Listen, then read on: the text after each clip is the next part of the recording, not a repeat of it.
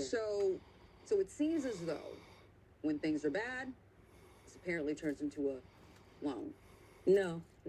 It's been a loan. I've been asking him for months. I always requested Mr. money Beckett, back. if this wasn't a loan, why did you give her the $1,000? I'm not disputing that it was a loan. I mean, I just felt as though we went on trips that I basically paid it back 10 times over. No, you said this lawsuit isn't about money, it's about emotions. Right. So now you're saying it is a loan? I mean, initially it was a loan, but I'm saying she been asking. How does it change from initially? Because when she started asking for the money, once we started like breaking apart, that's when she started asking for the money. We was together, she never was asking for the money. Are you saying because you paid for trips that it should be offset? There was guilt trips. I'm sorry? Them were guilt trips. Every time he got caught, he had planned. So the birthday was a guilt trip? Yeah, don't talk to her. You also say, Ms. Way, this isn't about love, it is about respect and accountability. I just wish you applied that throughout your relationship. I should have. Yeah.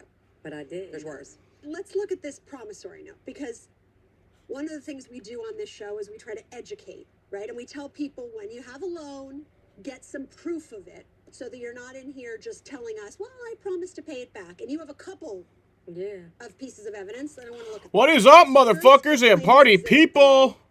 How the hell's everybody doing today? Hope everybody's having a great day today. I'm having a good day. You know why? Because we got racing.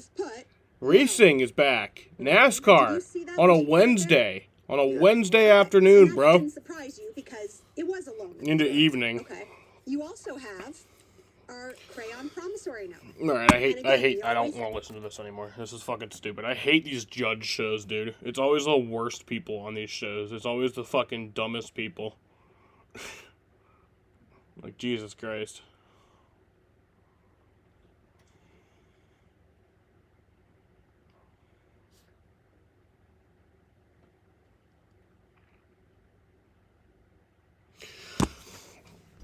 But yeah, how's everybody doing today?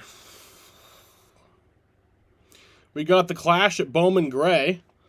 The heat races were scheduled to be on Saturday night. Those got canceled due to the bad weather in the Winston-Salem, North Carolina area.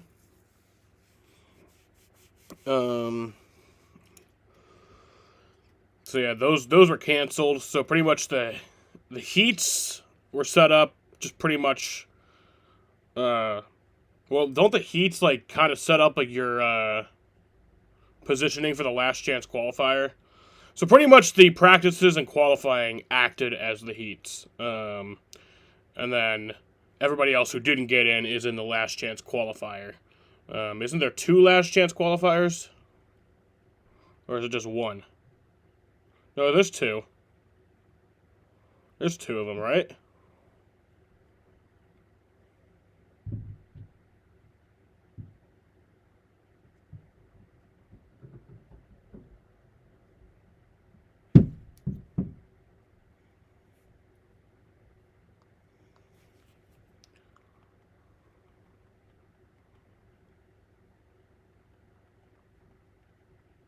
Actually, I don't know now. Is there 2 of them, or is it just 1?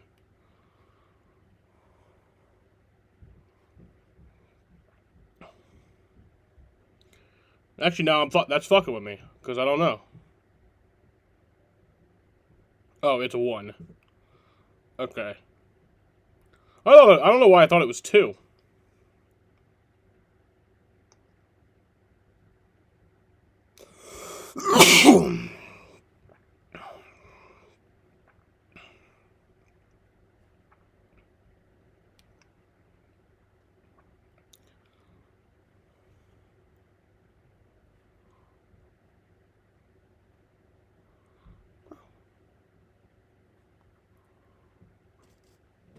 Well, that actually kind of sucks, because now we have...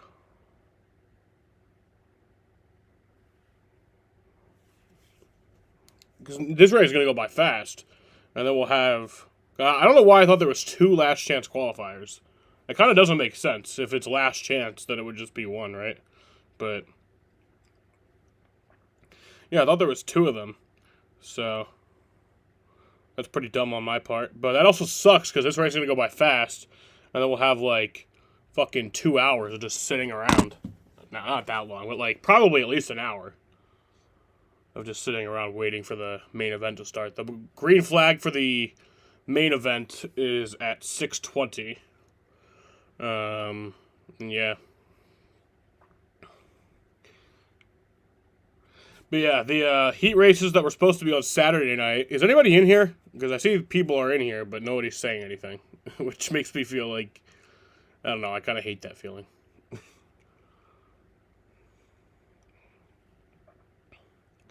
What was I saying? But yeah, the heat races on Saturday got canceled. The last chance qualifier in the main event was... What are you doing, Chester? Was originally supposed to be on Sunday. But that got postponed. It got postponed till Monday. But then there was more bad weather, so then they postponed it till today. So... Jesus is Lord. I mean, you're entitled to that opinion. Me, I prefer, what's his name? Allah. He's pretty cool. I prefer Allah. What's the other guy's name? Buddha? No, that's not the name. That's just...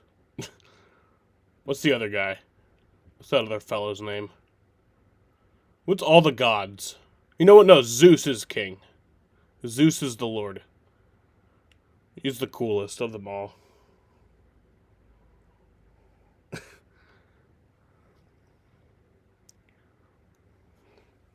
Yeah. Buddha? Oh, I was right? Okay, that's cool. I actually prefer the Abominable Snowman. The Abominable Snowman is, he's more of a guy saying be nice to people. Oh, okay, well, I can get behind that. The Abominable Snowman is the true Lord.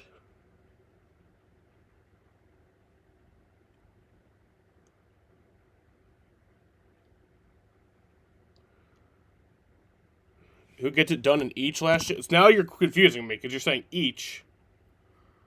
Yeah, it's just a one last chance qualifier. According to Jaden.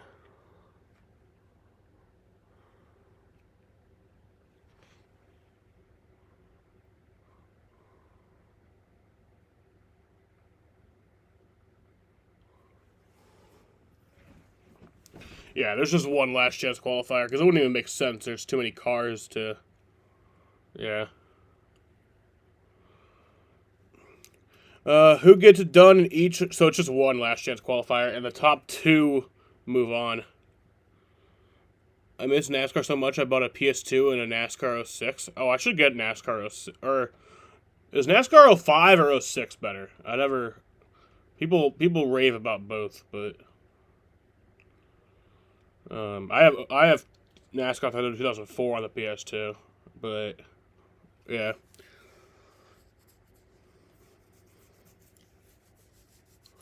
Does the race start at 6? Yes, the race starts at 6. 6:20 is the green flag, but this is the last chance qualifier race. So the top two finishers of this race get in to the main event, and then. The one other driver who gets in is the highest driver in last year's standings who didn't otherwise qualify. So right now that's in position to be Alex Bowman.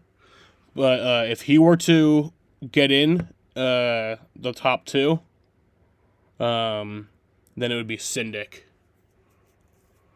When do we go green for the last chance qualifier? In about 5 or 8 minutes. About 8 minutes from now. Yeah. Drivers are strapped in.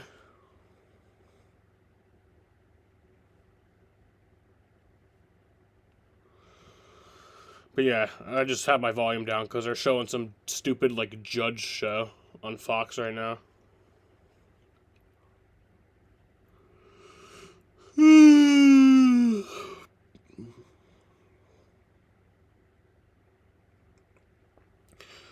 You like NASCAR 05? Yeah, that one was cool.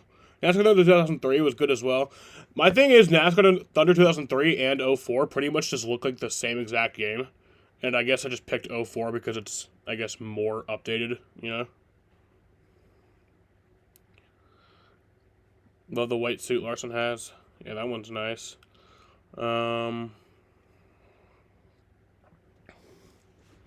Chris Ball got traded to the Raptors, really? I did not see that one. I saw the big one today was Anthony Davis got traded to the fucking Wizards. The Washington Wizards. To go play with Trae Young.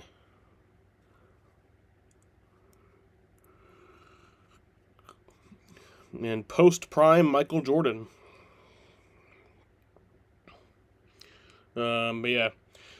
I'm happy we're back. It's been a long off-season. It's been a really, really tough, emotional off-season. It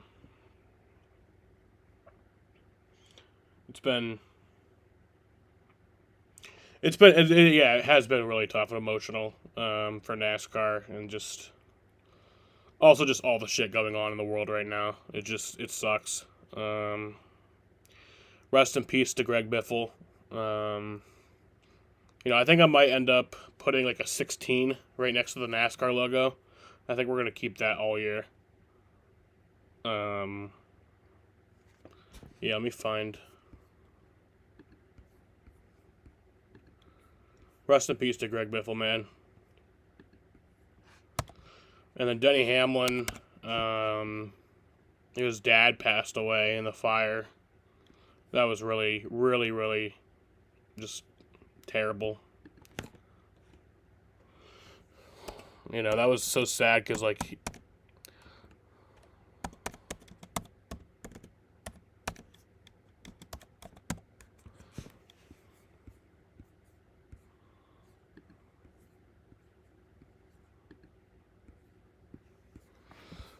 his dad was, getting old anyway and probably didn't have much time left. And, it was really emotional that he didn't get to win the title for his dad. He probably wasn't going to be able to have a chance to see another one, but then it kind of just sealed it that he wasn't going to see another one because he died in the fire.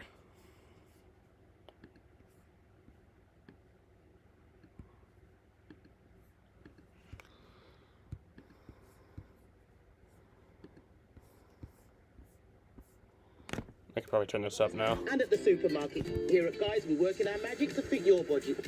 Our finance manager, Mike Poppy, makes certain our banks are competing for your business so our customers receive the lowest payments possible. We have loads of fabulous vehicles and makes and models, so pop into 725 Wall Street and we'll do the rest to get you driving in the car you want with a payment you can afford. Don't forget, good credit, bad credit. Guys is here to help.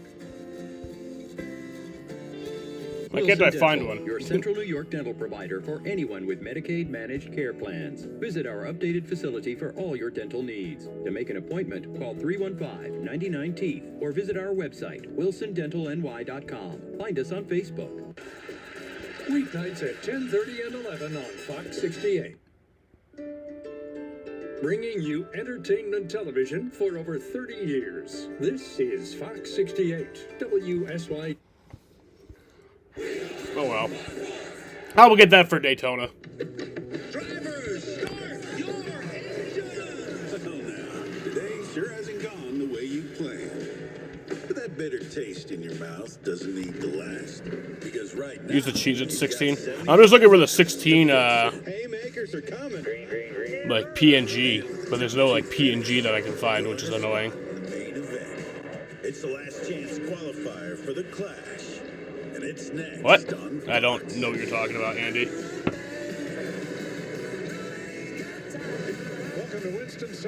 But then, yeah, we also lost Michael Annett during the off-season. So it's just been a really rough off-season. After a week of snow, we've had a day of practice and qualifying time trials here at Bowman Gray Stadium. One of the original NASCAR tracks from 1949, and 20 drivers have time. All right, so for this, I'll put up number 48 and the 2 right there, because those are the drivers that are like able to get in on their points provisional,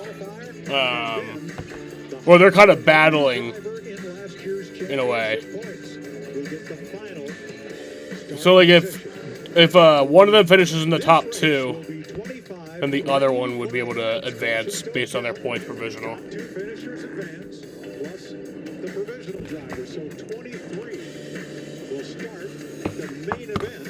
And that provisional, well, it's a little in doubt. Alex Bowman is the highest driver What? not yet in.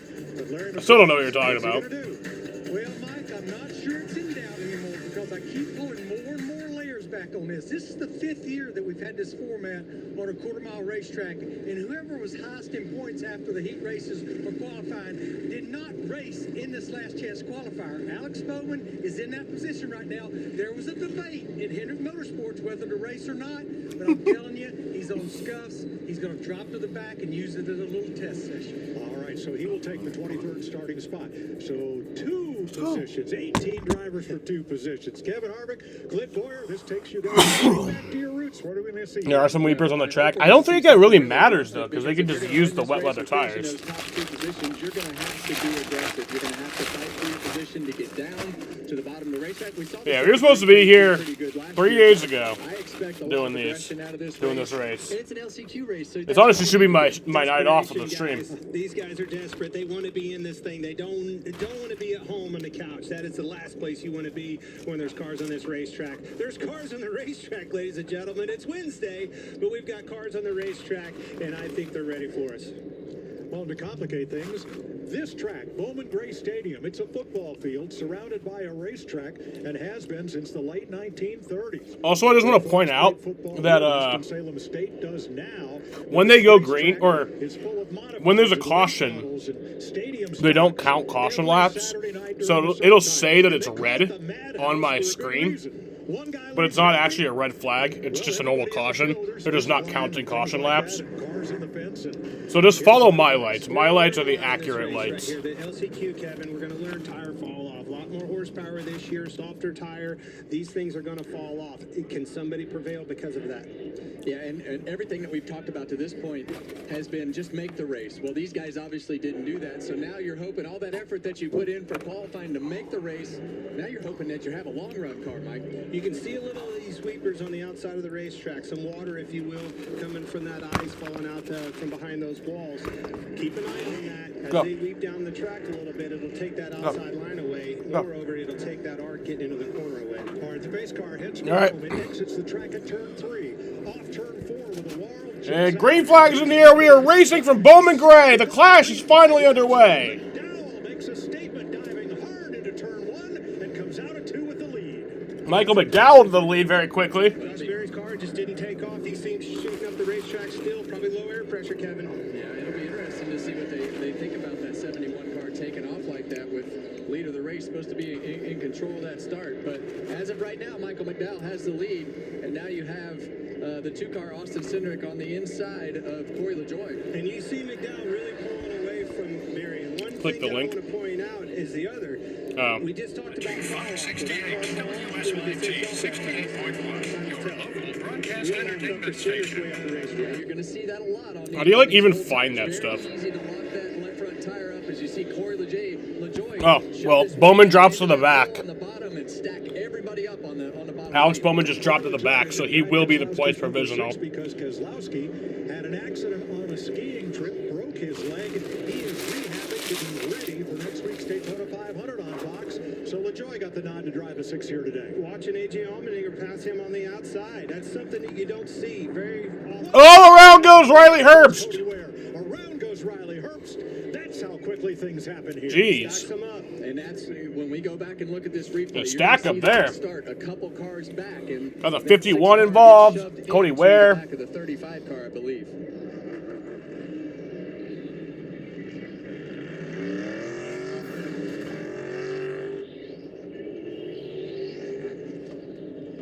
All right. So you see the 6 right here shove the 16 car into the back of the 35 car. So that's something that these cars have kind of bred into the style of racing that you have. They're very durable. They're very strong. So see, it says it's a red flag because the but unfortunately for Riley Herbst, he was kind of the laps don't last link of count, that chain but it's as just a they- normal as they caution. stacked up right there on the inside. And that's just the madhouse, how fast it can happen. Unfortunately for Riley there, I mean, he was doing everything he needed to be doing, riding right where he needed to be in the top 5 here, trying to make the top 2 for the LCQ and put himself in. I need to calm down a little bit. I'm like uptight right now. Won't be the last time. It's because I was trying to get home really fast and set up the stream really fast. So when I get in that mode of like trying to do things really fast, I kind of just like have a hard time getting out of that mode. Yeah, well, maybe I need a beer. Is the control car there, and he should be the one that gets to that box right there to I think I need a beer. So that didn't happen. Michael McDowell beat him to the box, and that shouldn't be the way that it works. And all the way through. He was ahead of him from the word go, all the way through. Oh, by the way, Michael McDowell has been penalized Oh. to the rear for jumping the initial stop. Michael McDowell penalized. And that's the right call. Michael McDowell penalized. He's going to the rear. Standpoint, that's the simplest rule to police. There's a line on the racetrack, and you cannot beat the leader to that line on the start. All right, you're Michael McDowell. You've just gone from first. You're going to restart 8. Can't be serious. I mean, he launched first. He just launched the first gear, so his tires. Yeah, I don't think that's how that went. But if I was in the 71 car, that's what I would be arguing. Fuck Harvick, by the way. It's a very simple rule. You don't beat the leader to the line on the start. The control car is the first one to the line. I want to give a shout out to everybody who I mean, you're helped shovel this place out so we could have some fans obviously here. You talked about the desperation, and you're trying everything you can do. Ricky Stenhouse Jr. was there helping shovel out the snow. Todd Gilliland was shoveling out the snow. I've never seen Josh Allen shovel out Highmark Stadium. Here's some Josh Berry audio. Berry was the pole car, the control car for the start. Here's what he had to say about the start. They got the 71 for restart violations. He'll have to go to the back. I was wondering. I mean, I kind of was starting to think I just got screwed, but yeah, that's kind of what I saw. Yeah, I'm a little bit surprised that they waited as long as they did. I guess I don't really know what you would do with them here until what's the temperature comes there? out, because there's really no pit road. So typically they black flag them. Yeah, and in 38 these types of degrees. races, don't beat Yeah, it's yourself, pretty cold. right? I know that's. I mean, for a that's NASCAR happening in race, every not really but that is cold. just an error on Michael McDowell's part. All right, we're coming to the choose. Nope, they're going to add a lap under caution. Make sure everybody is in the right position. And then especially when you're starting on the front row. Yeah, and you know, you've got the track position and everything that you need to be able to keep yourself in contention for a 75-lap race to have a chance to lock yourself in. I want to tell you a story about the choose rule here. Junior Miller was a longtime racer here at Bowman Gray. He won championships in a lot of races. And the way he'd do it was when they got ready to restart, they would choose inside or outside every car. Everybody wants to line up on the inside and protect the bottom. Junior Miller would go to the outside every time. He'd move up 6, 7 rows up to the outside, and he won a lot of races that way. Typically, when you make that move, you're trying to hope for an early caution, right? A quick caution and gain those spots. But what I saw out of Allmendinger as he chose that outside, that car was making some hay on the outside. And one thing that we saw from these Cup cars here last year was that outside. Yeah, we do have the rain tires on standby. For the modified late model races that we typically had at Bowman. Now, those are just wet weather tires, so we can't actually race in the active rain or snow, if that's the case. But once it stops, we'll be able to go back The only racing. non-cup regular, one of 2, Chad Finch and Burt Myers, non-cup regulars here. And he's won 102 races here and a bunch of championships. So I think this place better than anybody. I think why it works, that outside line at this tight racing quarters at this racetrack, is because you can take their exit away. These bigger race cars, they need that exit, it's coming off the corner. And if you can get in position with them and take their exit away, they have to check up. 31 degrees at the coldest NASCAR race ever. Clint is staying door to door so Allmendinger compared to Barry right The now. Clash last year was around like 40-something degrees. That car wash up as much and get up off the corner and then close that exit down. But we'll see what happens. Wheel to wheel at the apex. 5 green flag laps. All right, complete back on green. 75, and this time, Josh Berry beats A.J. Allmendinger to the line. We've got a good restart, and here we go. Allmendinger, good head of steam on the outside of turn 2, but he's not going to clear Berry. Oh, Barry locks that Ooh. front tire up, but AJ's done. AJ to the lead. Oh, contact. They're banging doors. Allmendinger just half a car length of advantage. That's not enough. Got him. He gets Berry going into turn 3. And they stay stack up and they tag bumpers all the way back to about damn. Place. Yeah, and you see when they tag bumpers like that, at some point somebody's going to get spun out or shot out of line. And unfortunately for Austin Cindric, he was the weak link right there. Cody Ware and Cole Custer are a lap down. Allmendinger, Berry, Nemechek, Ty Dillon. I'm impressed with LaJoy, but only the first two positions count. I'm impressed with Nemechek. He wasn't very good in practice. This is a big turnaround for them in that 42 car. I would say that he was awful in practice. And to see them up there giving themselves a chance means they did something better for qualifying, and now he's in contention to have a shot. Hey, keep an eye on Ty Dillon. If you need aggression, you put Ty Dillon behind the wheel, especially on an event like this. This is home for him. 11 laps in right here, and now what we saw in practice is this is usually the point as we get 12, 15 laps into the run when we start seeing the lap time start to go the other way. That's when we're going to get a read on where's the tire fall off going to be, and a lot of these guys don't know. They ran 30 laps in a row. A lot of them put new tires on to run that second practice, as you see Corey LaJoy push the 10 car up the racetrack. And that will get LaJoy up to 4th place. Larry, the teams here are dealing with a new composition left side tire, and won't this be the first time they've had a chance to make a long run with it? Well, it is, Mike, and you mentioned 75 green flag laps, and I've talked to a number of these drivers and these crew chiefs, and the most anybody ran was about The Madhouse. 35 laps. I actually talked to A.J. Allmendinger and Trent Owens, his crew chief. I said, so what do you think? You're going to have to double that number. They said the big concern is he's not wearing the tires out. Yeah, 66 car. That was like a custom paint scheme. What is Chad Fincham doing? That plays perfectly into what Josh Berry wants to have happen in this race. In practice, he was one of the cars that actually ran both practice sessions on the same set of tires. And as you see him putting pressure right now here on A.J. Allmendinger, that's exactly what they wanted. They felt like on lap 30 was when their car was at its best. They felt very good about the long run speed of this 21 as you see him challenging for the lead right now, Mike. Straight inside Berry, and yeah, he's got the measure of Allmendinger. Beats him off the corner. That is a smart move by A.J. Allmendinger. He noticed that gap behind him, and right now, the most important thing, top 2 positions transfer to the main event tonight. So A.J. recognized that gap to John Hunter and let the 21 car go by to minimize the loss to 3rd place. Team founder Glenn Wood has won here at Bowman Gray, driving a number 21 fielded by... Don't go to commercial. At least go to side by side. You fucking bitch! Why are you gonna go? Cancer define you. That's some bullshit. Discover an injectable immunotherapy, Opdivo Qvantig, for certain previously treated adults whose kidney cancer has spread. A chance to live longer, a treatment that's faster. Unlike an infusion that takes 30 minutes, Opdivo Qvantig lets you receive treatment quickly in as little as 3 minutes.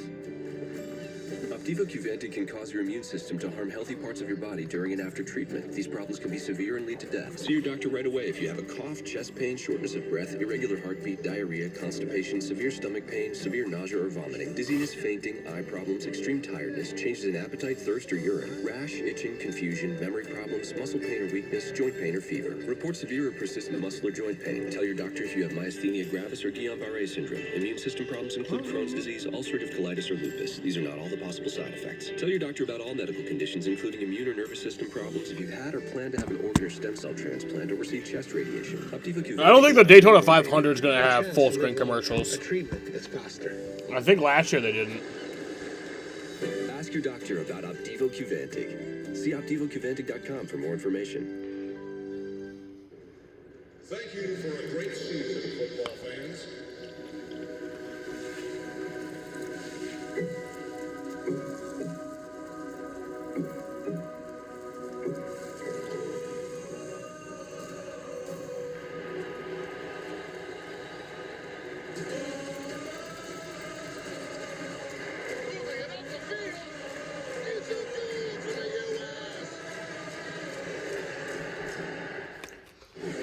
It's like it's such a big portion, like, because it's like the laps tick off so fast.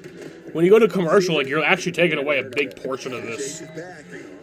I never left. Not you, the new championship format. No one is safe from chaos. Really?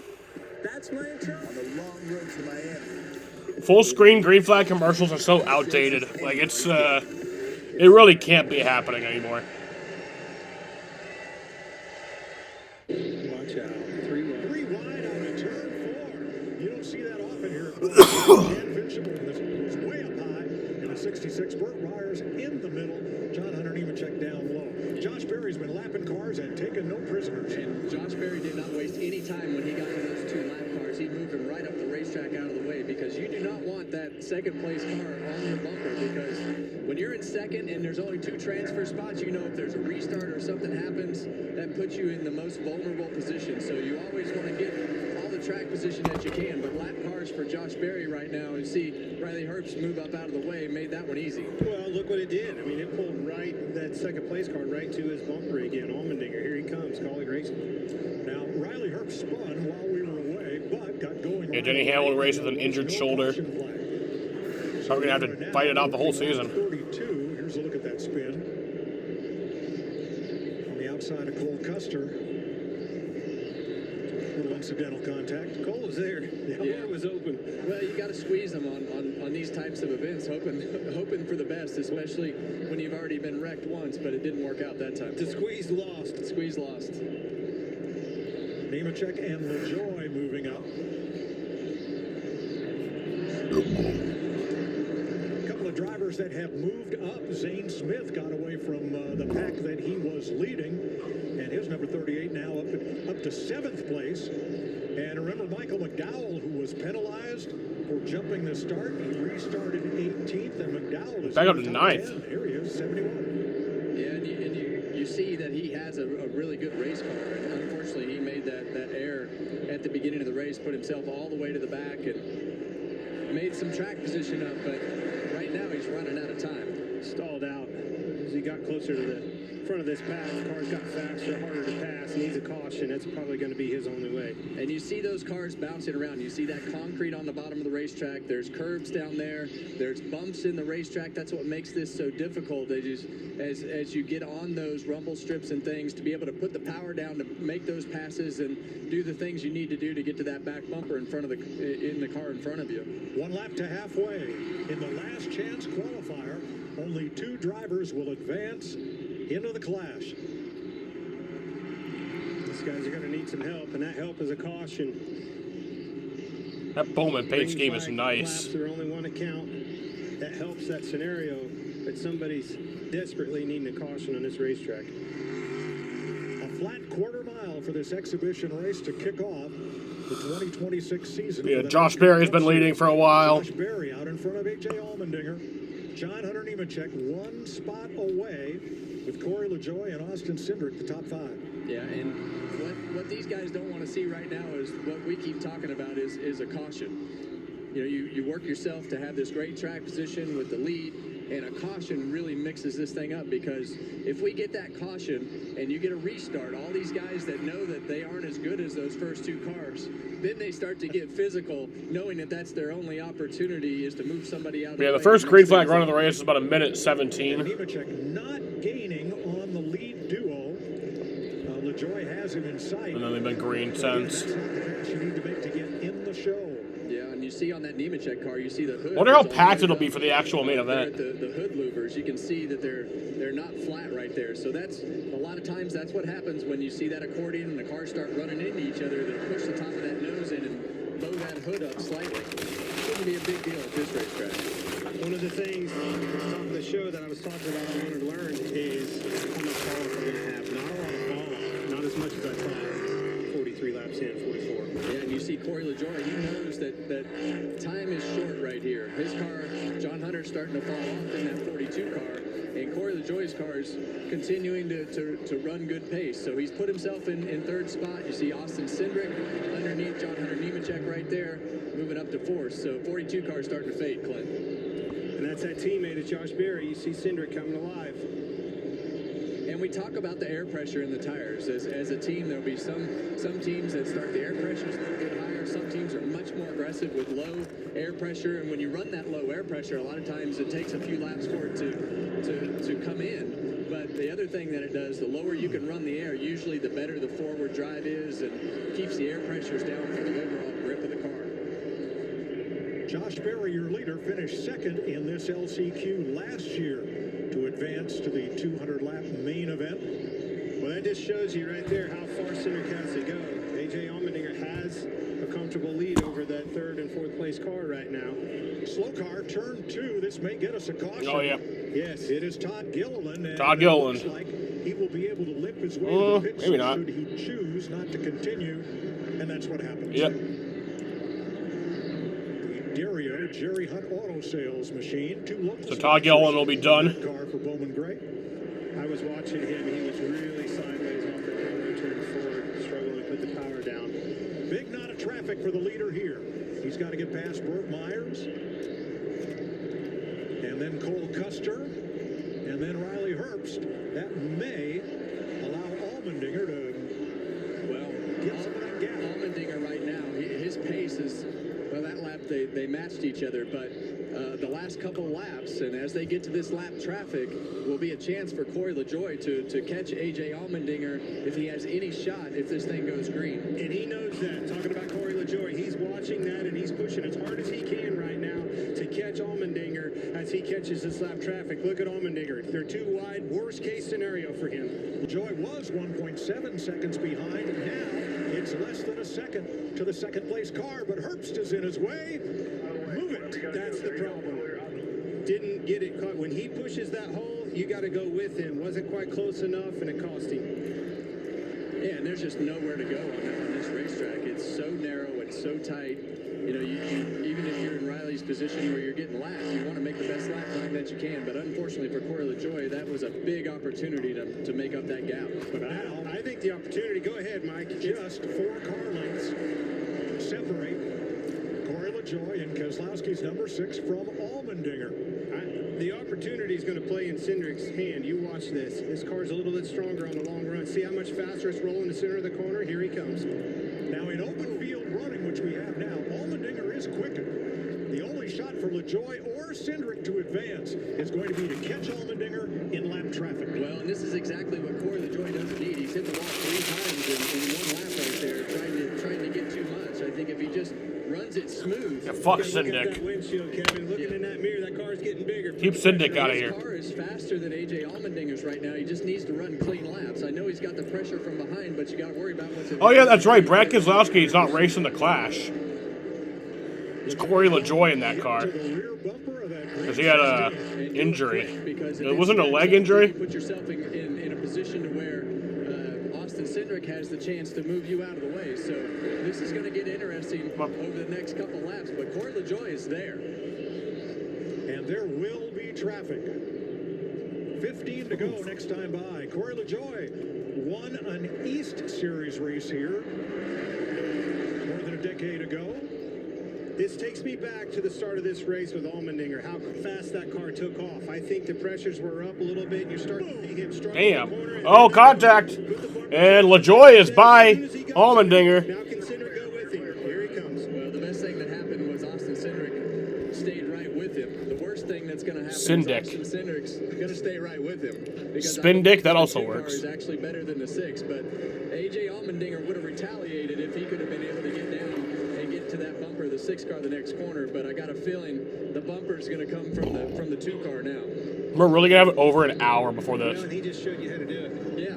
the main event starts. I don't know why the fuck I thought there was 2 last chance qualifiers. Doesn't really make sense, you know.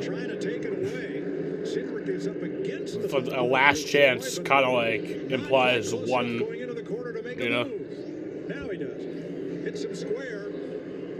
Well, and this, from Corey LaJoie's standpoint, what you got to do right here is you got to drag the brake. And I do got to shit after this though. It's just so hard to keep that car behind you, but Austin Cindric is there. Now where will the lap car go? Chad Fixham's going to get lapped for the 2nd or 3rd time here. You got to move him right back. Yep. You got to move him right back up the racetrack right here. He's going to, and does. Yeah, and so you got to be defensive right here. You got to keep the 6 car knows that the 2 car is better. So anytime if he gets back by you, you got to move him back up the racetrack. Otherwise, he's going to drive off. Cindric can't clear it. They trade paint down into turn 1, and they're even coming off 2. Oh man. Right here, I would drag the brake to make about sure Corey. Austin Oh Cindric jeez. get in position to do that. You want to try. Oh my God! Contact. Pinned up on the high side so that he can't get back to your rear bumper because it's open Here comes Syndic on the inside. Between these two, trying for the last transfer spot. Well, it's keeping a third car in this battle because A.J. Allmendinger's car is not as fast right now. I'm going to keep him on outside because as soon as he gets behind me, he's going to put the bumper back to me. Yeah, if I'm Cindric, I'm keeping right there. Try to. Yeah, because otherwise you're going to get the bumper again, and here it comes. For the final transfer spot. He overdrove the corner and slid up. Yeah, these guys have got to slow down and let A.J. Allmendinger get back in position so that the outside car can't fill the hole. Right now, you need to just slow this pace down as much as possible to get Bowman pulled off, so it keeps Austin Cindric up the racetrack. But he's advanced. Allmendinger because his car is not as good. 5 laps to go. He's in trouble. LaJoie's doing exactly what I think Cindric should have done. Keep him on that outside. See, Cindric's trying to get under him. And does. Bumps him twice. Oh, jeez. Oh, jeez. Allmendinger hits Cindric. Cindric gets into LaJoie. It's on. Sure is. Well, and Allmendinger knows that he doesn't have a car Oh, boy. that's capable. If one of these guys breaks free, he's not going to catch either one of them. If they stay side by side, that's going to enable him to get close enough to that too. Fuck Syndic. Come on, Corey. Stay patient. Here we go. 2 to go. Only one of these 3 is 3 to going go. to make the main event. How bad do you want it? But you got to get yourself in a position where you can guard yourself. So you got to decide right here how you can defend yourself on the inside. And to me, it's exactly what we've been talking about. Just stay wheel to wheel right here. Don't let him back on the inside. Just ride right there until the last lap and then push him up the racetrack. White flag. Josh Berry. Here it is for second place. Oh, my God. Turn 4. Typical madhouse action into turn 1. Barry's going to win it. But who's going to make it in? Come on, show the battle. I don't care about that. Oh, jeez. Oh, jeez. Oh, my God. Yeah, fuck Syndic. God damn it. What a race for that transfer spot. Good job, guys. You just don't see side-by-side racing at Bowman Gray like this, but that was fantastic. And Damn. exactly what I thought was going to happen out of the rear. Is he Allmendinger giving him the They finger? tried. They all tried. Went Yeah. for LaJoie gave him the finger, I think. On the tightest, toughest, flattest quarter mile in the country. This is what you get. Yeah, and this is exactly what we got last year. We got it right here again. Josh Berry went on to dominate that race, but what a race for the transfer spot. Here, you have to unplug your Xbox. Why? Here advances to the main event out of the last chance qualifier. And Austin Cindric, it'll be his 3rd time in the main event, including both years here at Bowman Gray. That was the key right there. He slowed his pace down, but he didn't want to take that lead. He kept him on the outside. He learned it once and then applied it the second time. Kept him on that outside where he had control of it, but it almost caught him because Allmendinger He kept Allmendinger close, but he was able to take the first shot, drag the brake, and then the second shot wasn't as bad because he knocked the speed out of the car. So that's a lot of legend stuff right there. Legends racing style of racing. The way you Why does everybody in the NASCAR garage have the same, like, plain black coat? It's just everyone. You bet. He can't boot you if you're side by side with him. Looks like they're all, like, attending a funeral. That's exactly what he needed to do. I think that he learned from the first time that he passed Corey LaJoie. Just keep the pace. So You gonna go back to playing NASCAR games? Yeah, there's snow everywhere. Except on the racetrack. Hail Mary, but luckily for Cindric, the 6 car was up there and kept him from shooting up the racetrack any higher. It actually helped him out. Do you see LaJoie right there try to pin him down, last ditch effort to knock some speed out of that 2 car, but it's hard when you've got the Allmendinger car back there shoving the 2 car into the corner up the racetrack. But Dress code, maybe. It almost worked. Well, for Allmendinger, it was a hero or zero move. He could either croquet style get 2 of them out of the way and take the win, or the way it ended. Wow. Regan. Well, Mike, Josh Berry, just watching our camera there and seeing the finish, he said, wow, that got wild behind me, but it was pretty easy for me. It did look pretty easy for you at times, but you had to get some position back early on in the race. Your crew chief, Miles Stanley, said this thing was going to be really good on the long runs. Was that the case? Yeah, I feel good about it. Honestly, just struggled a little bit on the restarts, cold temperatures, locking the left front there, and got it locked up a little bit under AJ and watched him out. But once we were able to settle in, we get some heat in the tires, I felt good about our car, and I think we make a few small small adjustments to make it a little bit better, but obviously don't have great track position starting in the back here. But it's a long night when you don't make this race. So I'm glad that we were able to put both our cars in. Second year in a row that you've had to race your way in, so you've got experience starting in the back. What's going to be the most important part for you? Is it to get spots early, or are you going to want to just try to get spots as it opens up? What do we do for an hour? Well, I'm going to set Chester outside in a minute. I'm going to take a shit also. Obviously we saw it stretch out a good bit right there. So, just managing the I don't tires know. probably early in the run. Maybe just watch the coverage. Just trying to stay patient, right? We're still at the Madhouse. All right, it's the Madhouse, Larry, and definitely got a guy back there that experienced the Madhouse fully for you. Yeah, I'm with Austin Cindric, who finished second. Fuck Austin, Cindric. how about that battle with Corey LaJoy and Allmendinger wouldn't go away? Yeah, no, it was about as fair as I think that could have gotten for an LCQ. So I appreciate Corey racing hard, and obviously we advanced in, but long road ahead. Starting last with some scuffs for the final here, but happy to get the Freightliner Ford Mustang in the show here, and enjoy kind of round two here at Bowman Gray. This is a very cool place. I was happy with how the car held on for a long run. Kind of had to save my stuff after I got punted out of the way there early. So it seemed to play out reasonably well. Glad it went as long as because it did. they're calling Corey LaJoy a terrorist. Yeah. It's fun. Good way to get started. You got a top 10 finish. People are still mad at LaJoy Take what you learned last year. I know it's a over little that fucking tire, but what restart did you wreck. learn in that 75 laps that you and Brian Wilson Like can 2 maybe years adjust ago. on? I know it's going to be a long journey to the front, but what did you learn? Yeah, I mean, definitely some of the wear characteristics of the tire. I mean, it's the same right side tire, and I feel like that definitely dominates a lot of the characteristics. But so I think a lot of some of the same from last year. I mean, I don't talk about added horsepower. I don't think I got full throttle the entire race there, except for maybe when emotions got high. So past that, it was pretty interesting to try and manage. Hopefully, didn't get too much damage there, and like I said, trying to have a good final here. Well, Mike, I think it's going to be fun watching these guys try to come from the rear. Absolutely. I mean, Austin Cindric is in the main event, but boy, he had to work hard to earn it. When we come back, we'll get you ready for the 200 lap. So yes, advancing in out of the last chance qualifier, Josh Berry, the winner of the last chance qualifier. Austin Cindric starts 22nd. He was in second place. And then Alex Bowman gets in because he was the highest points finisher who didn't otherwise make it in. The best new cars make the best used cars at Burdick Toyota. Choose a Toyota certified used Corolla, Camry, RAV4, Highlander, or Tacoma. I'm gonna take this down for a bit. Then get today's best APR rate at Burdick Toyota in Cicero. At Burdick Toyota, all of our hand-picked pre-owned Toyota models offer terrific value for the money, and so do our other carefully chosen used rides. Find Daytona 500. every day at Burdick Toyota in Cicero. Shop Did Burdick Cindric say? Toyota.com. No, I thought I heard. I didn't. Cindric didn't say it. I thought I heard Larry say that. But I thought I heard him say that. But I just. Perfect for lunch. I didn't believe my ears. Enjoy fresh baked white or wheat rolls with meats and cheeses sliced fresh daily. Order a classic combo or build your own with all the fixings, plus drinks, chips, and a cookie. Download the Burn Dairy and Deli app for special offers and easy ordering and delivery from DoorDash. All right. Burn Dairy and Deli. I'm gonna go take Chester out. I'm gonna take a shit. After a car accident, Probably gonna end up coming back down, rolling a blunt, going out and smoking.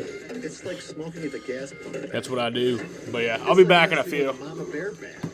It's like jumping out of a plane without a parachute bag. Now, here's a good idea. If you've been hurt in a car accident, call us at Catalano Law. We know a thing or two about the insurance company, and we'll be with you every step of the way. Car accident, Catalano wins. Call 500-5000 to get the no-fee guarantee.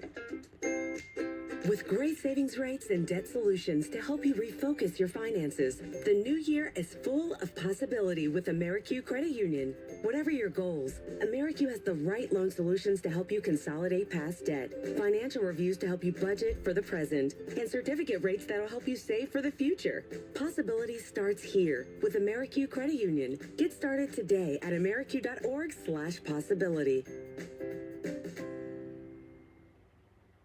You're watching Fox 68, WSYT 68.1. Welcome back back to Bowman Gray Stadium. Josh Sims alongside the Daytona 500 winner, Jamie McMurray. The last chance qualifier is in the books. Josh Berry gets his way in, as well as Austin Cindric. But we saw some beating, we saw some banging. That's what we expect when we get to the Madhouse, right? Oh yeah, it was a lot of fun. I mean, ultimately that's why we're here, is to see that type of racing and the discipline for both Cindric and LaJoie, not to just wreck each other, but to race and move each other out of the way. Really fun to watch, got my heart racing. I hope we get to see a battle like that tonight for the win. Yeah, those battles were great. So let's not waste any time. Let's get it back to the garage. Check in with Regan Smith, who has the guys that just missed out on getting into the main event.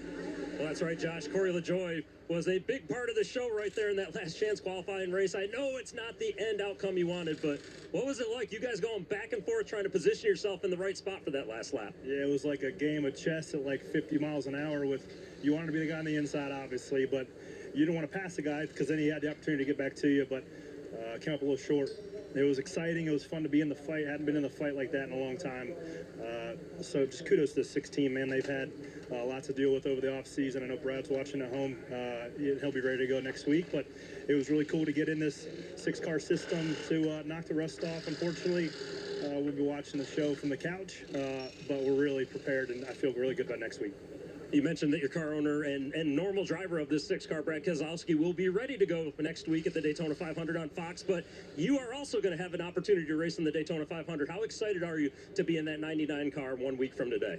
I mean, it's going to be without a doubt the best opportunity I've had at the 500. So we've been close with some other opportunities too in the last couple of years. So maybe this is the year, but nonetheless, we're going to have some strength in numbers with our RFK group next week. And I'm just ready to get out of the snow, get south to Daytona where it's nice and warm, and we'll see if we can go sneak out a Harley JRL Trophy. Well, we'll see you in a week, and looking forward to seeing what you can do when we get to Daytona. Larry Mack, I know you got the third party that was involved in that wild finish. Yeah, I've got A.J. Allmendinger that was watching Austin Cindric and Corey LaJoie. Looked like maybe just not good on the long run. You had good short run speed, it appeared. Yeah, I mean, we kind of struggled with our Grizzly nicotine pouches car kind of all day. Trent and the boys made it a lot better for that race. It was cool to go 8th to the lead around the outside of everybody. But yeah, we still struggled with kind of that forward drive. That's where the 21 was super good later in the run. That's where the 6 and the 2. But I seen where the plan was going. They weren't going to let each other get away, and I had the plan set up perfect. I just didn't execute. I went down in there to kind of shove them both out of the way, and we didn't have enough grip to throttle back up and beat them line. But at the end of the day, we learned some stuff. These are the types of racetracks we struggle on in general. So we got to be better, but I felt like we at least gave it a good run and got on TV a little bit. Are you about ready now to add about 2.25 miles of track? Let's head to Daytona for the Great American Race. Well, I've already been there for Rolex with the whole racetrack. I'm just hoping the weather's warm. It was warm the last time I was there. I hope we get back to some warm weather. So, yeah, always an honor and pumped to be able to be a part of the 500, and can't wait to get there. Josh, AJ, and I have a lot in common. We want warm weather. Yeah, those are my big takeaways from everything we just heard. The drivers want to get to warm weather, and also the smiles on their faces. I know deep down inside they got to be feeling some kind of way of just missing out. But good to see a smile on both their faces. What was your takeaway? Yeah, well, first off, it's so weird that we're racing and there's snow. Like, when we see the aerial shot, it's crazy that we're actually being able to run this race. You know, kudos to the track to get this ready to go. If you look at that, it's a record amount of snow has fallen here in the last week. But I thought Allmendinger, you know, as I listened to his interview, I thought he was in the perfect position at the end. What's really hard as a driver is to know how hard you're going to hit that guy, right? Like, it's not something you do every single lap. And AJ, you don't just want to wipe everybody out. You're trying to do it with a little bit of discipline. And I think if he could do that over again, it would have been a different outcome. But that was so much fun to watch, Josh. It was so much fun. I think we should take another look and see how that last chance qualifier just rounded out for you fellas and ladies out there watching this. And yeah, the snow, it's been the story all weekend. It's gone. Thankfully, it's in the distance. But how about Michael McDowell off the top? Oh, so frustrating. Jumped the start. I know he tried to plead his case, but as Harvick said, it's kind of cut and dry. See contact here from Custer and Riley Herbst, sends him into the outside wall. Didn't bring a caution out. Guy in the middle you see right here, Burt Myers, has won more races here than anyone. You see Hunter Nemechek moving him out of the way, getting him off the bottom. And then we got the battle here for second coming down towards the end, and this was just absolutely incredible. I know the fans love this battle. Oh, so yeah, I mean, absolutely. That's why you're at this type of a racetrack. Josh Berry had no idea what was going on behind him as he went on to win the LCQ. 2 years in a row, he's been able to race his way into this race. Hopefully, the things he learned last night. Where's your you need camo? I can tell you right now. It's coming. I'll find it. It's coming. All right. Good. I mean, the fans are going to have something for me, right? For sure, absolutely. They might even help you out and get you something. Well, it's good to see all the fans getting ready for the main event. Yes, the warm-up to the season. They're not cold. They're just excited. Josh Berry is going to be part of the clash here at Bowman Gray. We'll get you ready for it after this. Race you. Race you on dirt, sand, snow. Race you through this, over that, all day, all night. Race you on 4 wheels. 1 wheel. How about no wheels? Race you with the world watching. This guy watching. Race you to the summit. Maybe not that summit. To sub 7. Any event, any terrain, any time. Race you.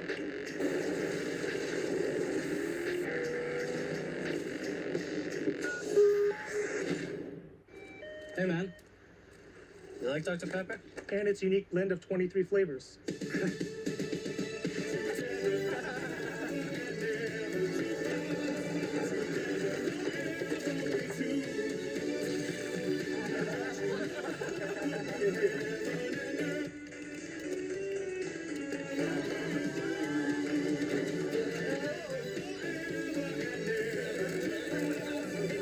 It's everything. From the moment you took your first breath, you had something to prove. And boy, did you ever. Roads worn, clouds punched, sweat mopped, up and down, back and forth, over and over and over again. And when it was finally time to enjoy it all, COPD thought it could stop you. Well, COPD never met someone like you. You kept right on going. Breztri has 3 medicines and 1 inhaler with better breathing starting within 5 minutes and helps prevent flare-ups. Now that's a COPD maintenance treatment that works as hard as you do. Breztri won't replace a rescue inhaler for sudden breathing problems. It is not for asthma. Tell your doctor if you have a heart condition or high blood pressure before taking it. Don't take Breztri more than prescribed. Breztri may increase risk of thrush, pneumonia, and osteoporosis. Call your doctor if worsened breathing, chest pain, mouth or tongue swelling, problems urinating, vision changes, or eye pain occur. Can't afford your medication? AstraZeneca may be able to help. Ready to take back your breath? Ask your doctor about Breztri. Gillette Labs is just a fancy-looking Fusion 5? No, it ain't. It's Gillette's best shave. And its ultra-sharp blades last 50% longer. Hey, Joe, come feel my cheeks. Dad.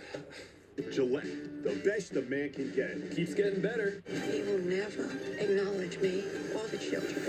Abigail, he is an abomination and no son of one. Hell is empty. All the devil's in here.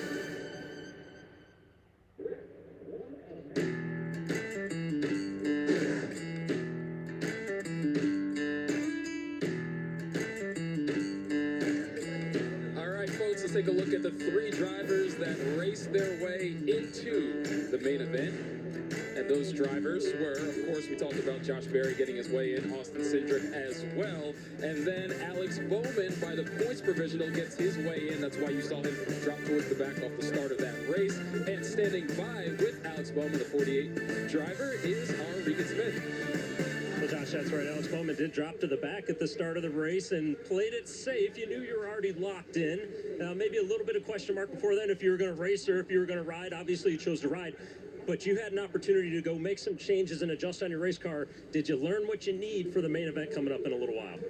Yeah, for sure. Talking to you before the race told me I shouldn't race, so I just took your advice on that one. So, no, I think, we felt pretty good about our car in practice and then not so great about our car in qualifying. And I feel like we just really wanted to try some stuff, like see if we could get on the other side of it, and we did. So we probably learned from that, and yeah, it was a good test session for us. So, yeah, hate to have to use a provisional to get in, but we're in, and we'll try to drive through the field here later tonight in the Ally 48. Now, I want to give you a little bit of good news. Number one, you should never listen to me because I'm standing here behind the microphone, not a steering wheel right now. But last year, Ryan Blaney also took the provisional to get in. He raced his way all the way up to second, almost had an opportunity to win the race as it got to the end. So how do you play the race out now? Where do you want to get the positions? How quick do you have to get those positions, do you think? Yeah, I mean, it's interesting. I feel like we passed a lot of cars in practice. That probably hurt us in qualifying because it was like I was in dirty air the whole time in practice and kind of never really focused on just making like that all-out fast lap. And hopefully that'll help us here with 22 guys that passed. But I also feel like you can beat your stuff up a little bit too much if you were like trying to make too much ground too early. So yeah, the 12 did a great job of that last year, and hopefully we can do the same. Josh, the one thing I heard right there that Alex just said, he passed a lot of cars in practice, so we'll have to keep an eye on him in the future here later on. Regan, I also heard him say he listens to you. I listen to you all the time. I don't know what he's talking about. But yeah, they talk about the challenge of the reward being you get in and now you got to start in the back. What are the challenges that poses for these drivers? Well, I would just say with Bowman, I don't think we really know what he has. The fact that they used that as a test session seemed like they got on the other side of whatever balance they had. That car didn't seem like it had a lot of speed. The flip side of that, though, if you look at Barry and Cindric, both of those cars looked really good on the long run. And Regan referenced Ryan Blaney driving from the back last year. Penske in general is always good on the long run. If we get a long green flag run like we did last year, 80 laps towards the end, I think you can see those guys be able to move forward. But I don't really know with Bowman because I didn't see the speed that he needed in that race, but I didn't expect to either because of the circumstances he was in. Yeah, it'll be interesting seeing how things play out. Of course, it'll be exciting if any of those guys start making moves during the course of this race. And yeah, the fans are getting set. We are closing in less than an hour away from the start of the clash here at Bowman Gray. Alex Bowman will be in it. Stay tuned.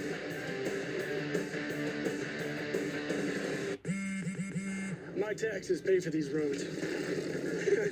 What I get back goes to my family.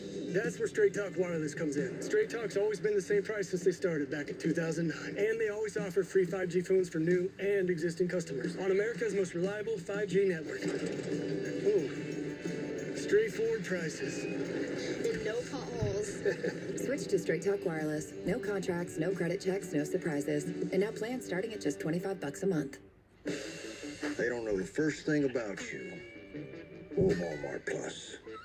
Like that Walmart Plus members get free delivery on more than just groceries. Free delivery on these apples and this shirt. Yeah. How else would I get free delivery on this air mattress and these blankets? Who knew? Dylan, have you been sleeping here again? Go home. No, not that home. Your home. Go home. The Walmart you thought you knew is now new. The Bush Guide, cold and smooth survival skills. My watch is broken. You can tell time by measuring the sun's distance from the horizon. Looks like happy hour. Head for the mountains. I'm a Denny's Super Slam. Hot stuff coming through. Okay, y'all can chill now. With our new Slammin' Meal Deals, you can feed everyone and still get dessert. If you've got room. Good luck. Denny's new Slammin' Meal Deals starting at $5.99.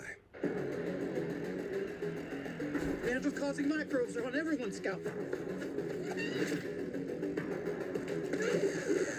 when you use Head & Shoulders every wash, its active ingredient keeps them at bay. Tackle dandruff every wash. Meet IndyCar champ Joseph Newgarden. His neighbors would say he's perfect. But killers often hide in plain sight. See, Joseph once ripped a man's heart out on live TV. His pulse never got above 85. So if you ever do meet Joseph Newgarden, pray to God you meet him here and not here. You want to catch Joseph Newgarden? Welcome to the fastest racing on Earth. NASCAR and the NTT IndyCar Series are coming to Phoenix. For a weekend of good vibes the whole family won't forget. Get your tickets now at PhoenixRaceway.com.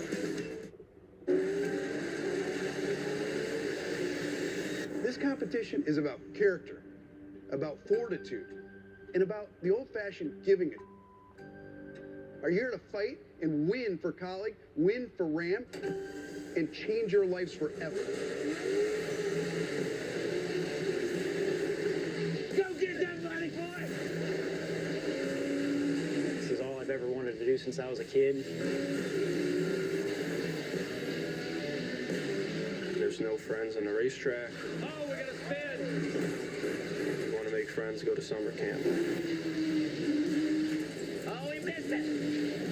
Oh, they ran into each other. Oh, 3 wide. 3 wide. This is everything. It's do or die.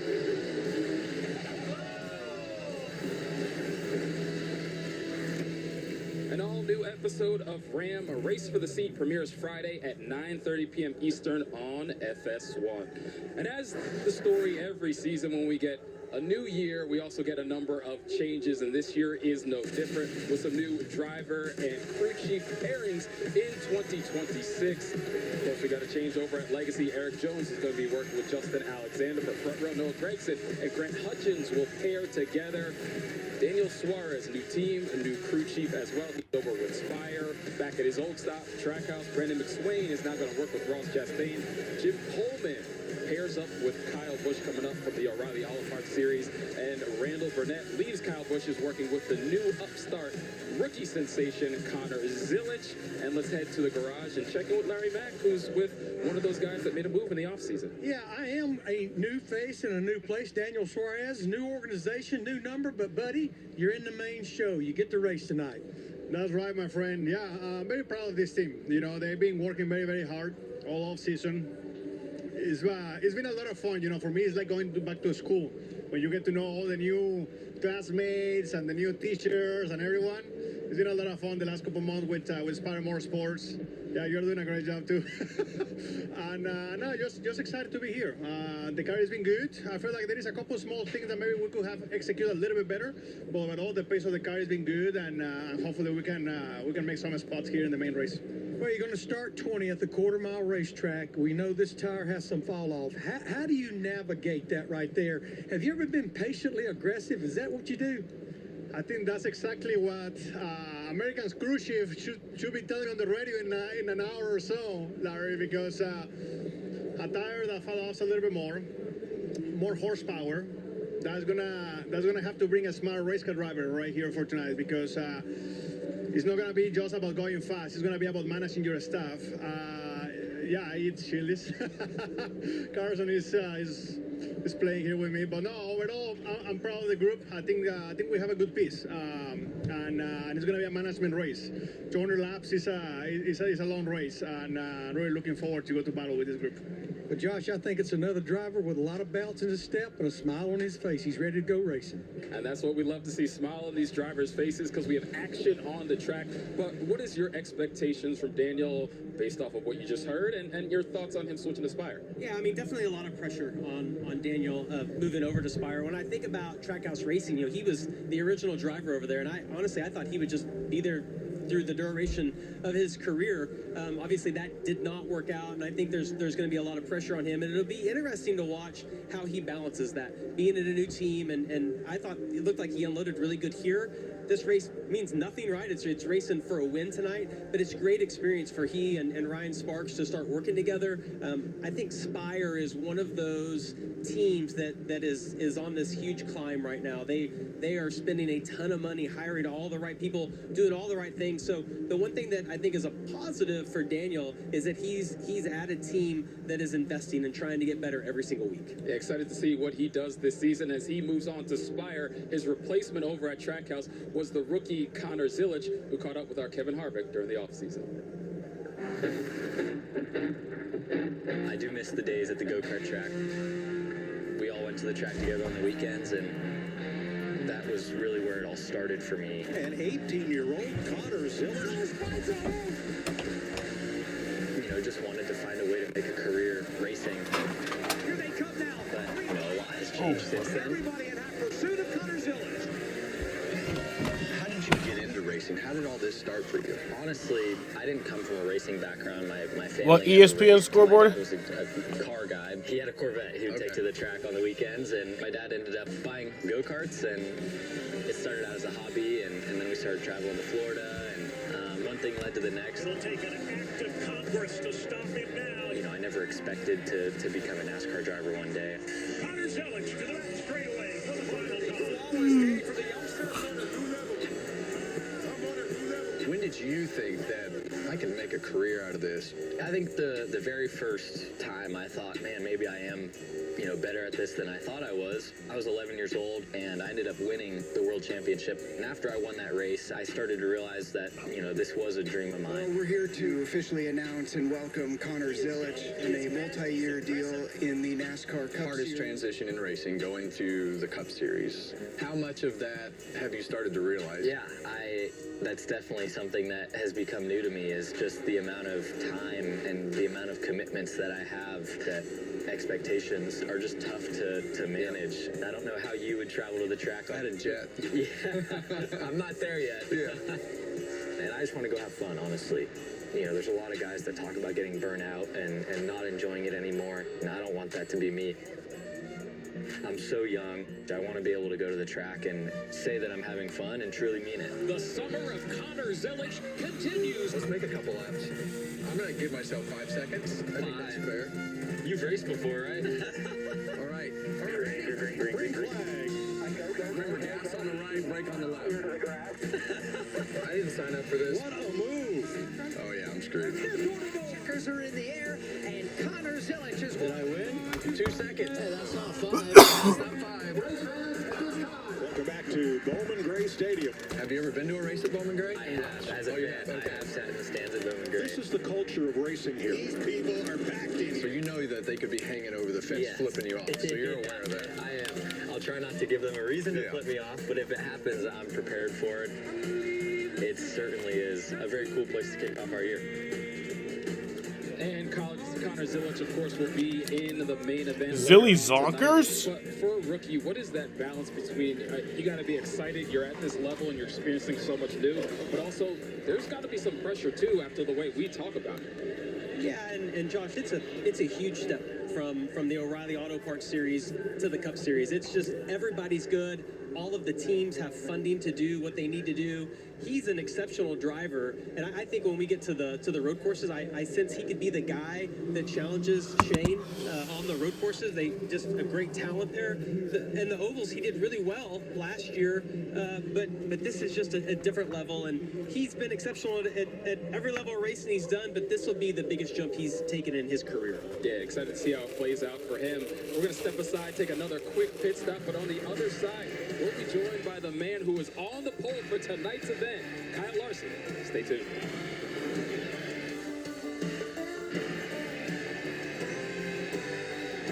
Chef Lena is taking the Tide Boosted test. Oh, yeah, I need it.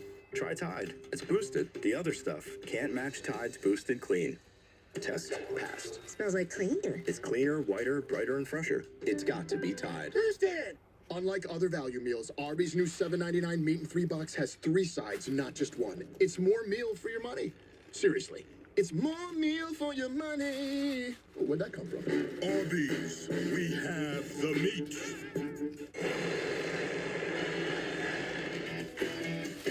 Elevated is your full-service local elevator company. NASCAR already has O'Reilly merch. Yeah, that makes sense. Service. You can reach us 24 hours a day, 7 days a week, and you will speak to a live person. Whether you're looking to modernize or have general maintenance, we're ready to meet with you and have a discussion. Your equipment is your investment. If you need help maintaining it, give us a call. Call Elevated today to see how we can elevate your experience.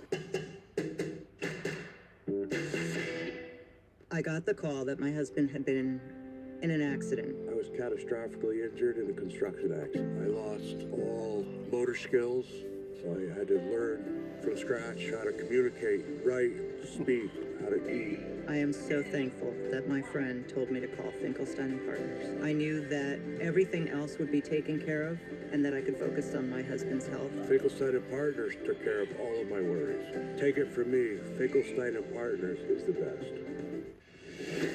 When the credit union we worked for closed its tax department, we wanted to continue to give our clients the exceptional service they had come to expect. So we formed C&Y Tax Experts. Call today for an appointment at our Camillus or Liverpool location. With over 100 years combined experience of tax preparation, let us take care of all your tax needs. C&Y Tax Experts.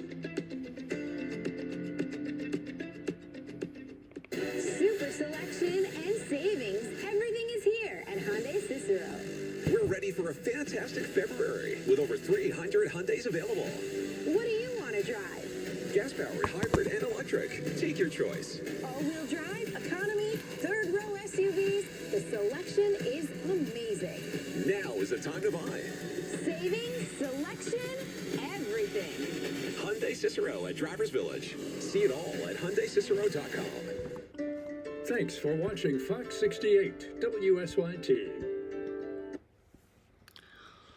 And then Kyle Larson, he's looking for a second championship. He just can't sleep. Kyle Larson. What can't this fella do with a race car? You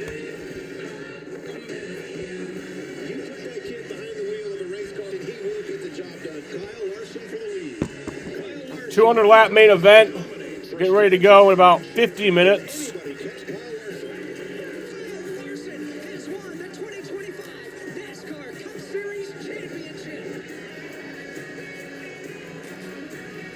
Joined now by the two-time Cup Series champion, Kyle Larson, who ends the season hoisting the trophy, starts the year by going out and getting the pole here for the Clash later on tonight. So how do you make sure, like drivers in the past that have been on the pole for this event, that you come home with the win?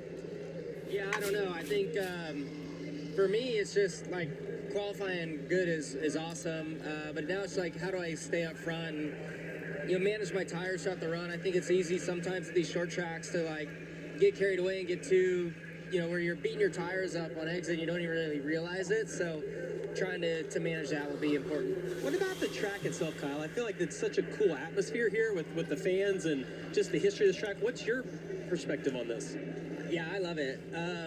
Last year I was in that LCQ, and I was up here watching you guys, do all the hand, freaking out, and so I'm like, good, I get to sit up here and watch, and there wasn't like hardly any action, so, but no, I've been here on a Saturday night before, and this place is, I mean, if you get a weekend or a Saturday to come watch any race, come here. It's awesome. The atmosphere is great, so it's really cool to have a cup race here, and yeah, I just think it kind of touches to the past a little bit, and I enjoy everything about it. In general, for your fans, watching at home, what do you think of your car in practice? You feel like you feel good, bad, in between? It's so short, I don't really know how I feel about things.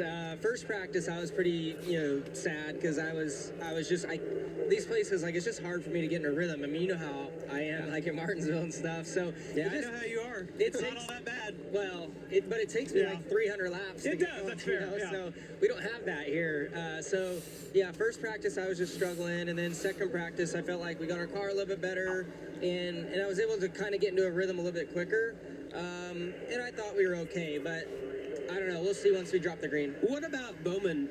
They said they made some changes to that car to test. Do you guys get anything out of that? Do you even know like what they did? Is there any? I'm sure Cliff and Blake have talked, but I don't. That you don't know. So no, I was just honestly just being a fan watching, and I think Alex is on like scuff tires there too, so it's hard to get like a decent read.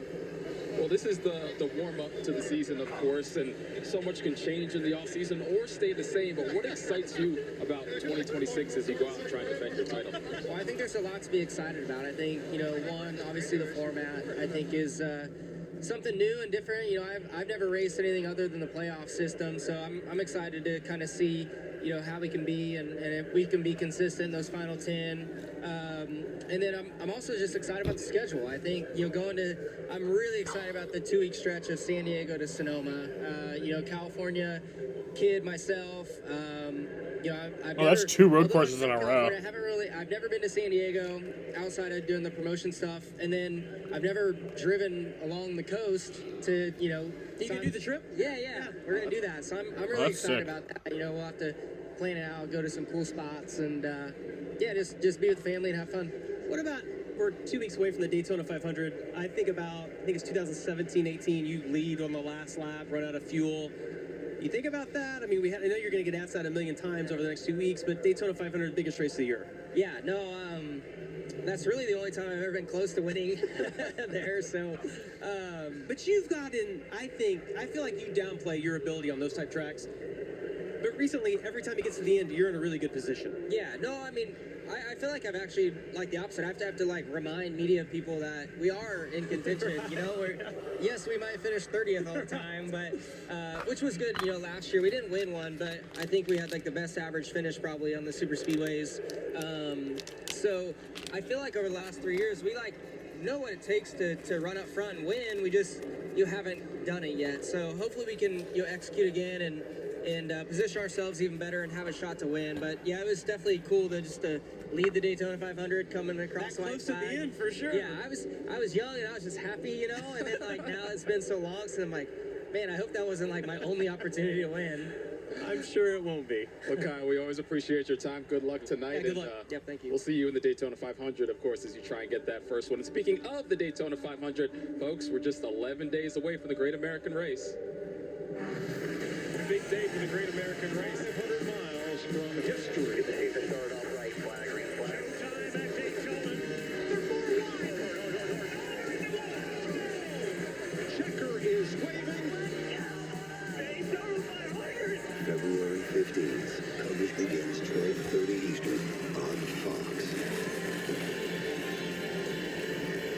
And Fox is your home for all the coverage leading up to the Daytona 500. Of course, we'll have you set with qualifying on FS1, the qualifying races on FS1 on Thursday.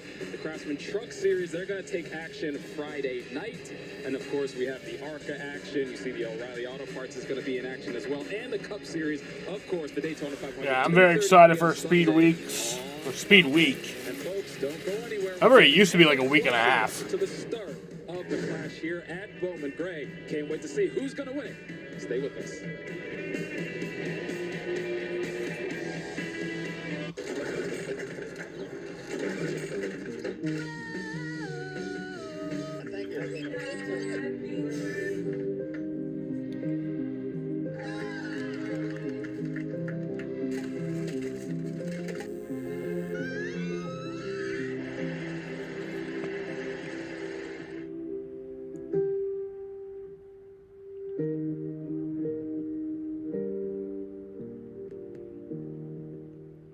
The Women's USA Bobsled team is the closest team on earth because they use Native's Global Flavors collection.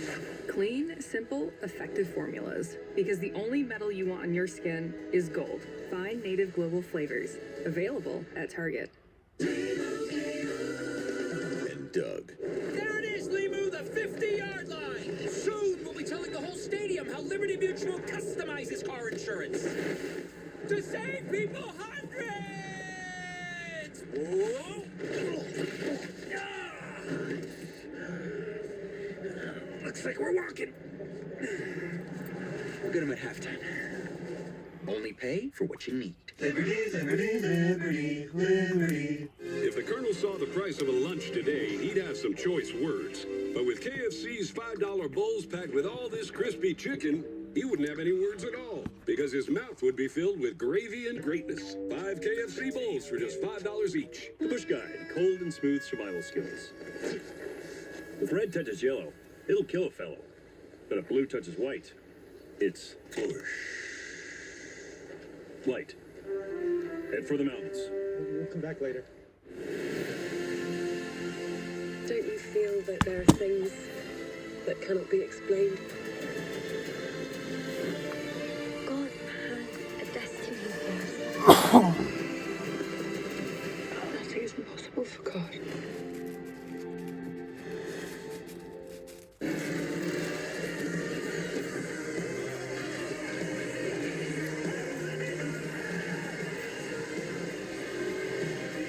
NASCAR fans, you earn the driver's seat. What are you waiting for? Sign up for the free NASCAR Fan Rewards loyalty program today at NASCAR.com/fanrewards. Response, can you hear me? Yes. Okay. Well, how do you tell the world that we lost Dale Earnhardt today? One of Dale's very best friends was Mike Hilton. This is undoubtedly one of the toughest announcements that I've ever personally had to make. And those words flew across the world. We've lost Dale Earnhardt. I'm a rookie at Daytona 500. I was 8 years old. Fox hired me. We were all there. Malcolm in the Middle had premiered. I was probably one of the last people to talk to Dale Earnhardt the day he died. The badass of all badasses. Dale Earnhardt takes the checkered flag. All of us were lost puppies without an owner. You remember what life was like before that day? And you remember what life has been like after that day.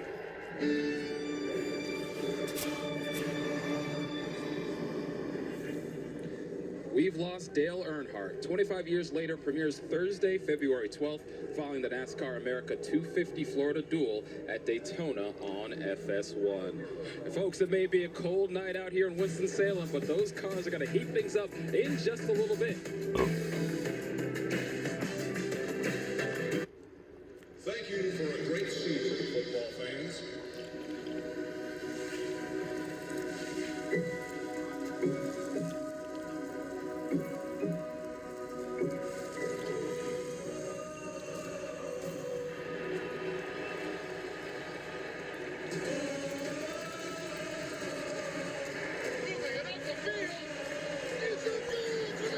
Alex Bowman Gray Stadium. Yes, damn right, Jaden. It is the Alex Bowman Gray Stadium. I got this. And he's in the race. You need Dayquil Intense Flu. Power through your flu symptoms with Dayquil Intense Flu. You do got this. Dayquil Intense Flu. The daytime coughing, aching fever. Power through your flu medicine. All right, do we got everyone's picks? Against St. John. Fox College Hoop Friday tips off at 8 Eastern. Jaden hasn't posted his pick yet. Jaden, post your pick. We got Dom's pick in. Door to door, inches apart, every lap all on the line. This is Echo Park Speedway, the hottest track in NASCAR. And this February, the Auto Trader 400 takes over Atlanta. 3 days of tailgates, camping, and full throttle fun. But Sunday. Yeah, we still got a while till the main event actually starts, about 35 minutes, something like that. When you're injured due to someone else's carelessness, you don't just need any attorney, you need the right attorney. One that cares, one that will fight to make things right. At Green Reed and Pomeroy, we've recovered over $300 million for our clients. Don't wait. We have over 300 million reasons why Green Reed and Pomeroy is the right choice for you. Green Reed and Pomeroy, we fight for what's right. Call 315-492-2222 or visit greenreed.com. Hey, Central New York. Want to save money and be more comfortable? It's time to update old windows and save money on energy cost. Sunrise Tomorrow Windows we are the find most out who the advanced, MVP is. energy-efficient windows you can buy. There's a variety of colors and styles. At 9 p.m. Plus, Eastern get a is when lifetime the warranty. Act now and get a triple pane upgrade for free. Call Energy Savers at 315-437-3008 or visit energysaverscny.com. The fuck? Alright, so another trade that happened, but it's like really weird. The Cavaliers traded Lonzo Ball and 2 second-round picks to the Utah Jazz. Why? Did they get anything back for it? It says the Jazz are expected to waive Lonzo Ball, allowing him to become a free agent. So they traded him to the Jazz for the Jazz to waive him and allow him to become a free agent. That's weird. Yeah, tomorrow's the trade deadline. I don't know why I thought it was today, but yeah, it is tomorrow at 3 p.m. So when I go live tomorrow for the Suns, we'll know the result of everything.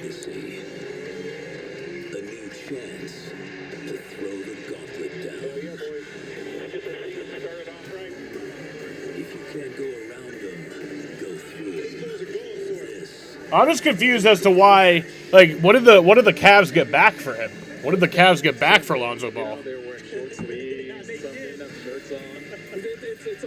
You don't just trade 2 picks. You just give it away. That's such an awesome venue. What are your thoughts on it? Yeah, fun venue, right? I mean, when you talk about all of the fans that they put in here and the reaction when something goes wrong or goes right, it's one of those feelings that as a fan, whether you're at a football stadium or I'm going to go outside and smoke since we still got about, I think 35 minutes till this race actually starts. But I'll be back in probably about 10 minutes. This time of year, obviously, this year we have been bit a little bit by the snow, but I think it'd be fun to come back here in the summer, especially when you can pack it out and have a little bit of warmth. It's a really fun place. And I think the cool thing too is when we have an off season, whether you think it's short or it's too long, and you're itching to see cars on track, you're itching to see the top competitors in the world compete. You get them out there on the track, and whether they haven't been in a car all season long or they have, they get in there and they're giving it their all, man. They're beating, they're banging, and they're doing whatever it takes to get a win in an exhibition. Yeah, and the other thing, when you think about this place, it's so unique. There's There's no other track really like this other than the Clash when we ran there, but it was a little different shape than this. So for these drivers to come out, as you mentioned, and just jump in and go, it is a lot of fun to see how they can perform just immediately, and you watch the end of that LCQ race and the how methodical they were. Yeah, a lot of fun. Speaking of those drivers, let's check in with our Regan Smith, who's standing by with Joey Logano. Well, Josh, that's right. Joey Logano is going to get set to start 14th here in just a little while when we get this Clash started. Had a couple teammates that just were in the last chance qualifier. One of them made it really exciting. One of them drove away from the field. So how much can you learn from what they just did? And is it anything that's going to help you as you need to get up through a few cars tonight? I talked to Dawson a little bit just to see what he thought about his car. And, they seemed pretty good on the long runs, which is great. And it's great to see all 4 cars, locked into the main show. That's kind of neat to see that. So cool to be a part of that. But, we got a little work to do because we're the first of the Penske cars, and we're 14th, so we got a little work to do to get our way up there. But long race, we see what Ryan did last year coming from the back and almost having a shot to win. So a lot of things can happen over 200 laps. And you alluded to what Ryan did last year. Penske cars have been very good at passing, especially here at the Clash right here. I got to ask you, this race was delayed a couple days. We're a little further along than we wanted to be, but I don't know if there's anybody that had more fun during that delay than you did, Joey. Take a look at this and just tell me what is going on here. You're tearing everything up. The only person that had more fun than me might have been my oldest son, Hudson, because he drove a ton of laps as well out there. Our yard is completely shot, but I tell you what, if it snowed tonight, I would have felt pretty good about this race because I think I got the most experience in ice driving here recently because there's been at least 300 laps driven around my house.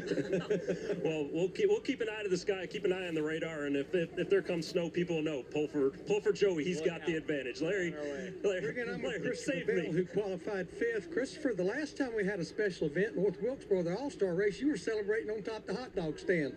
A little different race, but how do you feel after your car and practice and going out there qualifying top 5? Well, I didn't think that was the stat you were going to bring up. So you say that to me all the time. Hey, thanks for making me feel good. But I think the Mobil 1 Camry has plenty of speed in it. It seemed like our long run wasn't quite as good as some of the top cars out there. So, I don't think it was driving super perfect there, and I'm sure that I can do things a little bit different inside the car to help myself on the long run. So, really going to focus on my driving technique here.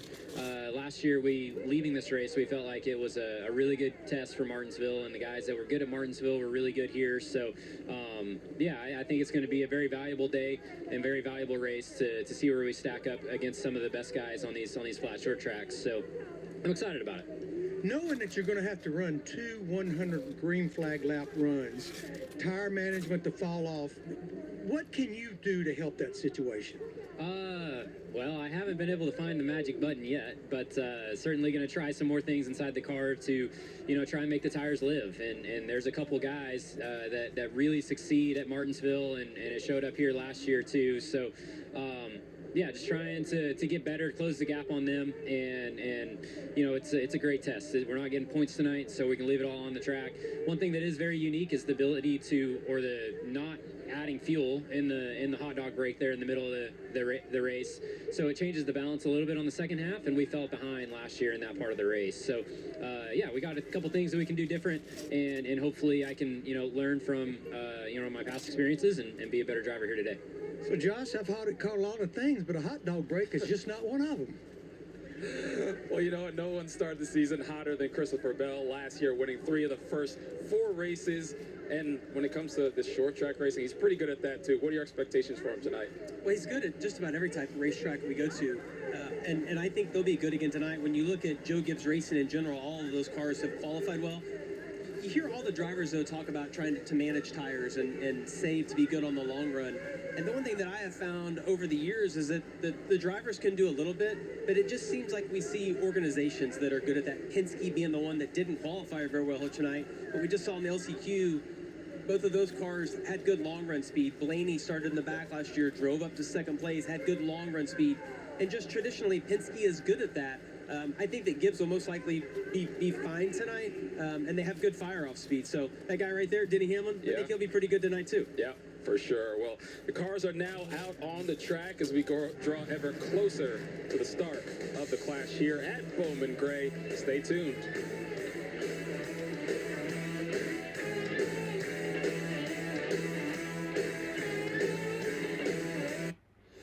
the year off big at the Ram Start Something New sales event with America's most powerful lineup of light-duty gas trucks, offering the largest touchscreen in its class, all backed by the strength of a 10-year, 100,000-mile limited warranty. Get your year off to a strong start with a great deal at the Ram Start Something New sales event. Right now, purchase this Ram 1500 and get 0% financing for 60 months or $5,500 total cash allowance on select 2026 Ram 1500 models in dealer inventory. And get a 10-year, 100,000-mile powertrain limited warranty. COPD is an ugly reality. Do you have his medical history? I watch as this world just keeps getting smaller. But then, Trelegy helped us see things a little differently. With 3 medicines and 1 inhaler, Trelegy keeps airways open for a full 24 hours and prevents future flare-ups. Once daily Trelegy also improves lung function, so he can breathe more freely all day and night. Trelegy won't replace a rescue inhaler for sudden breathing problems. Tell your doctor if you have a heart condition or high blood pressure before taking it. Do not take Trelegy more than prescribed. Trelegy may increase your risk of thrush, pneumonia, and osteoporosis. Call your doctor if worsened breathing, chest pain, mouth or tongue swelling, problems urinating, vision changes, or eye pain occur.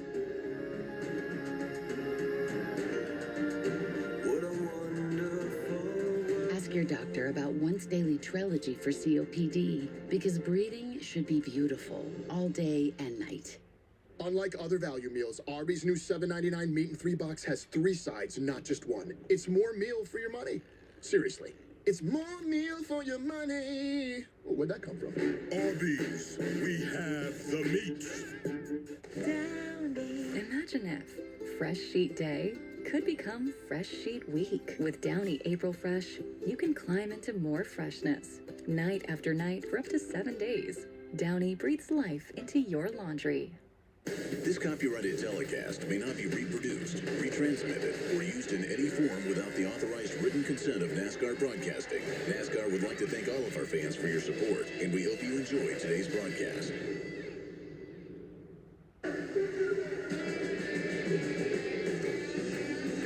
You know, C. Bell was talking about hot dogs, so, you know, our producer was able to hook it up with some hot dogs from Julio. Well, as much as I appreciate this footage we're seeing, I wish we could have shown Chris Myers trying to eat a hot dog at Martinsville last year, because that was a disgrace to hot dog eaters around the world. Yeah, that was something else. You won't see me doing that. Let's check in, though, with our Regan Smith, who's caught up with another driver. Well, that's right, Josh. Chase Elliott, winner of the Clash 1 year ago. A little bit more work to do tonight, Chase, but what are the likelihood of going back-to-back in the Clash for you here?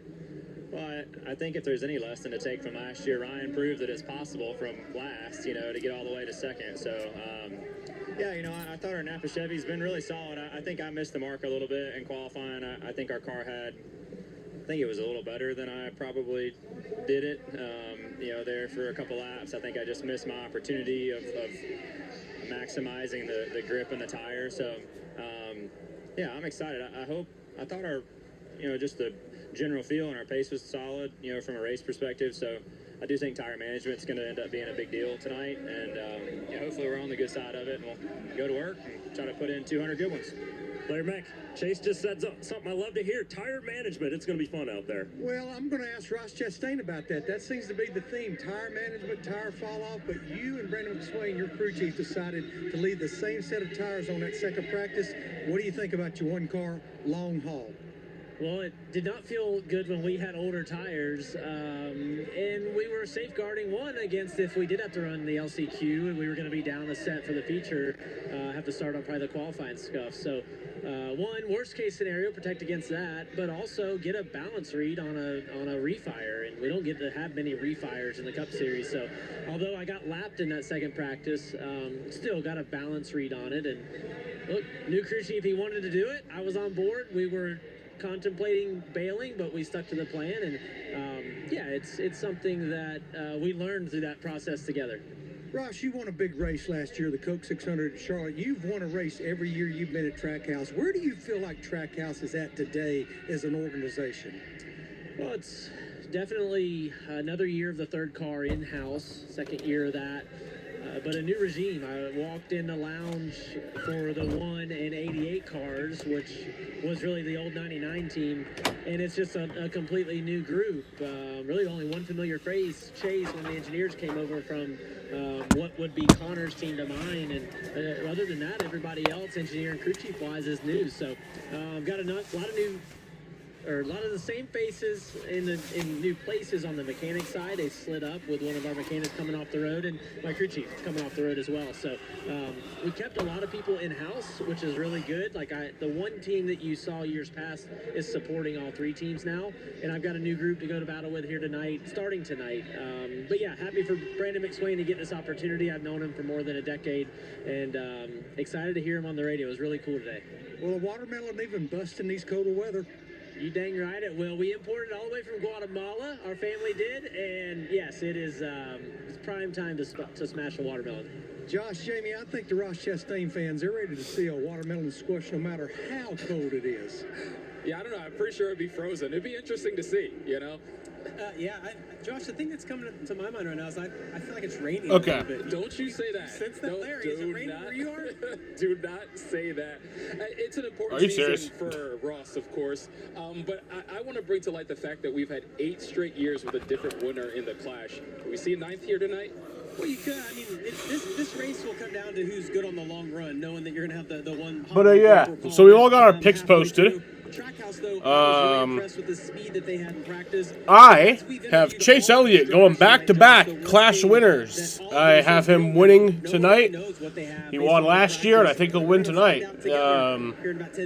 SCG's on the field. That's cool. Interesting, because with that stat I give you, it's been the person on the pole here that's won it, and that person is the defending champion, Kyle Larson. Well, and Kyle wasn't overly optimistic, but we've seen him do some spectacular things over the course of his career. But yeah, Dom has Ross Chastain winning, who we just heard from. And then Jaden has William Byron. We are just around the corner from the main event. We'll have cars on the track right after this.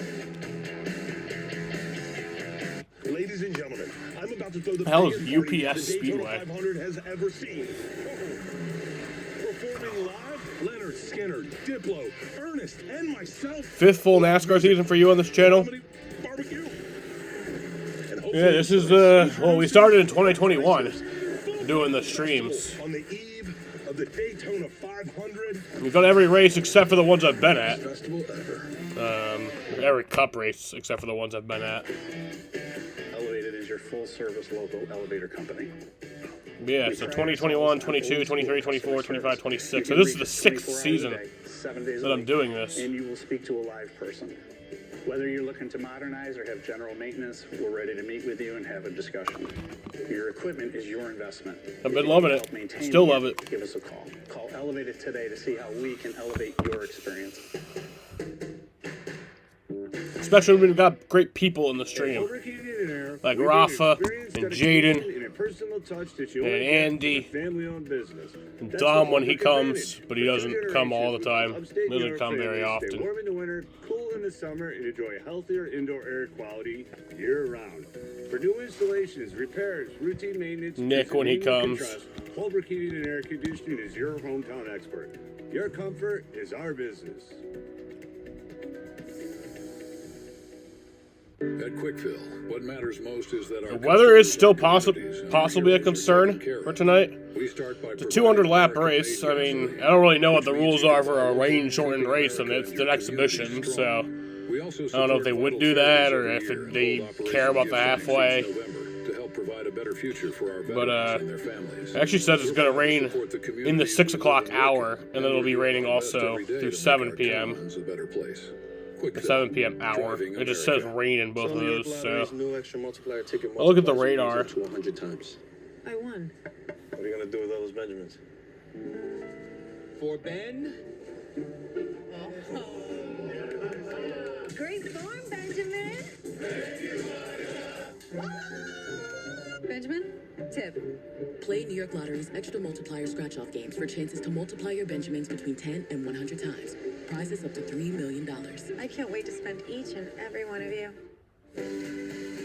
You're watching Fox 68, WSYT 68.1, your local broadcast entertainment station. My radar says it won't actually hit the stadium track, so that's good. So did we. And ooh, it feels good to be back.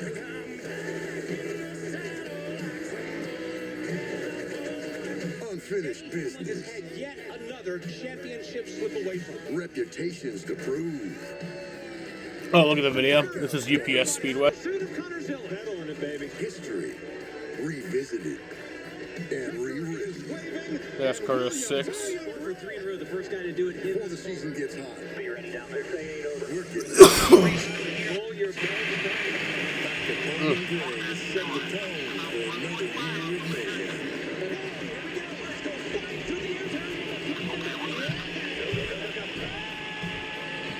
The Clash kicks off the 2026 season. Well, the off-season is on ice. The last chance qualifier, that's in the rear view. The main event is full speed ahead. Welcome to the Clash from Bowman Gray Stadium, better known as the Madhouse. Well, the storm that hit Winston-Salem, North Carolina. The House of Anger. Saturday, really hard. That has cleared out, as you see. Casa de Anger. What's the Spanish word? What's the Spanish word for mad? Like 32, but it's perfect for some racing inside those cars. Those drivers will be red hot out there. Oh, yeah. Tonight Hinojada. here at Bowman Gray Stadium. And we're so glad these fans could join us, and so glad De all Casa of you la could join us as well. Hinojada. Alongside Daytona 500 De Casa la champion Jamie Hinojada. Murray. So we've seen practice, we've seen qualifying, and we've seen a last chance qualifier. Some tempers flared. Some guys did some great things out there. What do you expect to see, and what did you already see that impressed you? Well, I greatly appreciate you downplaying how cold it is outside. You're like, it's casual. It's not that cold. It's pretty cold out tonight, and I bring that up because restarts. It's really not that cold. Race is going to be very intense. Everybody on the outside lane. Should I get Doritos or no? The inside. Well, the guys on the inside are not going to want to let them in.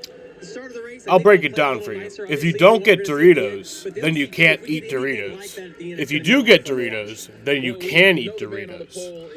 And obviously, eating Doritos is better than not eating Doritos. Do with that information what you will. Well, there's so many unknowns. I mean, we just interviewed all these drivers. No one seems to know what they have. Right there, Kyle Larson, when we talked to him, he's like, just a lot of question marks in the air. He didn't think they were going to be that good in qualifying. But long run speed is what you're going to hear everybody talk about tonight. Tire management's going to be a huge word that you're going to hear everybody saying. What about eating cheese sticks? Cheese sticks are overrated. For all these guys, what they don't want to see that we do want to see. I do like peeling them though. Like, yeah, that would make things a little chaotic. But speaking of chaotic, we already had the last chance qualifier. So here's who raced their way in. Josh Berry, for the second year in a row, gets it done this year. First in the last chance qualifier. Austin Cindric got his way in as well. And as virtue of the points provisional, Alex Bowman is also into the main event. So the 23 drivers in tonight's clash from Bowman Gray, that field is completely set. And like we mentioned, the man on the pole, that is going to be Kyle Larson. So let's hear from those drivers talking about what to expect here in the clash. But it is known throughout the country. so when I saw Sims, I made it. What? Why did you make a race? Bowman Gray is one of a kind. We will see a win. Why would you say that? You know what? I'm deleting that comment. Going to hit each other. It's inevitable. Why would you say that though? Right, two drivers getting next to each other can cause all the chaos. Heck, I think there's more fights in the stands than there is. And why would you admit to saying that also? I don't think there'll be any more chaos. I don't know what's worse, saying it or admitting to saying it. You were sleeping. Oh, okay. Yeah. You know, we all get a little racist when we're tired. The way to go forward is through people. You move them out of the way. He is finished. Wham, bam, welcome to Bowman Gray. We had a little bit of excitement. It's okay. I mean, I can't really say if it's okay. I'm a white guy. The atmosphere there was incredible. But I won't hate you. Because I know you're not actually racist. You just said something dumb. This is the official warm-up to the season. I think it's curious. We heard from a guy like Brian Blaney earlier talked about not being a car at all during the off-season. So how do you drivers change over that mindset without much, off-season practice to now go full speed ahead? Well, they've been focusing on this race, Daytona, everything that's coming up at the beginning of the year for the last 2 months. Even though it's an off season, you're still mentally preparing for that. The teams are preparing for it. All these guys want to come here tonight. It's another race, even though it's not a points race. Everybody wants to win tonight. And I'm curious about those guys that are going to be starting from the back of the pack, whether it's a Bowman or a Cindric. What pressure is on them, given the nature of this race, to start beating and banging early on to make some headway in the race? Well, Ryan Blaney has given all those people hope from last year. All these drivers would have watched the race from last year just like we would in preparation for this, and they would have seen that Ryan Blaney started towards the back, was able to drive all the way up to second, had a great car. If you start in the back, that's the hope that you're going on. What sort of a jump start to the year is doing well here in the Clash? There's so many new drivers working with different crew chiefs, and I know the races are completely different than what we're going to see here tonight, but how can it springboard your season? Without a doubt. I mean, it goes both ways. If you do well here, you use it as a huge momentum boost going throughout the season. If you don't do well here tonight, you say, we don't race at tracks like that anyway. It doesn't matter, so it can go both ways. I think it's interesting. We saw, obviously, Chase Elliott, who won this last year. A guy like Denny Hamlin, who, of course, had a rough offseason, talked about the injury to his shoulder. Once again, he's going to drive through some pain this season. What do you expect to see from Denny? Denny's really good at tracks like this. You think about Martinsville all those years, how well he runs. He's very methodical. Denny's smart. The reason he has all the wins he has is because how methodical he can be. He doesn't tend to lose his mind at places like this. We see some guys get a hot hit. Denny keeps it under wraps and just does a really good job. Really good. We mentioned tire management will be a big word tonight. That guy right there is as good at it as anybody in the field. Speaking about guys that had some great tire management last year, Chase Elliott, he won this thing. Can he do it again? Well, he can. He seemed to be riding on that hope of Ryan Blaney, talking about how far back he was last year. But Josh, this is just going to come down to, if you're in the outside, can you get to the bottom? And then how, who are you around? Does anyone lose their mind? And can you keep your temper under control? All right, folks. Well, it's almost time for the green flag, but let's set it down trackside for opening ceremonies.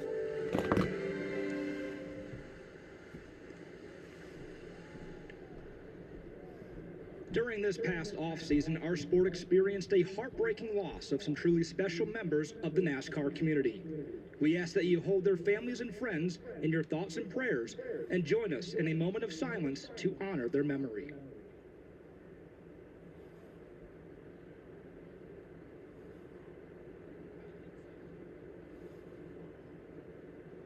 Please rise as you are able, remove your hats, and veterans render a hand salute as Winston-Salem Police Department Honor Guard presents our nation's colors. Here to offer tonight's invocation from Winston-Salem Police Department, please welcome Chaplain Daniel Hippolyte. Heavenly Father, we come to you today with great excitement and anticipation for this race.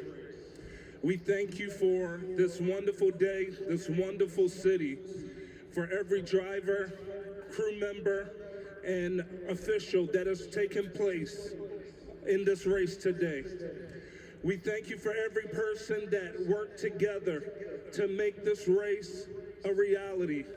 As we were able to bind together as one to make this reality, may we bind together as a people. We pray for protection and safety for everyone. In Jesus' name we pray. Amen. Amen. Here to perform our national anthem from Winston-Salem Police Department, please welcome Officer Florette Gregory Phillips.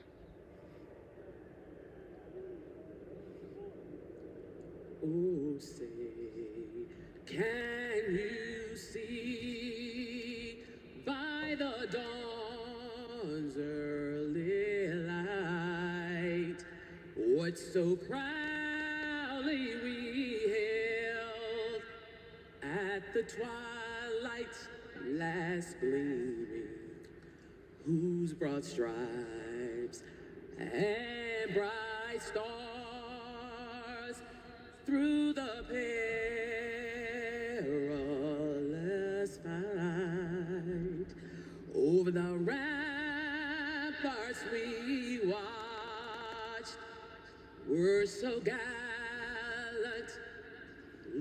streaming, and the rockets rockets rattling, the bombs bursting in air, gave proof through the night that our flag was still there.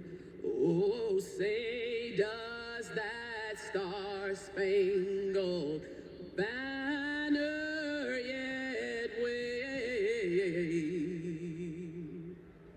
over the land of the free and the home of the brave.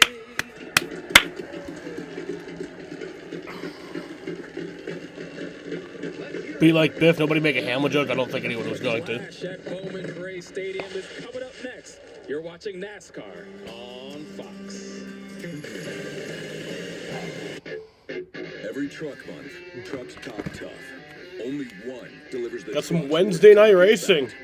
Wasn't supposed to be like this, but we got it. light duty gas lineup in America, backed by America's best powertrain limited warranty. KB has a big bald spot. Is that true? Last one standing, built to never stop.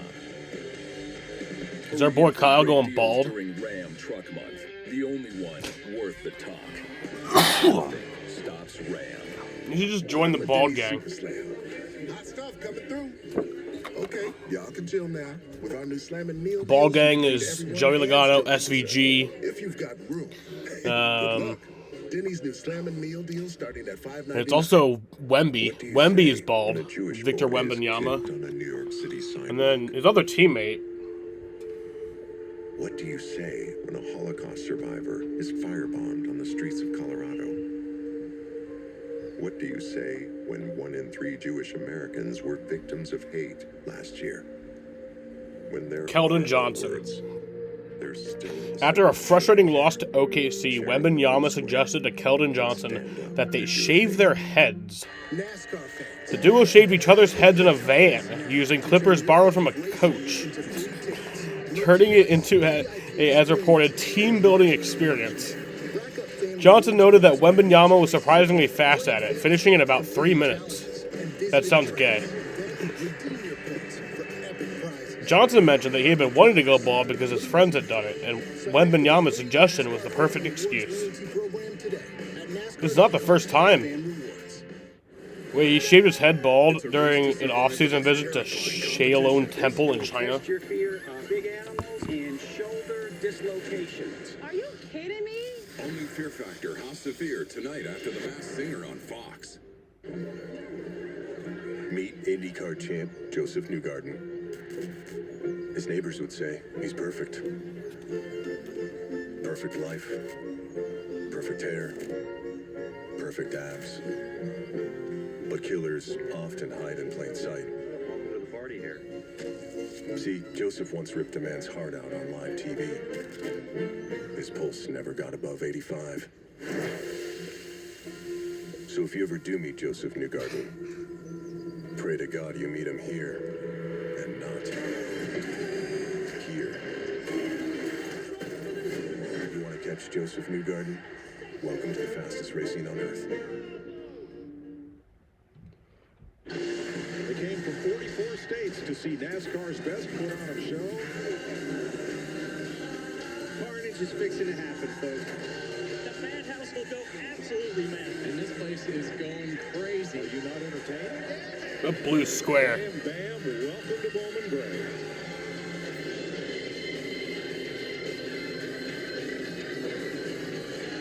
Welcome to historic Bowman Gray Stadium in Winston-Salem, North Carolina, for the preseason tilt known as the Clash. Second year in a row it's been run here on this little racetrack surrounding a football field that's been part of NASCAR since 1949. The race is modified weekly and has this great exhibition. I was only paying attention to the ads. The 2026 NASCAR Cup Series season.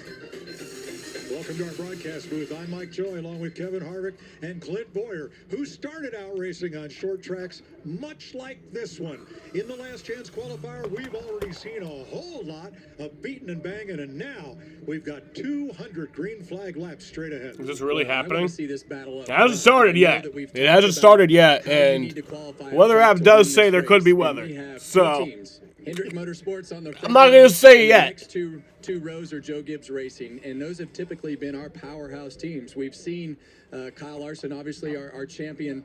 At the drop of the green, I'll say yes, it's really happening. So what are we going to see, Clint? Is it just those two teams, or can anybody else make a run for them? Well, what have we learned so far? What we've learned in that LCQ is... Well, then leave that chat. It sounds like you should be leaving that chat, Andy. Come on at the end like Austin Cindric did in that 2-car, drove to the front towards the end of that race. I don't want my car to be fast on lap 2. I need that thing to be fast on lap 25 to 50, somewhere in there. 100 laps the first one, another 100 after that. We'll re-rack them. But I'm telling you, this is the madhouse for a reason. This is going to be a good one, folks. It's a NASCAR chat on Twitch. Well, that makes sense. But you should probably leave it. Bumper to bumper contact to pass. Well, you're going to have to be aggressive, and if you're going to win this race, you're going to have to protect yourself at certain points, and you're also going to have to push your way forward at certain points. So lap traffic will be a key in this as well. Can be done. We learned that last year. Ryan Blaney drove from the trunk all the way to the back, all the way up to the front. Didn't quite win this thing, but it can be done. Keep an eye on a car like Ryan Blaney. Last year's winner, Chase Elliott, starting a little bit further back than he did. So going to be a good one. I'm excited. It's going to take tire management, it's going to take strategy, and it's going to take aggression to prevail tonight. Let's go trackside. We do not submit to the forces of man or nature. Cold, ice, snow. We did for 3 days. You did submit for 3 days. Always forward, carry the weight, advance the cause, never submit unto the breach. And these drivers will lead the charge. What the fuck is this? And now to the command. Last year, these people pushed the envelope and took glory here at this track. I present Brandon Ward, Chase Robertson, Brian Sykes Jr., Brandon Brendel, and a name synonymous with racing tradition and hometown pride from Cookout, Rue Reed. Drivers, start your engines.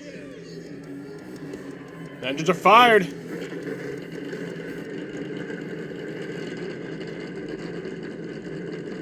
What's up, Matt Ranieri? It's been a long time since I've seen you. The first four Grand Marshals named were weekly racing champions here at Bowman Gray last season. So here's your starting lineup. The top 20 were set in time trials, group qualifying here in the third round of practice. Hendrick Motorsports on the front row, Joe Gibbs Racing the next 4 positions. The first forward is Chris Buescher there. He's in the 8th position. Defending race winner Chase Elliott will start back in 11th. So back through Connors Village and Daniel Suarez. They timed in during qualifying. Josh Berry won the last chance qualifying race over Austin Cindric and Alex Bowman. The next highest driver in last year's race, not yet in the race, got the provisional start. So 23 cars will start the race. Now let's take a closer look at horsepower. Here's Larry McReynolds with our Toyota Cutaway car. Well, Mike, one change for 2026 at all tracks under a mile and a half in the road courses. NASCAR has added about 80 horsepower. This is something the drivers have been asking for a long time. So let's go straight to our Toyota Camry Cutaway car. Let's show you how NASCAR regulates horsepower. We do not use restrictor plates anywhere. It's a tapered spacer that goes under the throttle body on top of the intake manifold. And you'll see the spacer here that we used last year at Bowman Gray. You see how the spacer is tapered, and when you flip it up there, you're going to see how much smaller the hose are. That was what we used last year. Now, look at what we're going to use this year. Winter weather advisory is in effect for much of central North Carolina until Thursday at 11 a.m. That airflow is horsepower. So what's the effect of a quarter-mile racetrack like Bowman Gray? Because it actually affects a lot of things. Over 5 miles per hour faster at the end of the straightaway, over 200 RPMs, and the big deal, guys, is 100+ pounds of brake pressure more, and that will even grow in traffic. So as you see, more horsepower affects a lot of things. And what that brake pressure does is build temperature in those tires. And what's that do, Kevin? Well, it keeps the car from turning. And the other thing, as you see how low that tire is on Christopher Bell's car right there, they set those air pressures really low. But with that extra horsepower, you've got wheel spin. Is there like the halfway breaker? You've got more brake pressure. All that builds heat in the tires. So we saw the fall off in the last chance qualifying race of about almost 1 second. So what's that going to be like tonight going 100 laps? Well, let's look back at the last chance qualifier run just about 1 hour ago. And Josh Berry in the 21, the Wood Brothers car, he got past AJ. I believe there is. And then he took off. He was not part of the battle for the final qualifying spot. Took him a while to work his way past the dinger. That was exactly a prime example we were talking about on this fall off, though. That AJ Allmendinger took off like gangbusters right off the bat and then fell off at the end. And here comes Cindric, and here comes LaJoy to the end. And this three-car battle was a chess match. It was great racing here at Bowman Gray. It was last year. Let's dial up Denny Hamlin. Hey, Denny Hamlin, Kevin and the Fox guys up in the booth. Well, you're back in the car, and you know tonight is on a bull ring. What's it feel like to be back in the seat, and how's that car driving for you so far? Oh, Your Highness, I'm sure it's not that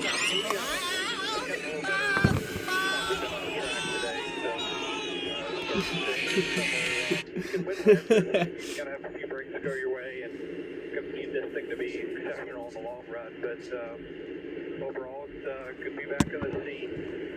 Do appreciate all the fans coming out today. Well, we're happy to see you back in the the broken seat. Go man. out there and have some fun. Good luck. Denny Hamlin will roll off 6th. That is a driver that takes care of his tires. Look for him to be good on a long run. Now let's check with Regan Smith. Oh, Mike, I had a chance to catch up with William. Yes, come on, Jim. Jimmy boy. Second tonight on the outside of the front row, and asked him, what is it going to take for you to get your first victory? Of course, he's a two-time Daytona. But yes, once again, win predictions. I'll say it again. My win pick is Chase Elliott. Dom has Ross Chastain, and Jaden has William Byron to win tonight. Also wanted to point out once again that because caution laps do not count in this race, I'm pretty sure at least, right? I don't think they do, right? They didn't in the LCQ. I don't think they do in the main event. But if they don't count, the leaderboard will turn red because they aren't counting laps, but it's not actually a red flag. It's just a caution, but they're not counting the laps. So follow my lights. My lights will be the correct, accurate lights. They brought in students from Winston-Salem State, a couple of cup drivers, and even minor league hockey players to shovel it all away and clear the grandstands for folks to sit in tonight. We are delayed, and we're ready to go. Well, they've done a great job in preparing the facility. We see a great crowd that has showed up tonight on a Wednesday night. I don't think anybody's expected to be standing here on a Wednesday night, but based on that LCQ and everything that we've seen so far, we are in for a heck of a show tonight. These guys are going to bump. Pretty cold. We're going to see some guys. Yeah, only green flag laps count. 200 laps. Mid-race break at lap 100. At lap 100, they will take a halftime break with 8 minutes to work on the cars back in the pit area. Only green flag laps count. Cautions don't count. We could have overtime. We could have unlimited overtime. 36 degrees. Point races, the winner must take the checkered flag under the green flag. Oh, yeah. The race must end under green. This thing, you got to get out there, set the pace, and then you worry about lap traffic. That's going to be the one that dictates who wins this race. All right, here we go. Green flag is in the air. The clash at Bowman Gray is underway, finally, after 3 days. Yeah, basically what happened, those two teammates, they decided, hey, we both want to be in this race. Kyle Larson, pole sitter, chose the top, and William Byron led it. Ooh, Byron! Front tire on the 24. Under these cold conditions, very easy to slide the left front tire under braking. You want to do it as little as possible because that tire will create a flat spot and it will find it every time you start braking. 1, 2, 3. Larson, Byron, Briscoe. Hamlin and Gibbs, teammates fighting it out for the 4th spot. Yeah, we talked so much last year about the speed in that 54 car. Joe Gibbs Racing in general, but Ty Gibbs has had a lot of speed as he's gone through the end of the year. Now just looking to get his season started off right, was in the LCQ last year, didn't make the race. Now in a great position to be a contender tonight. Now the 17 is Chris Buescher. He is the first Ford in this race. How long can he hang there and run on the outside trying to gain ground? Well, these cars have proven, we saw it last year, we've seen it in this LCQ, they can run side by side in this little bull ring. Yeah, Chris Buescher had a really good car in practice. We saw a lot of speed out of Chris in that 17 car. Christopher Bell, we saw some loose end tendencies when that car would get under braking in the corners. So won't see much of that right now until we get 20 or 30 laps into this race to see what the handling characteristics are. But you see Buescher up on the outside, able to keep himself in contention in that second group.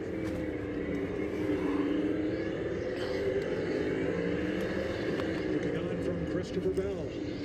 And right now, these guys are being patient. We know that this is going to be a physical race, but you want to have as few enemies as possible as you go through the night. So you want to feel what your car is doing, understand everything that you have going on underneath you, and then you start pushing the issue after you see how your car is handling. So as we see this second restart, after we get done with the first 100 laps, it's probably going to be a little more aggressive than that car, yeah. 100%. You're seeing him. It's weird, but I don't hate it. He was looking for that line, couldn't find it, finally found the hole behind.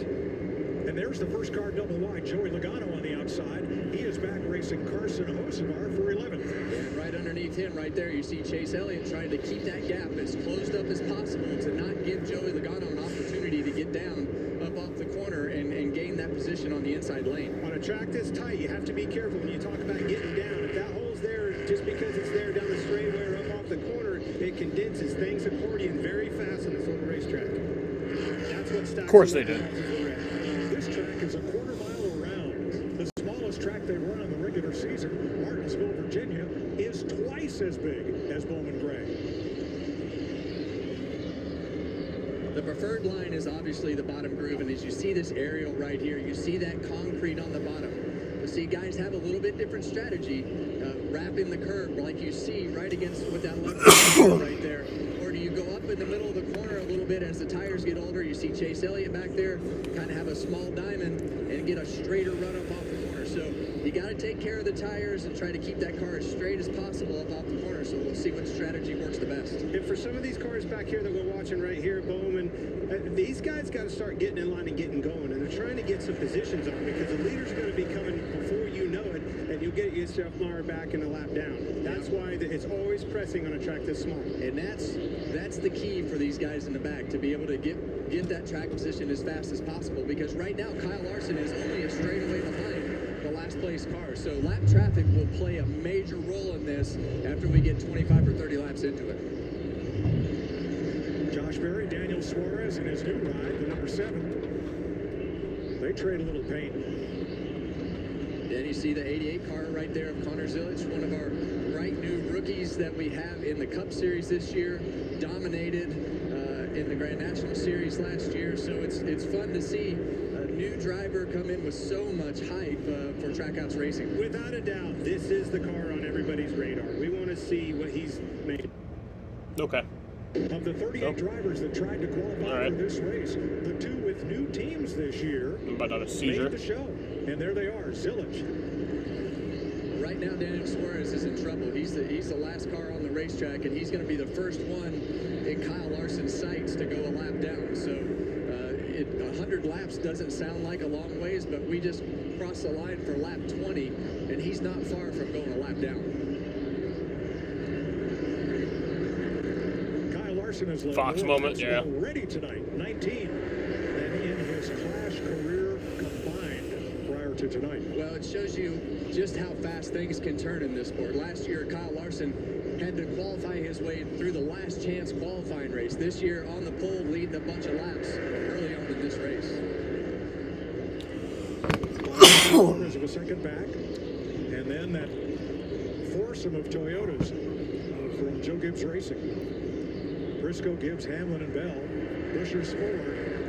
Allison Reddick from 2311, and then Ross Chastain completes the top 10. Yeah, we have a new compound on the left side of these cars, and that's what you're going to hear us talk about that has created some more of this fall off. And I think these guys all know that they need to take care of those rear tires to be able to keep their car going on a long run. So seeing everybody be pretty patient right now, but at some point that right rear tire is going to start to go off, and these cars are going to start to slide around. Clean and green through 24 laps at Bowman Gray Stadium in Winston-Salem, North Carolina. We're going to take you Fox side by side. At least this is side by side.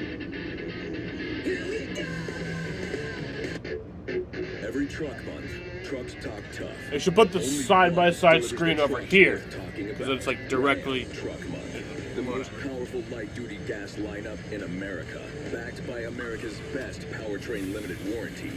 First off the line, last one standing, built to never stop. Hurry in for great deals during Ram Truck Month, the only one worth the talk. Nothing stops Ram. The Bush Guide, cold and smooth survival skills. To avoid going in circles, make note of recognizable landmarks, like that. What's wrong with going in circles? Different circles, Ross. Okay. Head for the mountains. It's Ashley's President's Day sale. Discover incredible deals with Hot Buys starting at just $3.49 and save up to $1,000 off your entire purchase. Or take advantage of no-interest financing for 60 months. Only at Ashley. Unlike other value meals, Arby's new $7.99 meat and 3 bucks has 3 sides, not just one. It's more meal for your money. Seriously, it's more meal for your money. Where'd that come from? Arby's, we have the meat. Soon we'll be telling the whole stadium how Liberty Mutual customizes car insurance to save people hundreds. I'll go get us tickets. Only pay for what you need. Liberty, liberty, liberty, liberty. Turn back time when you're injured with Valvoline Restore and Protect. The first of its kind motor oil that removes up to 100% of engine-killing deposits and protects against future damage. Ask for Valvoline Restore and Protect at your next oil change.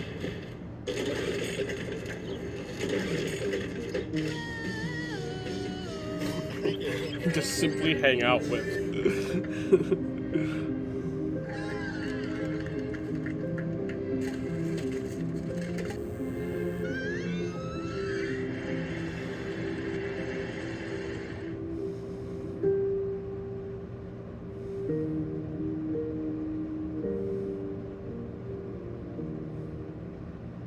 Hello? Whoa. Mama Gordon 85 lives here? Yep, that's my mom. The absolute legend who went from gaming on her phone to ruthless online truant slayer with no mercy for any living thing is your mom? Hey guys, apples with peanut butter? How is this possible? With AT&T Wireless and home internet. Hey, text me if you need anything. Level up your connection with AT&T Wireless and home internet, now available across the nation. No, she's so nice in real life. The 2 best teams in the Big East battling out on Fox Friday Hoops. Third-ranked UConn fights for the top spot in the country against St. John's. That's Friday night, 8 Eastern on Fox. 37 laps complete. Kyle Larson's led them all here at Bowman Gray. Here's a good battle as Ryan Blaney gets past his Penske Ford teammate, Joey Logano, with Childress racing right behind Austin Dillon and Kyle Busch. Just like I was looking for, it's this 12 car. The car really rolls the center of the corner good with a lot of speed, Kevin. Yeah, and that's been Ryan Blaney's strong point through the years, is he's able to roll lower, longer, and get that mid-corner speed. And I think Logano knew, as he got the dirt right there, he's like, man, I am holding this 12 car up. He's not going to do that for anybody else in the field, move over like that. It's not going to be that easy for Austin Dillon to get by, but definitely some teammates working together right there. There's your biggest movers, led by Alex Bowman. Blaney is on that list. Hosts of our Barry, Cindric, and Priest have gained spots. Look at that thing roll the middle. That is amazing. Here the leaders are, and there's the back of the pack. Yeah, now is when it gets interesting, and caution. Caution. Waves. Don't say what I think you're going to say. Debris in turn number 4 has put us under the first caution of this race. So once again, not actually a red flag. They're just not counting laps. Green flag laps oh, but it's a weeper though. So that's a certain type of debris. That's not a fun type of debris.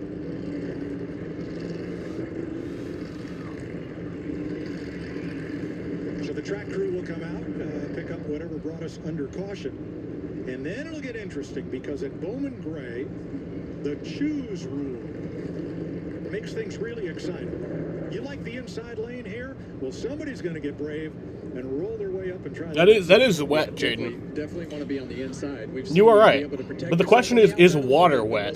That's the real question.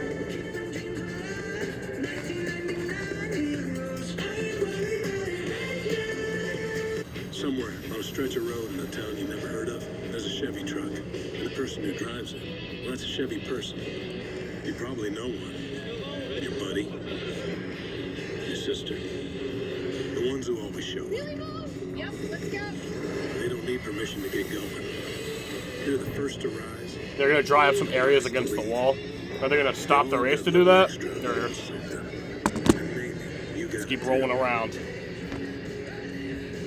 Right now at Papa John's, create your own pizza for only $9.99. And how long was that stuff there before we noticed it? You know? Style crust, all $9.99. Usually a pizza with no artificial flavors, colors, or additives costs more. But Papa John's knows you deserve better. Order now. New Swiffer Mop Deluxe is made for small spaces. The upgraded strip has 75% more scrubbing power.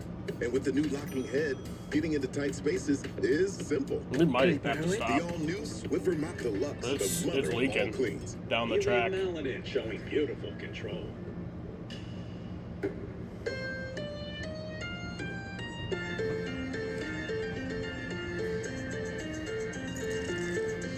That didn't do shit, that fucking sweeper truck.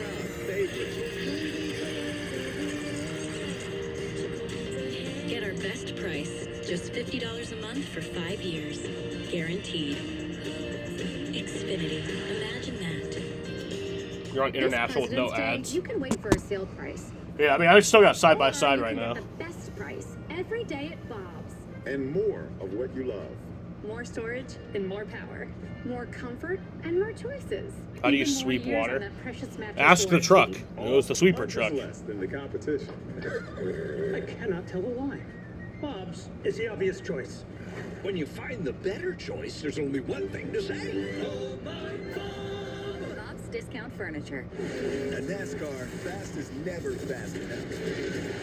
Take Kyle Larson. Off season? Never heard of it. Chase is back. I never left. Not you. The new championship. It was a 10-minute and 1-second green flag run, approximately. Really? That's my intro. On the long road to Miami. Even year? Start the race. Anyone's game. It's time. The Bush Guide, cold and smooth survival skills. My watch is broken. You can tell time by measuring the sun's distance from the horizon. Looks like happy hour. Head for the mountains. Turn back time on your engine with Valvoline Restore and Protect, a first-of-its-kind motor oil that removes up to 100% of engine-killing deposits and protects against future damage. Ask for Valvoline Restore and Protect at your next oil change. Next week, NASCAR returns to the beach to kick off the season and crown a Daytona 500 champ. The front row for the 500 will be set next Wednesday, February 11th, 8 p.m. on FS1. And a full week of racing captured. Oh, it's for melting snow. February 15th. Did we really not think of that? It's from the walls behind the safer barrier, melting snow. Did we really not think of that? Did we not consider that a possibility? How many take the inside before somebody gets brave and ventures to the outside? Well, it looks like the teammate's going to do the same thing. That could bite them sooner or later with these teammates behind them. Yeah, because what that does on the bottom lane is it stacks them up, and then those guys. All right, well, I guess we're getting the one to go anyway. So they'll start pushing you into the corner. They didn't really do much to those weepers. We've seen that before, haven't we? And I think right now the top lane, off of turn Someone's gonna hit that shit and go haywire. Weepers running down the racetrack, so it's going to be interesting to see if the back of the car on those guys in the top lane steps out when they're trying to get in the throttle. So definitely some water running across the racetrack right there that the top lane's going to have to deal with. Without a doubt, it's a pretty important part. That's where you're asking a lot out of the car, trying to get it pointed and get the throttle down. Now they're saying they want to penetrate the drivers? That's okay. Maybe you should just leave this chat room. don't know how you always find the weirdest chat rooms. But there's still a lot of it piled up. Just like weirdest stuff. The fence and the grandstands, and thus we have a few weepers that we've dealt with throughout the day. Well, I think the weather should play in our hand finally. I think it should start freezing back up. It's not many times you're going to go to the race. It freezes up. That's even worse. You're right. Next to the retaining wall. All right, 2 Chevys lead 4 Toyotas and a Ford on this restart. 40 green flag laps complete. 160 to go. Green flag back in the air. Water park at Alex Bowman Gray Stadium. Didn't get down. There he goes.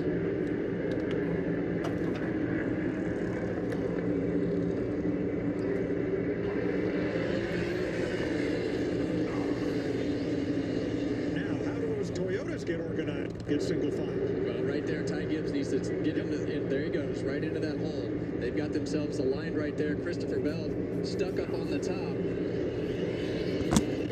What about Matt Bowman, the pitcher for the Twins? This accordion effect and what it does in that long lane really stacks him up behind him. See, he couldn't get down quite yet there.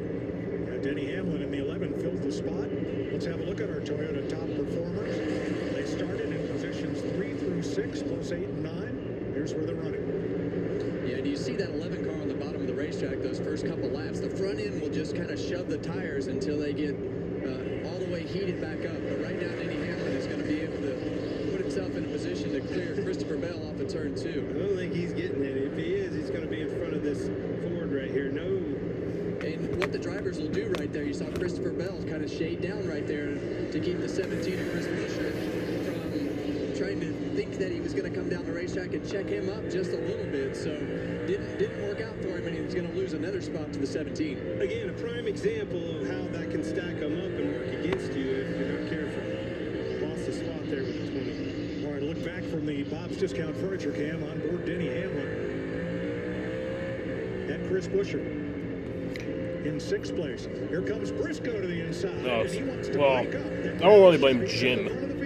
You don't really do much as a crew chief in this race. Out of the way, got himself a right front fender underneath the 24 and was able to make that pass. So we didn't see Chase Briscoe have a lot of strength, what it looked like before, but we don't know how much tire these guys are trying to save. And right here, he's showing that he's got the speed to fire back off. It's a good point. And if you're Briscoe, get in front of him and then start backing it back up. But right now, while the grip's in your tires, pounce on the opportunity, and that's exactly what he did. Here's a look at that pass for 2nd place. Yeah, you see just a little bit lower right there. You got to get into that. It's low onto that left rear bumper to get him up the racetrack just a little bit to try to make it back. And he did a great job of putting William Byron in a bad spot right there that he couldn't really recover from it. And William, the door was cracked. Yeah, Larson's open, but he went ahead leading. And open and got the position. Well, at some point you got to start being aggressive, and if you're going to win this race, you've got to position yourself. But every lap so far. Opportunities. You can't wait. You have to take those opportunities when you have the chance to pounce on a position like that. 20th they're now. going to be harder and harder to come by as the night goes on. And when that I thought you said that we were back, Jaden. Right now, not in traffic. You want to keep him in sight.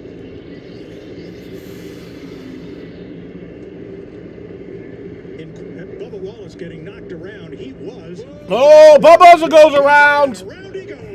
Blaney sent him around. That's the accordion effect. He got wrecked from about 3 cars back, didn't he? Yeah, and that's what we saw in the last chance race too. That wreck usually starts from somebody who didn't like they got pinched off, and then they shove the guy in the corner, and the wreck happens 2 cars in front of him by getting shoved into somebody else. He was running with his teammate. Tyler Reddick got kicked up the racetrack, couldn't get back down, and here they all come. Your boy just fucked you, Bubba. Oh, it's actually kind of on Ross. All the way back from Ross Chastain into Blaney. Just a hack, an absolute hack. And really, in that position right there, you'll see what happens. Blaney is just going to check up a little bit early, and the guys behind him have not thought anything about checking up early, so it just stacked them up. That might even have started as far back as Joey Logano in the 22. Things happen fast at Bowman Gray. He's just ass beat by his teammates every week.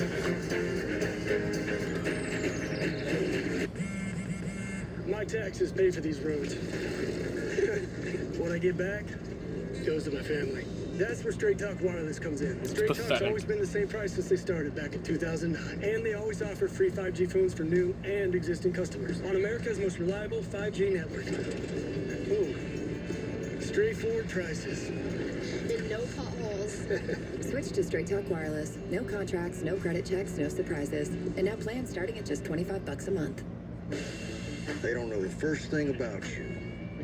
Or Walmart Plus. Like that, Walmart Plus members get free delivery on more than just groceries. Free delivery on these apples and this shirt. Yeah.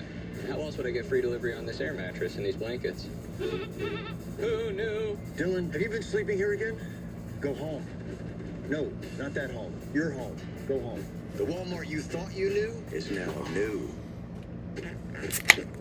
Ooh, it's cold outside. Time to protect your vehicle from winter's wrath. Of course, the hot sun can be tough on vehicles too.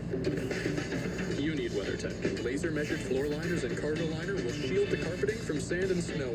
For your interior, there's seat protector and sunshade, plus mud flaps and bump step for the exterior. Impact liner with shock-absorbing rings safeguards your truck bed from costly damage. Order American-made. Probably getting some tires changed. So they're doing a bit of work. Every truck month, trucks talk tough. Only one delivers the trucks worth talking about. Ram Truck Month. The most powerful light-duty gas lineup in America. Backed by yeah, it was about a 3-minute, 20-second green flag run.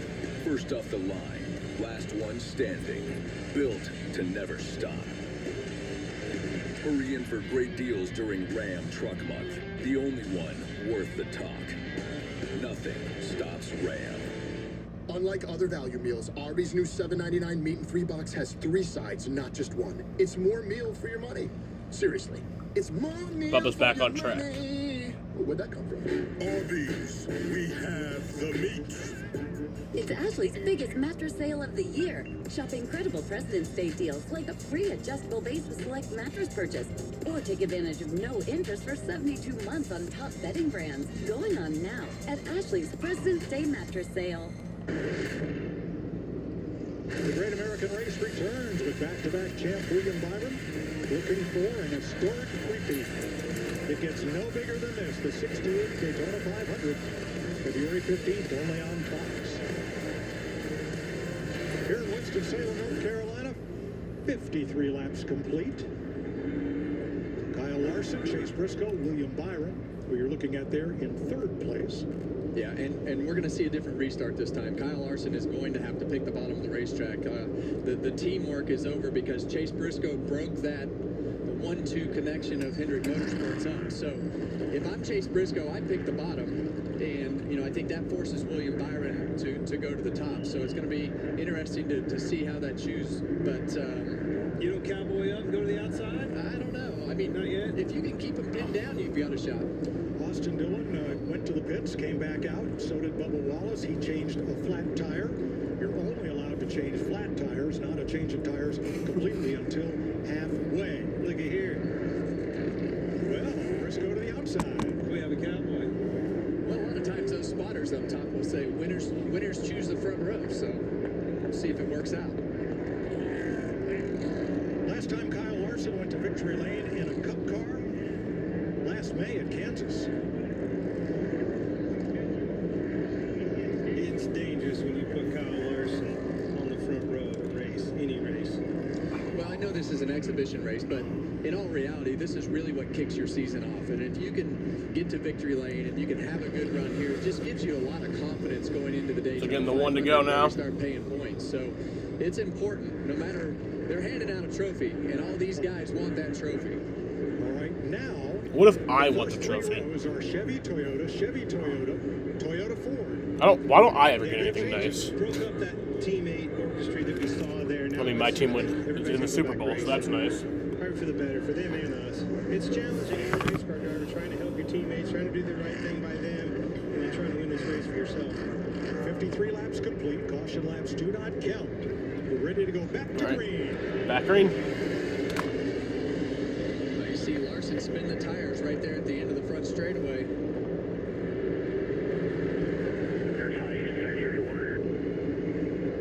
Briscoe sends it in, but cannot draw even with the Oof. Run out a width of the racetrack. 3 wide back here. Look out.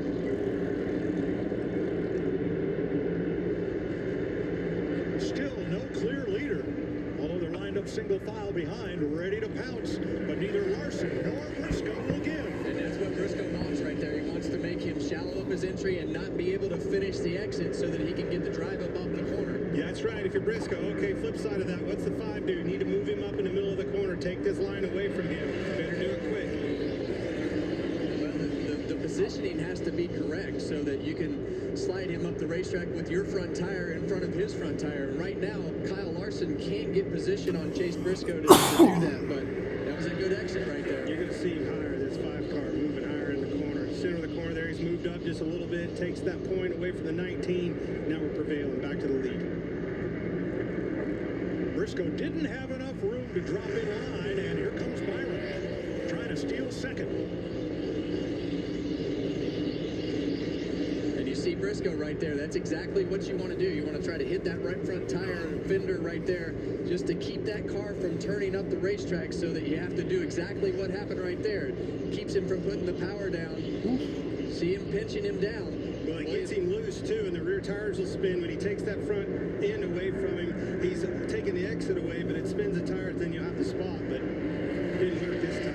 Man, that was a lucky down. Thank you, teammate. Carson Osabar's moved up to 7th and further split up that group with Busher 8th and Blaney 9th. Well, Kyle Larson has led a lot of laps. The only thing that scares me about leading all those laps, Clint, is when you're not in the middle of the pack, not being able to see what everybody else's car is doing. When you get to this halfway mark, you see Kyle Larson has the fastest lap right there. But is he going to make the right adjustments? But right now, Xfinity's fastest lap is Kyle Larson. That's not the Kevin Harvick I know. The Kevin Harvick I know is going to tell me I want to be out front, clean air, and save my tires in this race. I still want to be out front, but I want to be able to go it's hard to make yourself go as fast as you need to go when you're leading the race so easily. But right now, we see William Byron right back on the back bumper of that 5 car. All right, let's go to the 3rd place car. And time to win. Yeah. How do you feel on like your entry speed? I don't know, but I was like before the first caution, I felt good, and then when I was behind William, I felt really good, and then as soon as I got by him, my car just completely changed. What happened? I just started sliding around a lot. Well, that's not abnormal. With these cars, they have a lot of tendency to change how they handle and the things that they do from caution to caution as you get those heat cycles on the tires. So you're going to see that trend continue to happen. But William Byron is all over the back bumper of Kyle Larson. Not sure when or if he'll make a move. Turn 2. Side by side, they have banged and beat bumpers. Ryan Preece and Chastain. Here goes Barry. They've traded that position 3 times and a lot of paint in the process. What's at stake here? Well, very little. 13th place. All right, look at this car. You see them all stacking up behind them. That means the 5 car is holding his teammate William Byron up. Not rolling the center as good as it needs to be. These cars all drove right to the bumper of the 24 because the 5's holding him up. And when you know your car is off, like Kyle Larson's car appears to be off right now, you almost slow the pace down a little bit so that you don't leave the bottom of the racetrack. You try to check those guys up a little bit more so that you hit your marks and not let those guys get position. You can let them beat the back bumper off of that car, but just don't give them the position. Look at the inside. Ooh! And contact. Byron gave Larson some contact. William Byron, he and his Hendrick Chevy teammate Kyle Larson got together, and Byron wants the lead. It was tight, but he was there. I don't know if his spotter told him clear or inside, but his teammate was there and took the spot. Clear. Half of the 5 top lane, thank you. Byron drives away by half a car length. He opened the door. Briscoe follows, and Ty Gibbs wants a piece of this too. 54. And this is really hard when you're in Ty Gibbs' position, trying to keep that gap filled so that Kyle Larson can't get down the racetrack. This is the fall off we talked about. More horsepower, softer tires, going to have more fall off. More braking, getting in the corners, gets the front tires hot, makes them tighter. This is the gremlins that these guys are all going to fight as we go out throughout this season with this short track package. I love it. Boy, Denny Hamlin, I thought was going to make that pass on the outside. A rarity here at Bowman Gray. And now Hocevar wants him. Larson squeezed the 11 car of Denny Hamlin into the fence. The walls Is the lead change is working? Yes. Into the back straightaway, you see the curve that kicks out. But Larson actually shoved Denny Hamlin into the fence. And just like last year, I told you that 12 car rolls this center good. Very fast, already up. Everything's working as intended. Biggest mover of the race so far, the 12 car, Ryan Blaney. Yeah, the points still have last year's points up though. See some of these cars start to fade. But one of those cars that we don't even need the points for really this. Quickly is the 12 of Ryan Blaney. You said he was going to be third or fourth by the time that the break is. Spinner, turn 4. It's Austin Cindric and caution wave. Ah, fuck Cindric.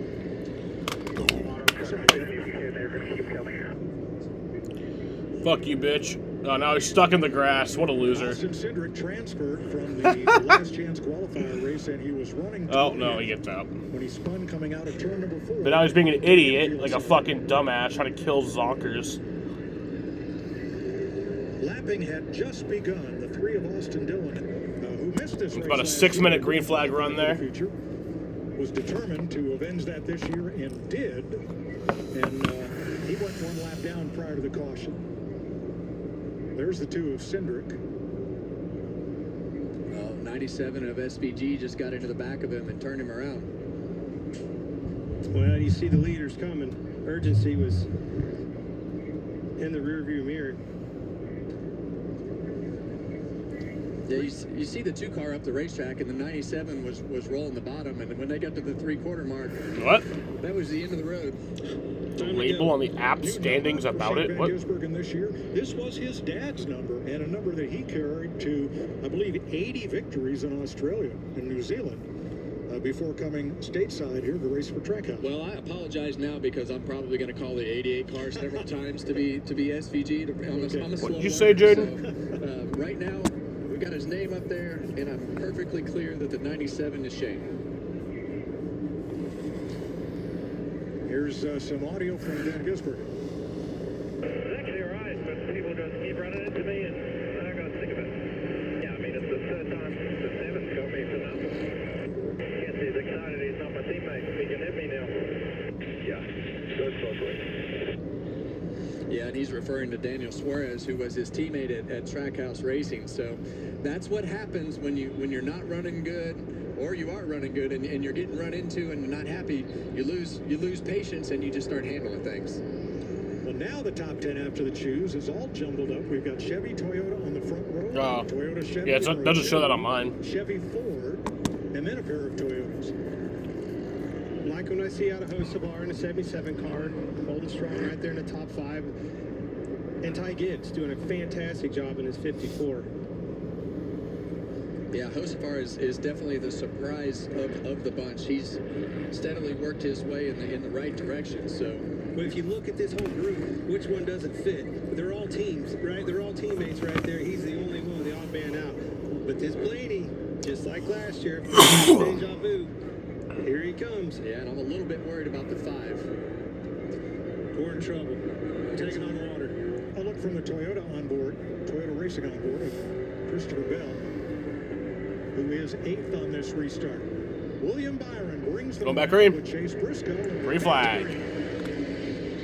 24 laps to halfway. Boy, good drive off for Byron. Briscoe hangs tough on the outside, moving him up the track a little bit, and clear. Hocevar into Larson. Oh, wow. Hocevar giving Larson some hell. Looks like several cars into the back bumper, but Briscoe able to get back down the racetrack into second right there in front of his teammate, but they're side by side with Hocevar and Larson right behind him. Blaney wasn't able to get down there with Hocevar and fill that hole. Here comes Denny Hamlin to his inside. On a quarter mile like this, every restart is an opportunity. And Hocevar almost cleared Larson. Now he does off turn 2. Hocevar to 4th. championship just a couple of months ago. Yeah, and I promise you, Denny Hamlin's not thrilled with Kyle Larson because of the way that he put him into the fence a few laps ago when he was on the outside. So able to clear Kyle Larson, and here comes Ryan Blaney. Right oh, Larson in the wall a little bit. Clipped it pretty hard on the exit of 4. Bell draws alongside in the 20.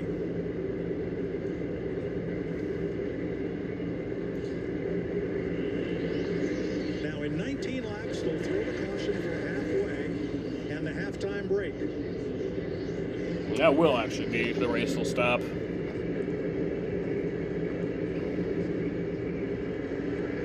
And that's the unique part about this racetrack. Those walls jet out like that because that's the edge of the grandstands. 8 minutes to work on their cars. So the straightaway walls are not straight. Look at this pressure by the 19. I'm coming. Here he comes. Moves him up the racetrack, looking to the inside. Let's go. And it's so wild how these cars have switched when they run good, when they don't run good. But those cycles on the tires and the adjustments that they make with their fans and things inside the car, the driving style. But when these rear tires go off of these cars, it makes them so difficult to drive, but they go off like a light switch. And I think you're right about those cycles on the tires. If you look at this, the cycles did not play in the favor of these Hendrick cars, but somehow, some way, it did with these Gibbs. Are they cooling them? Are they able to cool the tires off under caution better than the others? Well, you've got fans inside the car that blow on the brake rotors and things to be able to kind of control some of the temperature differences in the tires with your handling characteristics. You've also got your brake bias in the car that you can control as well. So it looks to me like the rear tires on these Gibbs cars up front right now are better. You got Carson Hocevar putting a whole lot of yellow wrap against and on William Byron's car. Hocevar not taking any prisoners here as he moves up to third. And it is a light switch. We saw it with Kyle Larson, and then now we're seeing it with William Byron, and he's stuck up on the top of the racetrack with a car that he is not happy with handling-wise right now. And so Briscoe to the lead. You just have to slow down, Clint. When you get in a position where those tires go off the car like that, it's pretty good racing here. It's such a difficult position from a driver's standpoint because at a place like this, there's nowhere to hide. You're in the way. You're in the way.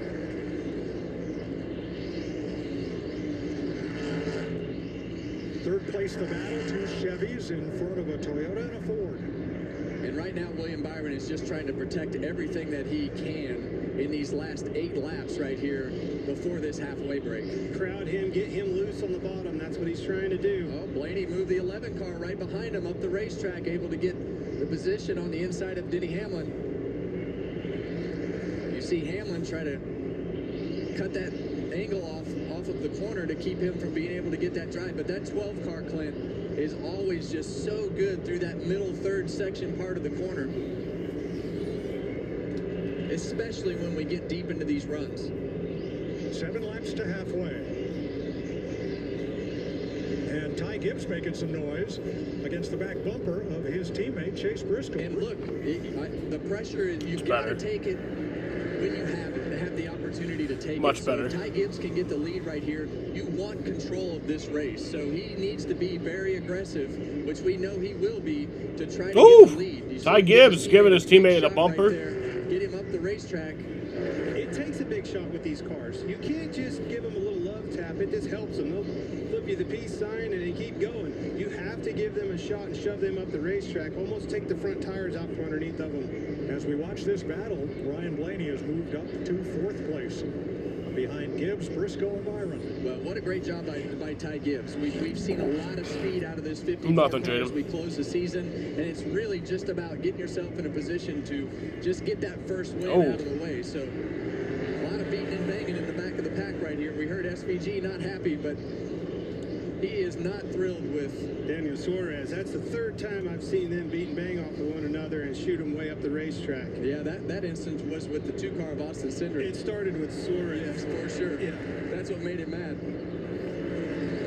But as we come to halfway, Kyle Larson, who led early, is about to fall out of the top 10. That's how things are as they drop back here.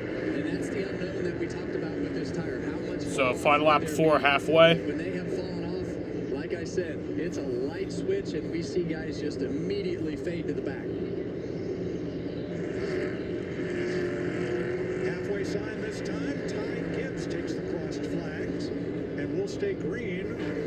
field cycles through here.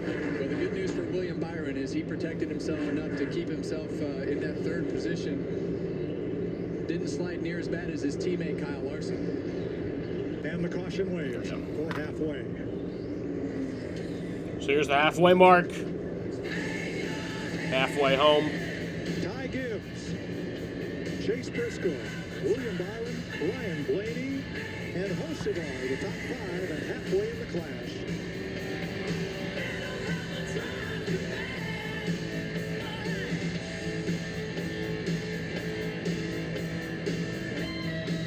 You guys, Wendy's What? has new Biggie deals starting at just $4. Are we fucking So now serious? you can decide how Biggie you Are we want to go, serious right which now? is kind of beautiful. I'm not condensating, they're condensating. More Biggie options so you can get more of what you really want. at Dude. Wendy's. Fucking Red Sox just signed Isaiah Kiner Falefa. The guy who made that fucked up play in the World Series last year. Drag your eyeballs along for the ride. He wants them out slow. They didn't get along.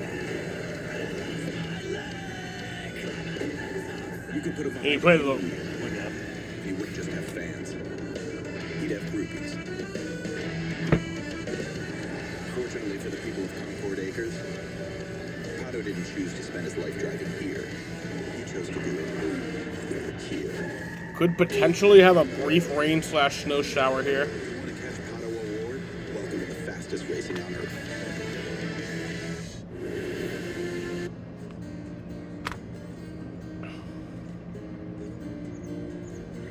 Knowing there's a solid roof over everything you've built. There's a name for that feeling. With roofing projects, materials, experienced installers, and lasting value are essential. But making the right decision all comes down to comfort. Call today for 50% off and pay nothing until 2027. I don't know if the world knows this, but kids are expensive. And when we found out we were pregnant, of course, we were looking for any ways to slash bills. And making sure we only had what we needed so that everything was less stressful. And saving money with our internet bill really helped us out a lot. Came to Spectrum because we were with AT&T before, and Spectrum just had better deals. That money we saved with Spectrum just added to what we could repurpose for our daughter. Real customers, real savings. To see how much you can save, visit spectrum.com/save. Dear Winter, we're coming. Our squad of vehicles, with all-wheel drive and four-wheel drive, is ready to take you on. Safety's the name of our game. Bundle up. Toyota. Get President's Day savings all month long. Lease Tacoma for $279 a month, or get 2.99% APR for 72 months on Tundra. Find yours at Toyota.com. Toyota. Let's go places. Thanks for watching Fox 68 WSYT. With me, all the children. Hell is empty. All the devils are here.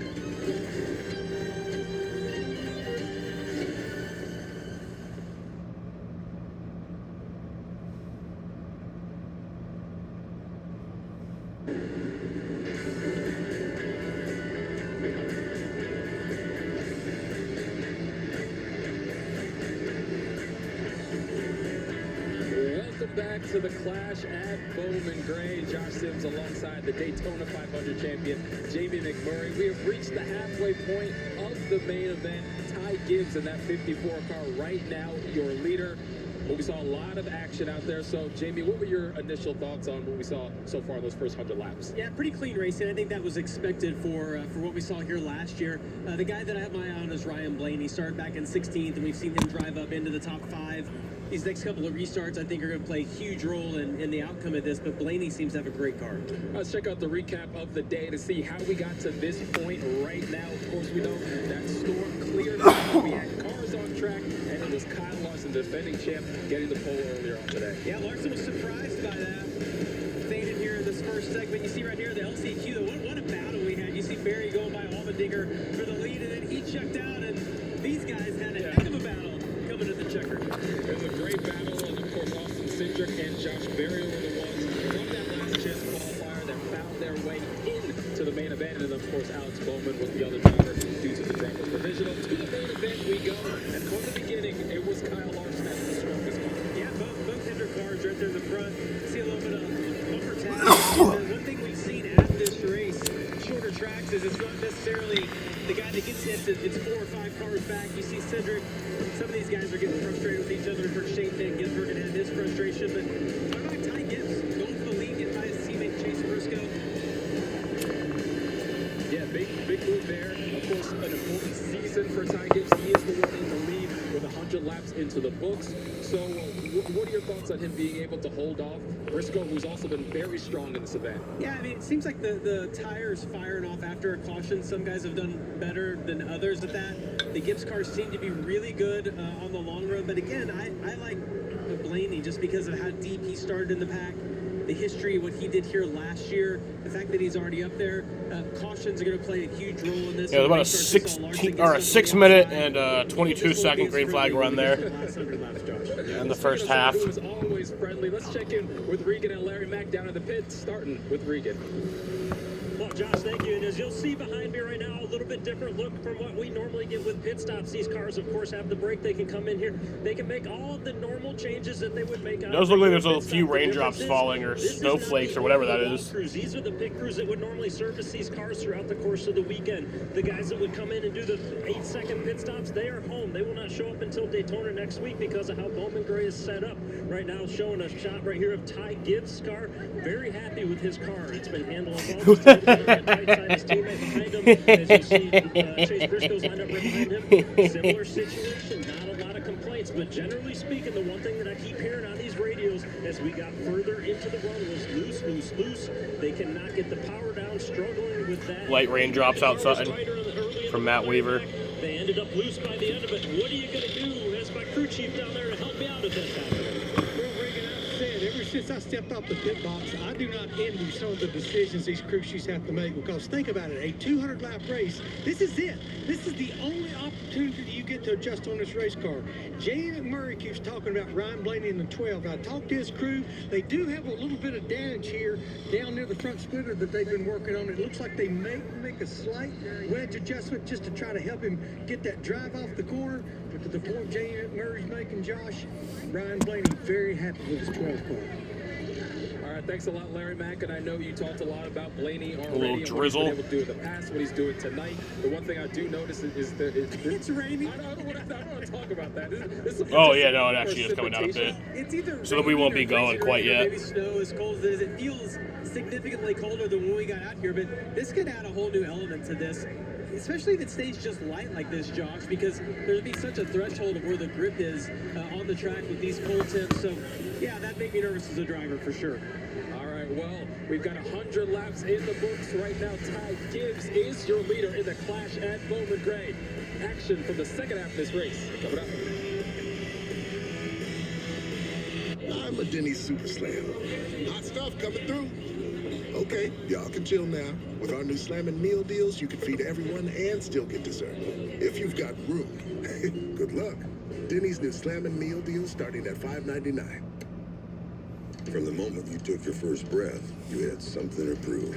And boy, did you ever.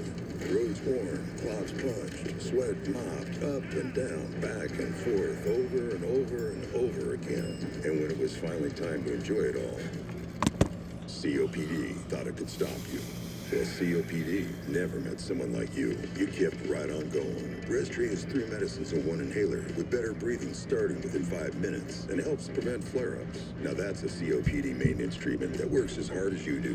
Breztri won't replace a rescue inhaler for sudden breathing problems. It is not for asthma. Tell your doctor if you have a heart condition or high blood pressure before taking it. Don't take Breztri more than prescribed. Breztri may increase risk of thrush, pneumonia, and osteoporosis. Call your well, it's doctor been the 8 minutes about. But we're not going to be going back on yet because of the drizzle. Can't afford your medication? AstraZeneca may be able to help. Ready to take back your breath? Ask your doctor about Breztri. Start your weekend with a slam on Fox College Hoops Friday. Big-time rivalry. These two teams, they don't like each other every Friday. Big time all season long to the bucket. Did they reset it back where there's 100 to go? It was like 98 because of like them passing through.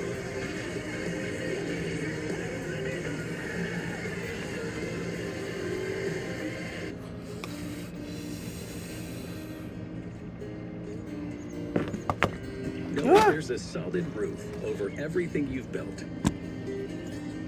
There's a name for that feeling. With roofing projects, quality materials, experienced installers, and lasting value are essential. But making the right decision all comes down to comfort. Call today for 50% off and pay nothing until 2027.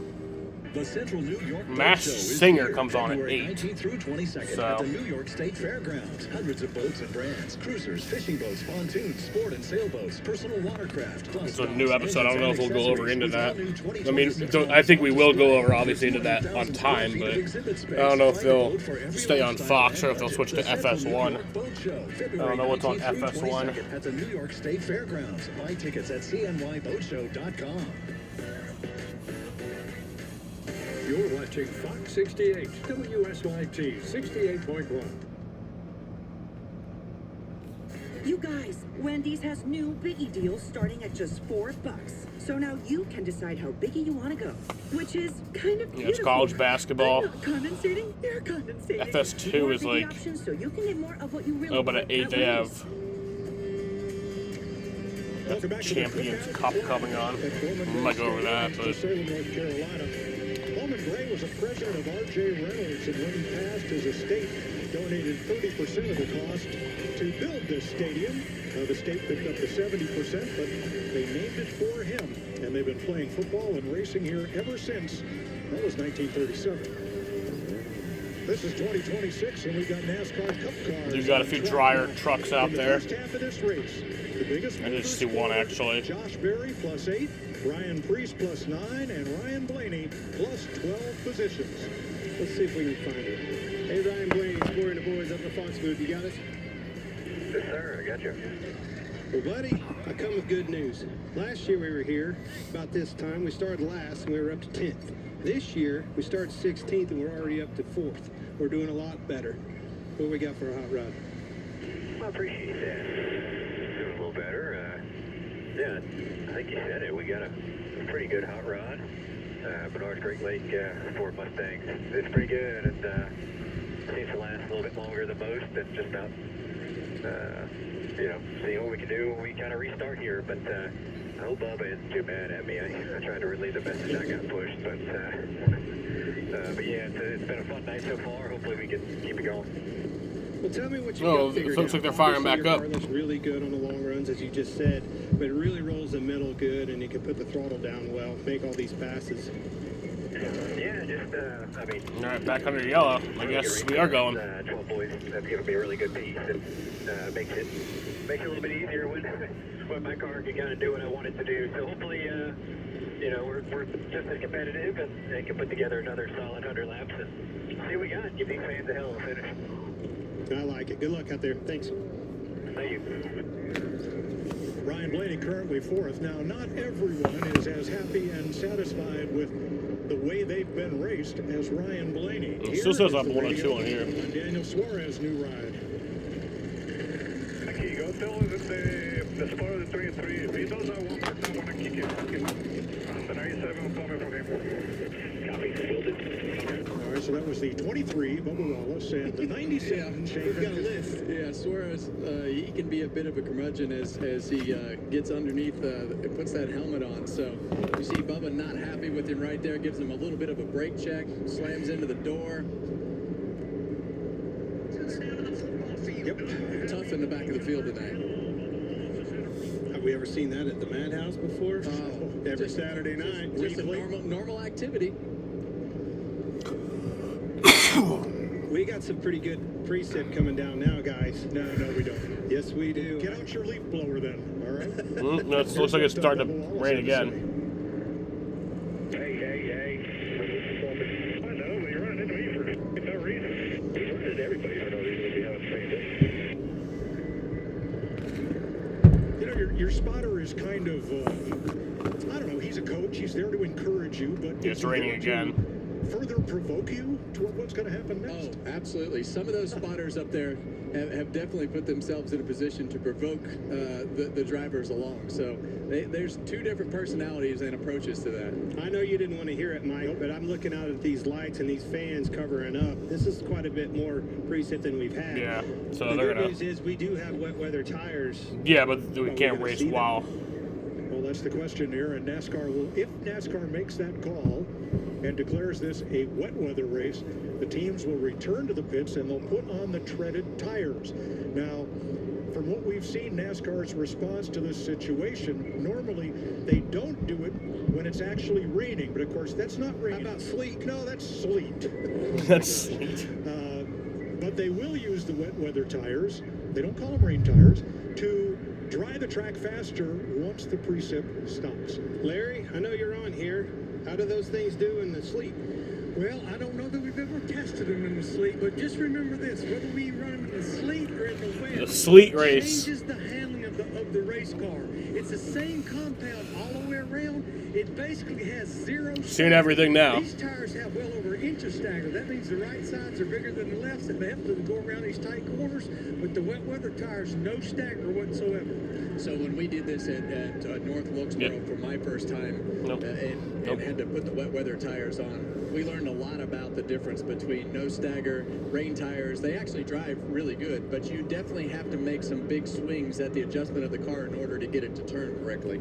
You're going to see them. You see that shine on that racetrack in front of in the headlights of the pace car right here? When you have a sheen like that, it's time to start thinking about where they're at. Yeah. So they are going to bring the cars to pit road. NASCAR has its own meteorological team.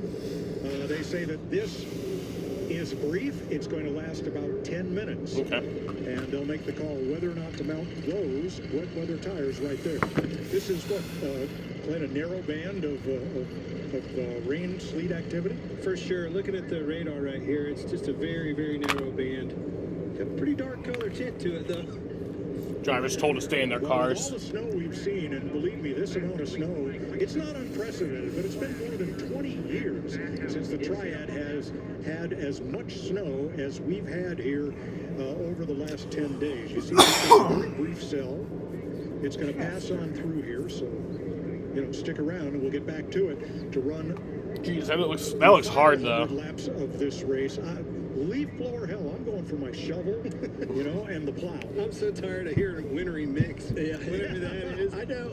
Let's go to Florida. I just put the wet weather tires on and let's go. I agree. The two phrases I don't want to hear ever again are out of an abundance of caution and wintry mix. I know it. Because here it is. These fans, boy, they've been tested, but when I arrived here, it was about 20 minutes before the gates opened, and there was a line of fans waiting to get in and get their covering up the cars. To see the clash. Yeah, it's coming down. Obviously, with the size of that cell, I think after the rains, oh geez, I know it's actually coming down. This is big. At bay for now and try to dry the track up. It won't take long. Yeah. Obviously, this track being. I think they're gonna have to dry the track once it does stop a little bit before they can put on the wet weather tires. Yeah, I'm tired of waiting. I haven't done it. Whatever we do, just do it. I like using those big race cars with warm pieces on there to put those tires on and just get them out on the race. Well, I mean, we do have them, right? Well, and the thing about the wet weather tires is they're really good.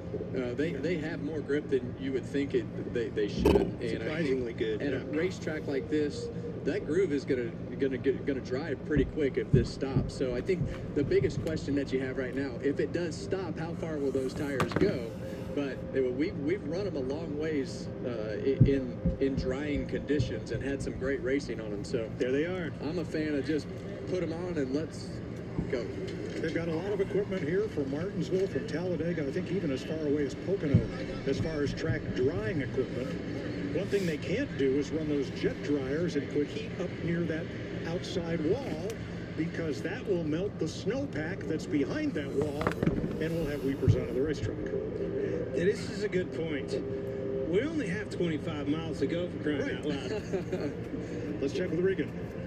Well, Mike, you guys are talking about with the wet weather tires, and if they were back here within the garage area, and I can tell you that as soon as they lifted the red flag and the cars pulled back on the racetrack, we all looked towards the sky and saw the same thing. Obviously, a little lighter there was now. Precipitation falling, some sleet, some rain, as you guys have already said. But these rain tires behind me, it was like a swarm of people with rain tires coming running from the garage area and bringing the tires out here towards this pit road section that we have set up. So I don't think we can work on the cars right now. Rain tires ready. The crew guys and the tire guys in particular, we're airing them up, getting them ready. NASCAR might allow them to just change them during this red flag, but I mean, they technically just had the halftime, which is where they had the 8 minutes to work on their cars. So if they do finally put these rain tires on, they might make them go around again, put them on. I don't know. So discussions underway back in the pit area as we await the decision of NASCAR. No, actually, yeah, they will let them put them on. Now, when Regan was Because they did that in New Hampshire. driving for Furniture Row, he mounted skis on top of the race car, got in his fire suit, and off he went. This was Richmond, Virginia, 1989. The Cup race was snowed out. 1993. 1993 in Atlanta. I remember Alan Kowicki with his helmet on for warmth, working under the hood of 2006 Bristol, 2018 Martinsville. Mandatory tire change to rain tires. So I'm assuming that means they're going to let them change it here. Mike, I can tell you, with Furniture Row Racing out in Colorado when I was with them, we did film a part of a movie, actually, is what that was for. And you saw the skis on top of the race car. We did have some snow tires on the car as well. I can promise you, it did not handle good. If we get that amount of snow with these cars out here, it'll be a handful. But it was certainly a lot of fun. And the one little secret about that video I never try to tell anybody about is I did throw that race car in the ditch later on in the day. I felt really bad about it, and it was extra slippery though. It was snowing too hard. Hey, Regan, I'm seeing some work being done here. I think they're putting them babies on. It does sound, Clint, like the tires are going on. As you can see, the wet weather tires. Those look like the rain might still be falling. Yeah, it is still falling some. They will be getting these tires on, and whatever adjustments they can do with these tires, they'll be doing them right now. And I'm excited. I think this is going to be fun. So NASCAR has declared it a wet weather race. That means the teams are obligated to put these Goodyear Eagles on at all four corners. Now, not just for riding around under caution, they will race on these tires until the track is dry, at which point NASCAR will again throw a caution to bring everybody in and put them back on slicks. And these are the perfect conditions for these tires. Really light. That's if it gets dry all the way. And I think it's great that we're just going to put them on there and go, because having driven these tires before in the rain, sometimes when that groove will dry, it'll actually run faster than it will with the slick tires. So this is a great Goodyear tire, plenty of grip, and these are perfect light rain conditions that these tires are built for. So Larry, I have two questions. One, what adjustments will be made? And two, do any of these cars have defrosters to keep these windshields clear? Now, unfortunately, if we're on a road course, the only thing we really have is you got the wet weather package, but we don't run the windshield wiper or any of that. They do have the defogger, Mike, but they don't have the windshield wiper, the running lights, the lights underneath the rear bumper. So it can't go like the road course. while it's raining. Adjustments, I talked to Paul, crew chief of Gorlagano. He said we have to get very aggressive with adjustments. You have to screw the car up once again, because the point we were talking about, no stagger. When you're going from over an easy stagger to zero stagger, he said we'll take wedge out, we'll make air pressure adjustments. But one thing he did tell me, wherever they tested these, the drive off is really good. A lot better forward bite than the dry slick. Yeah, and that's great information, Larry, and that is 100% correct. Having been in the car before with these tires on, the drive off is really good. Now, they know a lot more than when I drove these cars on the wet weather tires. Now that they've run them so many times, they'll have an exact guesstimation of how much of the balance that they need to change to get these cars to turn. The unique part about what's going to happen is these cars are going to move all over the racetrack in order to find out where the most grip is on this particular racetrack. But I think the important thing is exactly what you just said, the guesstimation. Yes, they have still falling down. Guesstimation, but it's going to play in the favor of some teams more than others. Somebody's going to prevail and somebody's not. I think one that, again, we're following along with this Blaney and how much ground he's been able to cover. Is that going to affect it? I think all that's out the window. I do too. I think that you're going to see some people that don't hit it correctly with their balance. You're going to see some people that aren't really comfortable in these conditions. I was never comfortable in these conditions because I just hadn't driven on these tires a lot. A lot of these younger kids have raced a lot of cars in the rain. You look at Connor Willis, he's been in Europe in go-karts. He's been in Trans Am cars. You look at a lot of these guys that have a lot of experience that have driven these cars in the rain. And there's definitely a split as to the guys that are good at it and the guys that are not. When you take the stagger out of these cars, they don't like it. They do not want to rotate the middle of the corner. The drive will be there because of that, in my opinion. Both of those tires are the same size, but they don't want to turn. Yeah, and you look at somebody like SVG, who's got a ton They of do already have some of the blower trucks out there. Stuff like we're getting ready to do. But I can't tell you, it's not a downpour. This is the absolute perfect condition for these tires. So I'm really excited that they're putting these tires on. I know that this is a light rainstorm and seems kind of inconvenient, but I'm not so sure that the race isn't going to be better. It's still coming down though. Lens, focal length on these lens makes it. Yeah, it's coming down harder now than it was like a few minutes ago. Harder than it is, just due to the depth of field. No, but that is coming down. This is a light mix of sleet and rain, and hopefully it's almost over. I got to give these fans credit and give our Fox crew credit.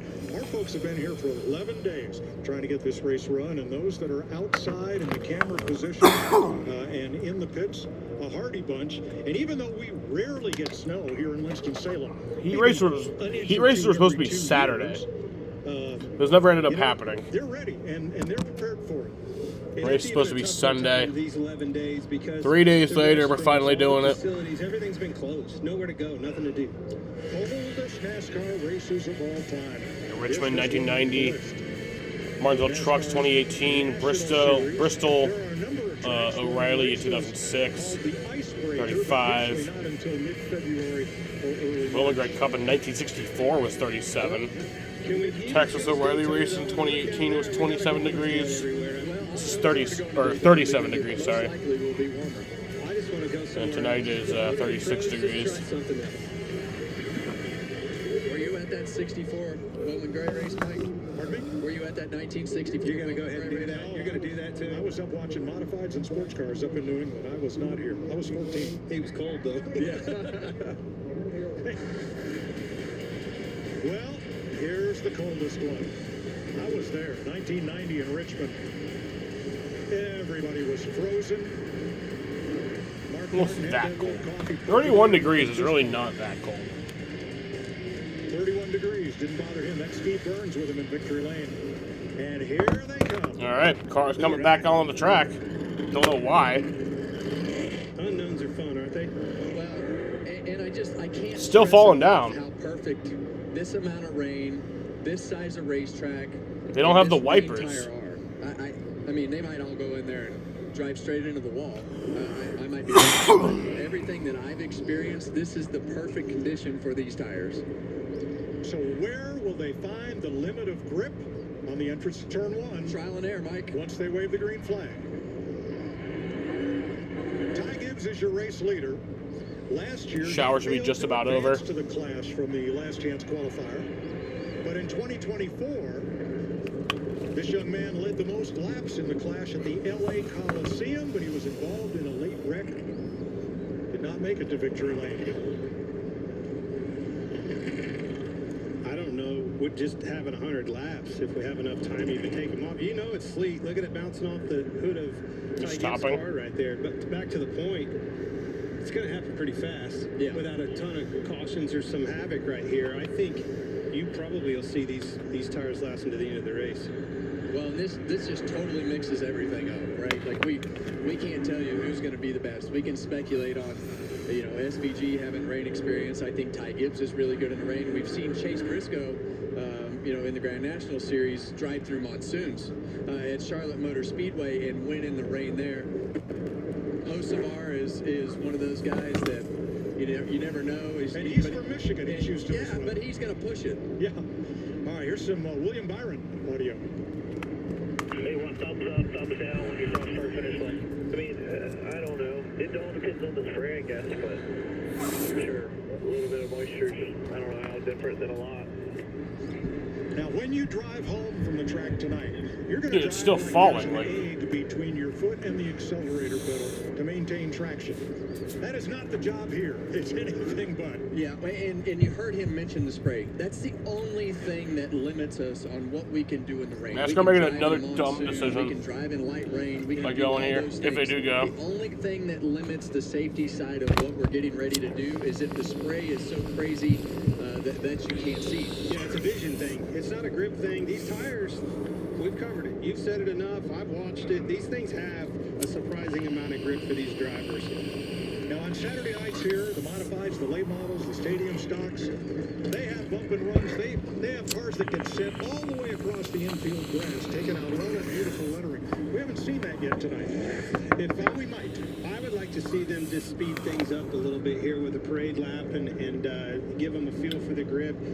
Again, that sleet needs a blow off the windshields. Going back to your vision, we don't have windshield wipers on these cars. They weren't prepared for that like we would see at a road course or something like that. So let's get these things moving and see what we got. And a lot of times when you get in, I never liked the windshield wiper. I never used the windshield wiper on the Cup car. I always liked just a clean sheet of Rain-X. Because it made it worse. Yeah, the windshield wiper made it worse. If they, hopefully, most of these guys just rubbed a clean, tore a tear off and just went a nice layer of Rain-X on the window and it'll just roll right off. Totally agree. You would get tire rubber on it, some It's gonna be oil, good. some grease from the rear ends and stuff on your windshield. I don't know how we're going right. It's actually coming down. With your vision. But the longer you wait, the less, the worse it gets. So. I think some speed on the windshield of these things will help their vision. Don't know why we're You see on the upper right corner, even doing this right now while we're the doing evidence pace of the laps. tear-offs, those little triangles. Thanks. That help indicate where to pull and give the driver a clean vision. Now, you have limited opportunities to do that. I've only seen like 2 or 3 on most of these cars. When I was driving, we heard Byron question about, thumbs up, thumbs down, not talking about the spray. When I got put into these positions and they started talking about rain tires, everything I voted for was never do it. The track's never good enough, so there's going to be a lot of politicking from the guys that are good at it, not good at it, comfortable. Dude, there's no way they should should be doing it'll this. Be interesting to see what we do With the right rain now. still falling. From our booth, I'm looking down at turn 1, and there is a decided difference between the bottom 2 lanes of the racetrack where you run and the upper 2 lanes to the wall, which look almost very Hamlet says this smooth sucks. and have standing water out there, right where. Yeah, no, we gotta go. venturing now. We gotta go back in. Now tonight on Fox, an all-new episode of The Masked Singer, celebrating America's 250th birthday, followed by an all-new episode of Fear Factor, House of Fear. That all starts tonight after racing, right here on Fox. So the one thing I'm standing here thinking about is, when we talk about the spray, what will the spray difference be at these low speeds? You go to a lot of places like Watkins Glen, New Hampshire, some of the places that we run these rain tires, and you see a lot of speed right there. Is it different here going slower? All right, here's Denny Hamlin's radio. For me, just thinking that a good chance to try to learn something, get better at this.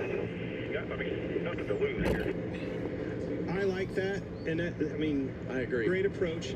It's easy for us to stand behind this glass and say, yeah, well, I'm all for it. It looks great. The grip's going to be good, yada, yada, yada. We need these guys. I wish they'd pick the pace up a little bit and give them a feel for not only the grip, but see if it blows some of that water off their windshields and gives them good vision. No indication yet from NASCAR as to when.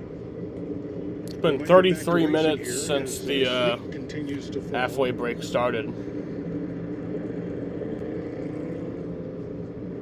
We're 102 laps complete, so this would be a complete race if we're not able to resume. But I think everybody here, certainly everybody who's bought a ticket, everybody who's been here for 11 days waiting to get this done wants to see what's going to happen next. Well, the storm is almost by us, so I believe that just a little bit of stalling here is for that.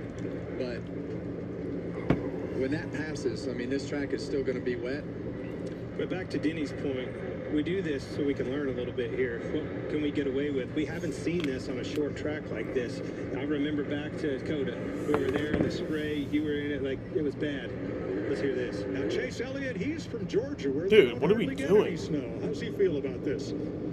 It really is fine, though. Man, It really is fine. safe. Oh, Jared. We carry these things around all year. Why don't you try it?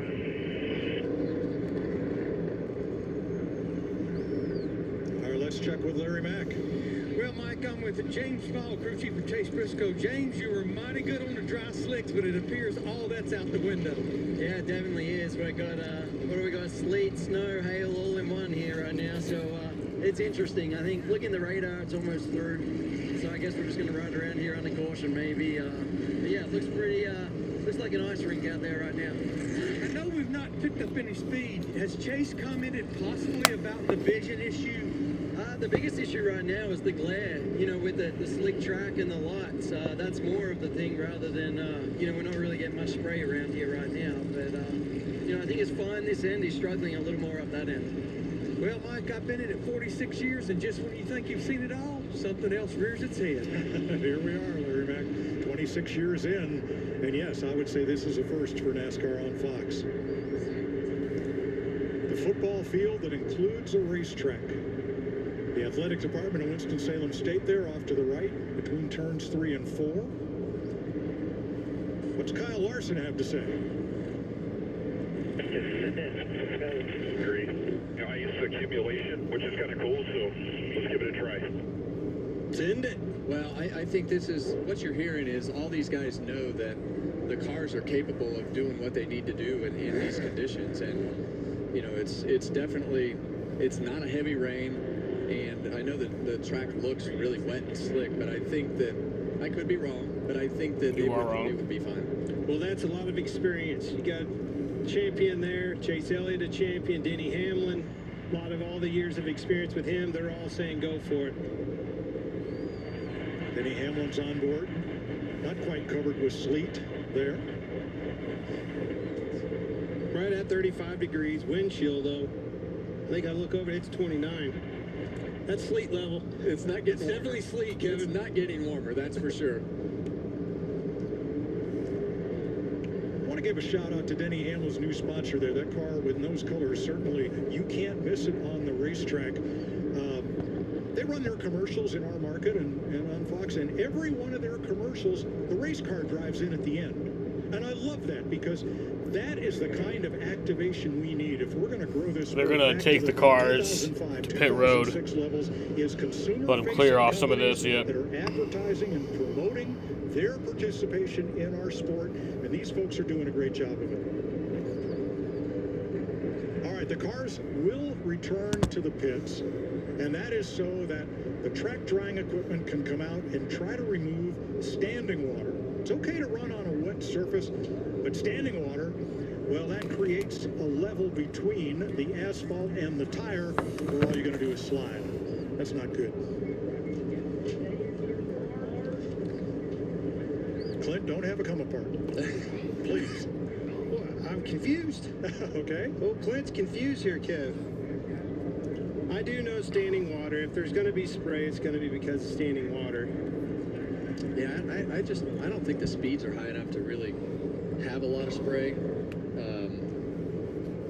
Well, there's only one way to find out. Those three drivers wanted to find out. And look how much that sweeper truck is picking up as it comes down the front straightaway and rolls off toward turn number 1. There is plenty of standing water. We get that up off the track, and I'm no expert, and I think we can race.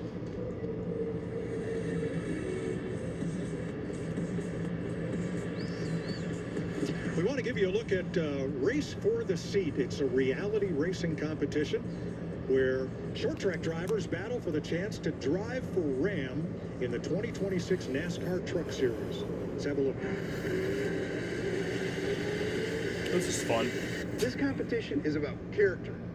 Hey, at least we're all here longer, you know? About the old-fashioned giving it. Fight and win for Colleague, win for Ram, and change your lives forever. Go get that 95! This is all I I've ever wanted to do since I was a kid. There's no friends on the racetrack. If you want to make friends, go to summer camp. Oh, we missed it. Oh, they're landing each other. This is everything. It's do or die.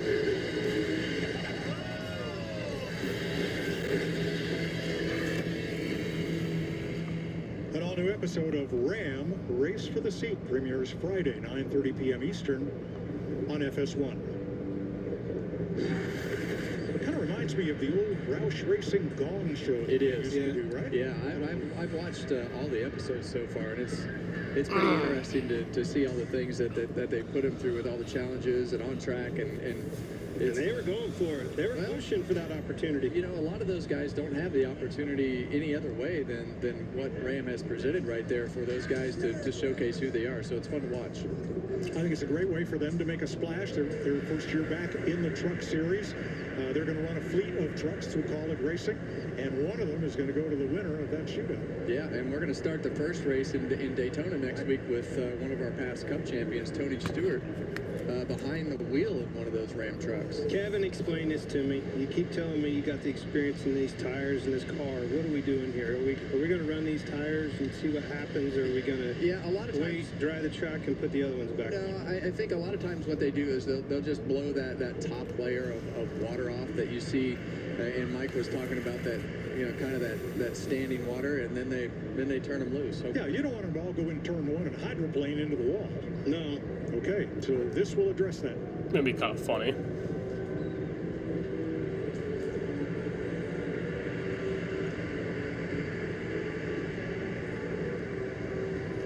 Four jet dryers, one sweeper. Out there trying to clean things off enough that we can get cars back on track. Regan? The radar says the rain is through. Crew chief for Connor Zilic, of course, rookie driver Connor Zilic, but one of those drivers that the booth was talking about just a little while ago that has a lot of experience in the rain, whether it's Trans Am, go-karts, all kinds of stuff. So does this maybe play to your hand just a little bit? Up to 12th already right now from starting 19th.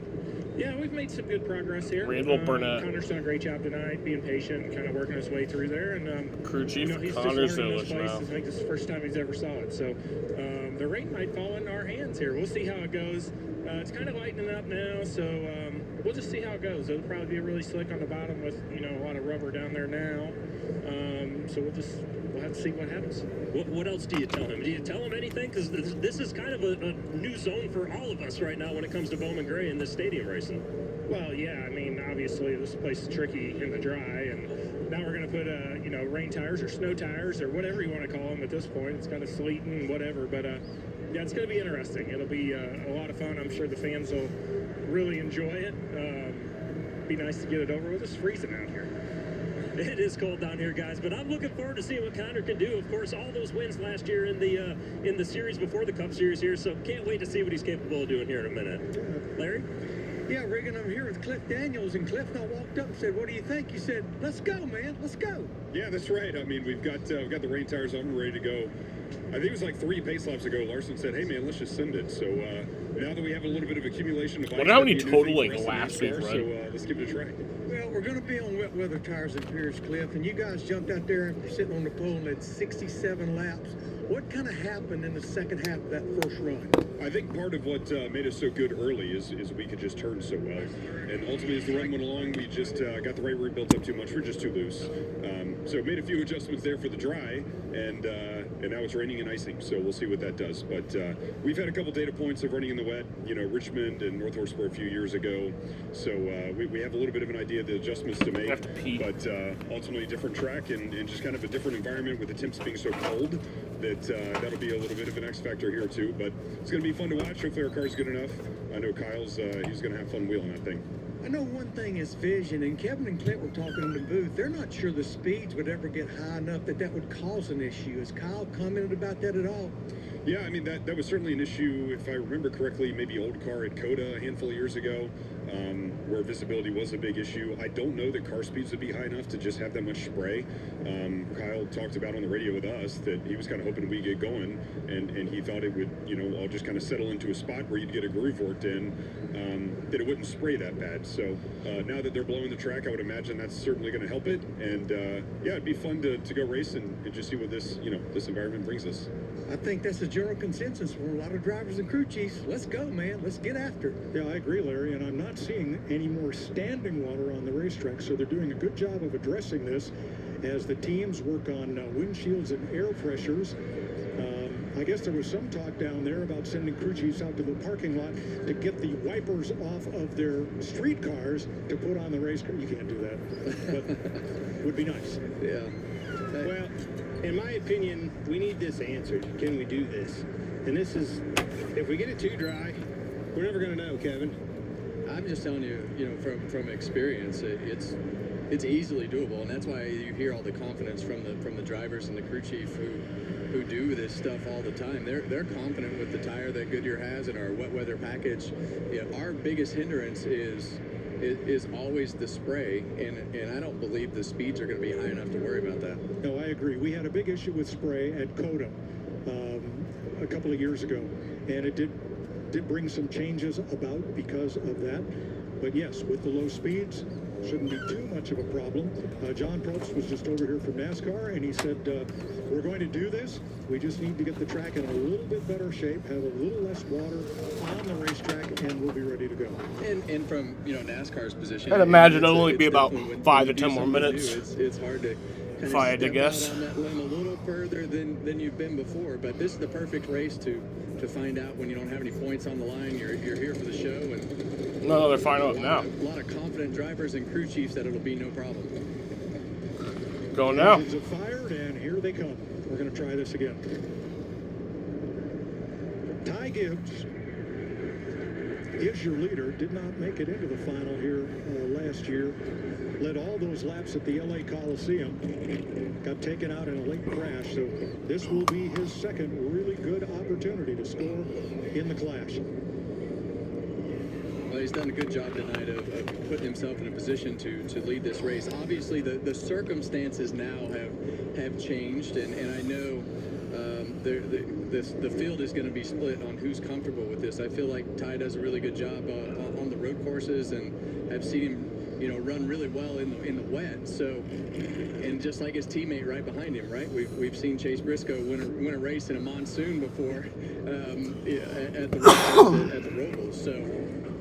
It's always going to be split. There's always going to be some politics on the radio from the guys who aren't comfortable with it. And I was in that category. I never wanted to do it. And then I did it, and I was like, oh, that's not that bad. If we've got conditions that we don't know what's going to happen, that's exactly where I want to be. Those first two cars. I want to be the first one to it and get away from them. I do not want to be side by side mired in traffic. And I think I want somebody with some dirt track experience. Because slip sliding around, here you go. Well, I'm glad you said that. That's exactly what you don't want to do in the rain. You want to keep your tires excited for this second half. I had an old road course guy tell me that a long time ago. Keep the tires rolling. Do not. A lot longer than we thought it was going to be. Or a wheel or anything. Told us it was going to be about 8 minutes. Probably actually about like 12 or 13 minutes. Underneath of you. That's what we were kind of expecting. But it's been about 48 minutes or so. I didn't. I was in the category of not having fun with the rain tires. Fix your attitude. Yeah, exactly. Yeah. All right, we're going to come to the choose. In a couple of laps. And line them up for a double foul restart. 2021 New Hampshire, yeah, that was a wild. It looks like, it's hard to tell in here because our glass got pretty wet. I think pretty much looking in the lights, it's all but done. I think you're right. Well, it should just be actually done. We shouldn't just be going out there if it's... Well, it's like I said earlier. I'm still standing behind what I said earlier in this light rain with everything that we know about the car so far, and I think that's why you hear all the... We shouldn't be going when it's almost done. We should be going when it's actually done. Is what we talked about earlier, that normal groove of the racetrack. doesn't have a glare on it. The upper half of the racetrack looks slick just from the way that the lights are shining on it. But with the lights here and the glare that they were talking about earlier, it's really a little bit hard to tell exactly what the surface is actually going to do with the way that the light is hitting it. I don't think you want to be in those upper 2 lanes, Kevin. You're getting the choose. That area is slick. The It's crazy. doesn't have much tooth to it, and that's really what's going to give these tires. Yeah, it's gonna be about 50 minutes. It took about 50 minutes. This half break. I agree with you. It never got run in. It never got rubber burnt into it. If anything's clean on this racetrack, it's that bottom groove the best, and the second one. Oh, this is gonna be brazy. I don't think we're going back to dries. The 5 car had half his car in the grass. The lights are still on the pace car. Like he was thinking about running the right side tires on the concrete. The concrete is going to have the most grip. And now, and 1 to go. At least the rights will be out. These are wet weather. Ain't mud tires. Boys, careful, Larson. 1 to go. Rain racing is all about being creative. Diamond in the corner, running odd grooves, finding the grip on the racetrack. It's going to be interesting to see who finds that first, because somebody's going to hit on it, and then the track is going to start to dry. So this is about to be exciting. Right here on the start, do not spin these tires. All right, 99 laps to go. Ty Gibbs, Chase Briscoe, 2 Toyotas, and All right. Byron Chevrolet. And Finally going back green. Green flag is back in the air after about 50 minutes. Jesus. There'll be a lot slower lap times. And around the outside comes Briscoe. Damn. On the outside of the track.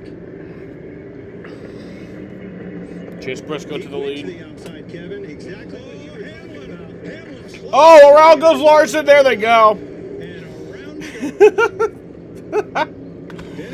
Who could have ever expected that? That was the most unexpected thing ever. I am literally stunned. I don't think so. Rain, go away in Winston-Salem.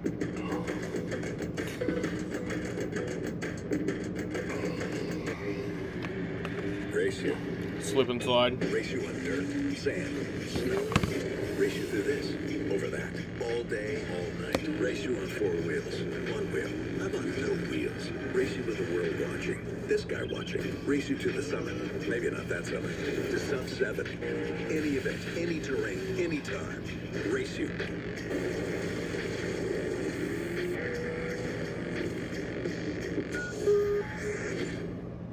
Arby's new meat and 3 box for just $7.99 is a 4-course meal deal. Unlike other value meals, this box won't leave you hungry.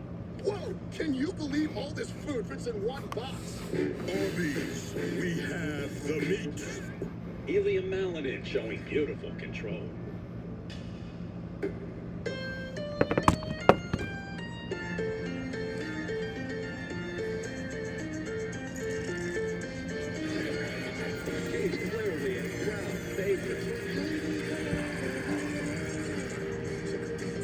Get our best price, just $50 a month for 5 years. This is gonna be fucking poetry. Xfinity, imagine that. The Bush Guide, cold and smooth survival skills. If red touches yellow, it'll kill a fellow. But if blue touches white, it's bush. Yeah. Light. I was ahead of Larson. We'll come back later. Napa knows that vehicles will need a new battery this year. And that's just It's almost like you shouldn't race in the rain. That's why Napa is a trusted solution for I don't know. parts, It's kind of like maybe there's a reason we've like really barely ever done this. You know? A Chewy order is on the way for Jaws, who never lets go of what he loves. Turns out those hours of our lives that we've wasted sitting under a rain delay, it's actually for a reason. Turns out. Prices. For life with pets, there's Chewy. That rumble you hear, that growl you feel, that's us.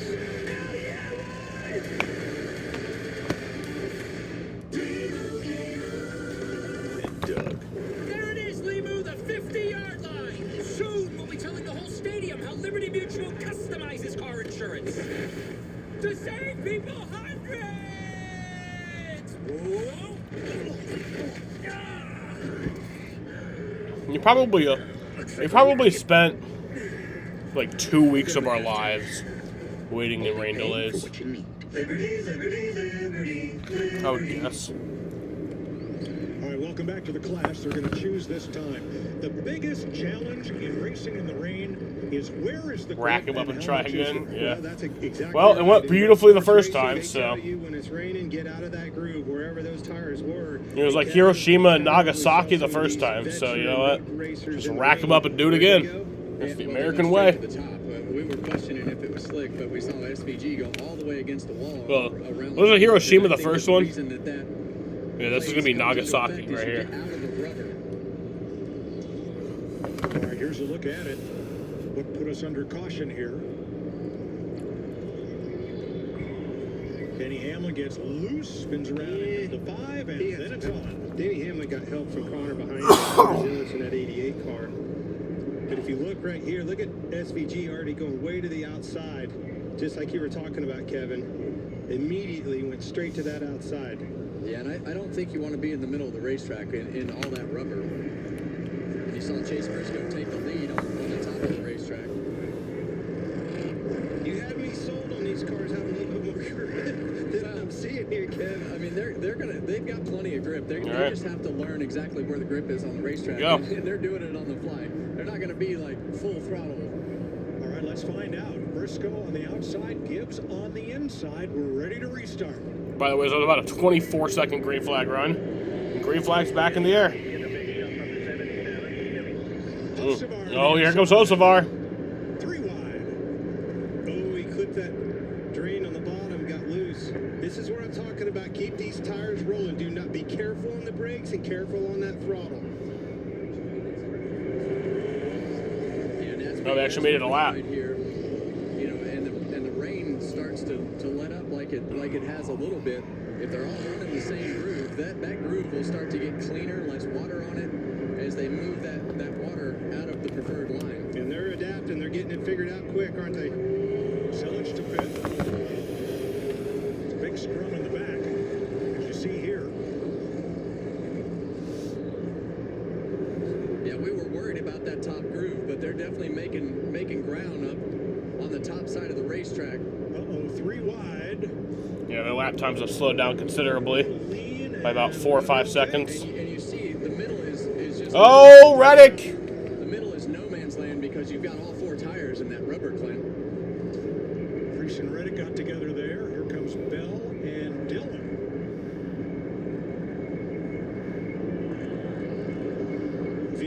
Go, Austin Dillon. Very easy on your inputs. Your steering. Do not spike any throttle, brakes, anything. 95 laps to go here in Winston-Salem. Coming up next, a new episode of The Masked Singer, celebrating America's 250th birthday, followed by an all-new episode of Fear Factor House of Fear. That's all coming up after the race here on Fox. Single file through the first 10 positions. I tell you one this is what I have my eye on. Blaney, the fastest car on the racetrack, the first 100. Put these tires on, we're in trouble. Going to the back in a hurry, all the way back to 12th from 4th. Who's filled that spot? Connor Zillich, right here in this 88. A lot of experience on road course racing in wet weather conditions. And look what's happened to the groove as they run single file to turn 3. They're no longer at the bottom of the racetrack where all the rubber was laid down. They're looking for tooth and trying to find any grip they can, and most of it seems to be up in that 3rd groove. Yeah, and a lot of this will be visual as the racetrack starts to change and the water starts to get pushed off, and you start to see some dry spots on the racetrack with the cars going around. Then you're going to be able to start using a little more throttle to get the car to get up off the corner, to get it to rotate in the middle of the corner. That'll be the hardest part right now, is actually just getting the car to turn through the middle of the corner, and then how hard can you put the throttle down on the exit without spinning those rear tires. You were right though, Kevin. The one thing that I am seeing is not a lot of vision problems. They can see, not a lot of spray behind these race cars. So far so good. They're figuring it out. And they're racing with respect, which is kind of new for Bowman Gray. In the weekly racing series, we don't see much of this. Well, you got your hands full racing yourself right now. A lot of grip level issues. That is William Byron's onboard camera on the right, the Valvoline cam. Ty Gibbs just ahead. Well, and there's a drastic difference from the cars in the front to the cars cars in the back, and what's going to happen here? You know, they're catching them 3/4 of a second. Alex Bowman grit? No, well, not anymore. Is definitely going to be just what we had in the dry, just in a much different lane as we are in the wet. And I'm glad you said that. That's going to be the difficult thing. As that leader, Chase Briscoe, catches the back of the pack, where's he going to go? It's become single file around the outside of the racetrack. A little contact there as Austin Dillon makes some ground on Ryan Blaney, using the inside with the number 3. Whoa! Oh, Bubba in the wall. 3 cars started to club up in front of him. Suddenly the weepers aren't that big of a deal. Well, actually it kind of is, because it's like, you're not going to put the wet tires on because the track's mostly dry, but then the weepers do cause a problem. So it kind of puts you in like that no man's land. Not at all what my man Ryan Blaney wanted to see here.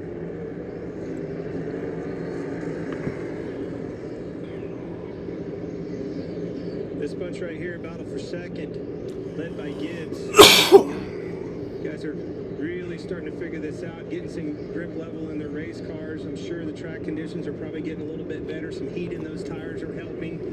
Yeah, and I think that right now the 24 car is better than the 54. He's able to get in the corner a little bit harder. It looks like he can get his car rotated.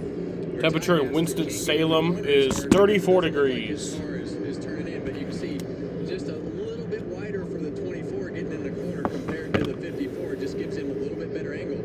But as you see this racetrack right here, Clint, you can start to see it's actually much longer green flag run than I thought we would have. Where they're getting all that water cleaned off the track. And that's why the speeds are picking up in a big way. And I promise you, yeah, they are picking up in a little bit. 7 years of NASCAR racing at this racetrack, this is a racing line that has never been used. And another thing, exactly right. Another thing that's going to happen here is you do not want to get out of that groove. You get out of that groove and shoot across the bottom, it's going to be a sheet of ice. Yeah, and we've seen this 3 car look like he's making his way through the field, but he's been very aggressive with the bumper and the right side of the car. Josh Berry got into the wall. Ooh, Berry. And he is looking to caution. And we're under caution. I think he's got right front damage. So, yeah, caution out now for Berry. His front wheels are not cooperating. There's a, see, got a tie rod end broke or something on the front of the car. It's about a little less than 6-minute green flag run.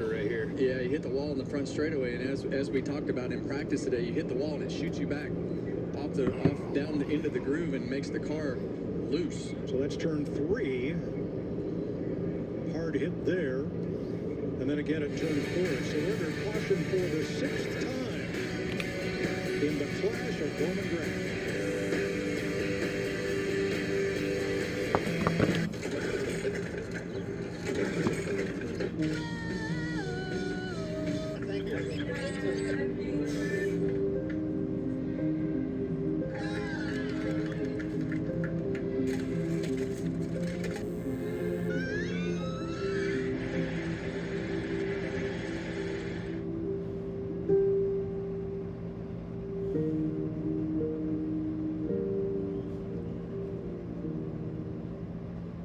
Arby's new meat and 3 box for just $7.99 is a 4-course meal deal. Unlike other value meals, this box won't leave you hungry.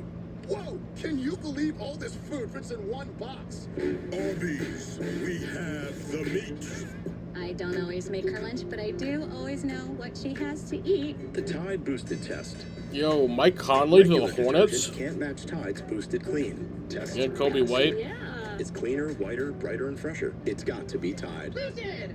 I'm being told this is Legal Evil from Liberty Mutual, who helps save you hundreds by customizing your car insurance. And his partner, Doug, is the gentleman under the security guard. Only pay for what you need. Liberty, liberty, liberty, liberty. Somewhere on a stretch of road in a town you never heard of, there's a Chevy truck. And the person who drives it, well, that's a Chevy person. You probably know one. Your buddy. Your sister. The ones who always show up. Really, Mom? Yep, let's go. They don't need permission to get going. They're the first to rise, the last to leave. They all have that little extra something. And maybe you got it too. Oh no, that was fake. Never mind.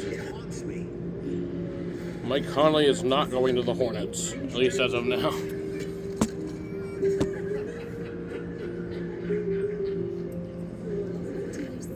Here. The Harley J. Earl Trophy.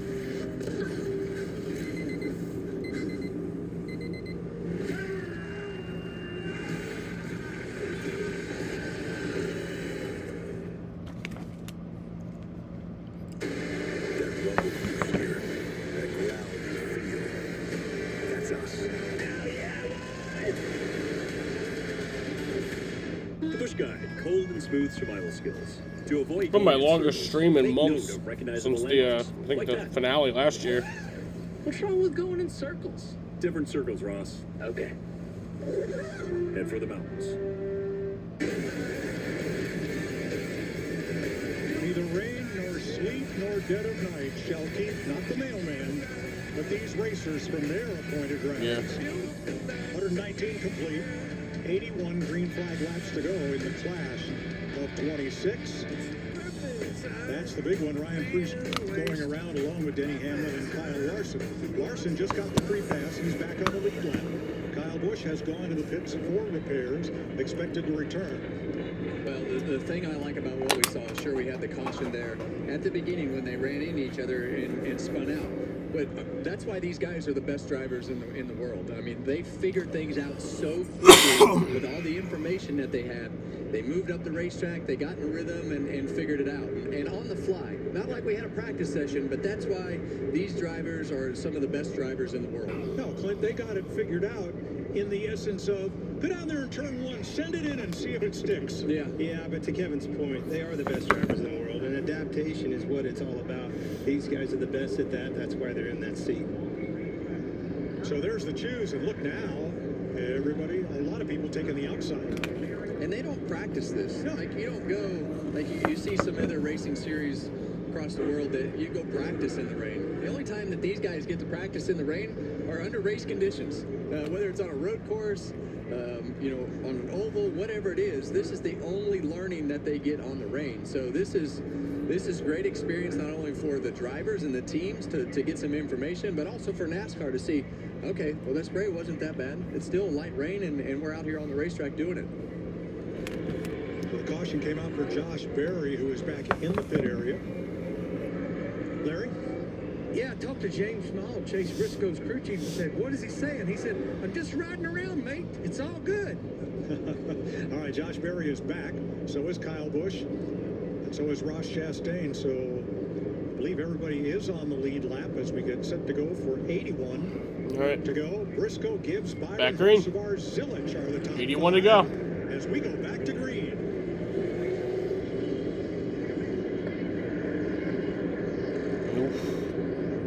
Ooh, damn.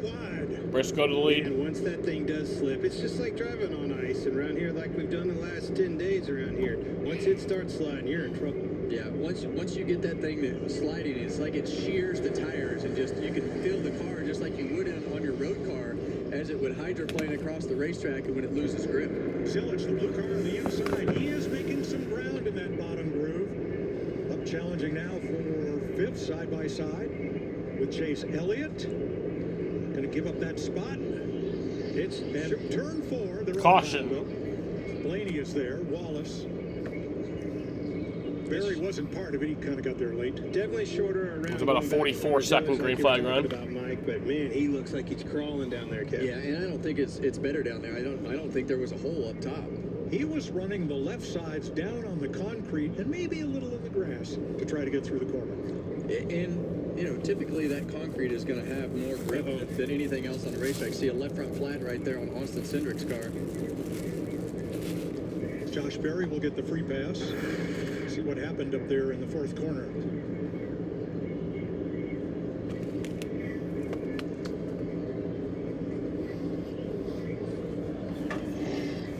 You see, Bowman got loose and then got into the side of him and cut that left front tire down. Austin Cindric and Bubba Wallace have gone to the pits. Very edgy, getting underneath somebody down in that, you know, not that preferred groove. when you shoot across the bottom, trying to keep that car underneath that. If you keep it straight and still make the corner. Boy, big difference this made for that car. Wow. All right, we'll re-rack them and try again to finish the clash of Bowman Gray. Somewhere on a stretch of road in a town you never heard of, there's a Chevy truck. And the person who drives it, well, that's a Chevy person. You probably know one. Your buddy. Your sister. The ones who always show up. Yep, let's go. They don't need permission to get going. They're the first to rise, the last to leave. They all have that little extra something. And maybe you got it too.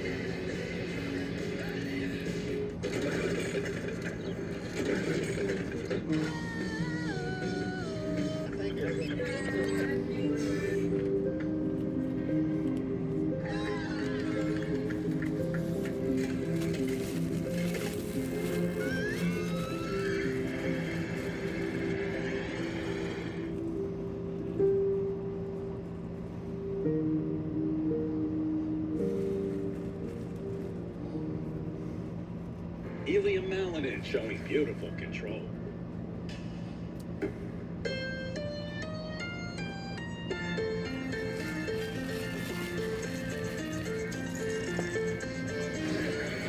He's clearly a crowd favorite. Get our best price, just $50 a month for 5 years. Guaranteed. Xfinity. Imagine that. New Swiffer Mop Deluxe is made for small spaces. The upgraded strip has 75% more scrubbing power. And with the new locking head, getting into tight spaces is simple. Can I borrow it? The all-new Swiffer Mop Deluxe, the mother of all cleans. Push Guide, cold and smooth survival skills. To avoid going in circles, make note of recognizable landmarks, like that. What's wrong with going in circles? Different circles, Ross. Okay. Head for the mountains.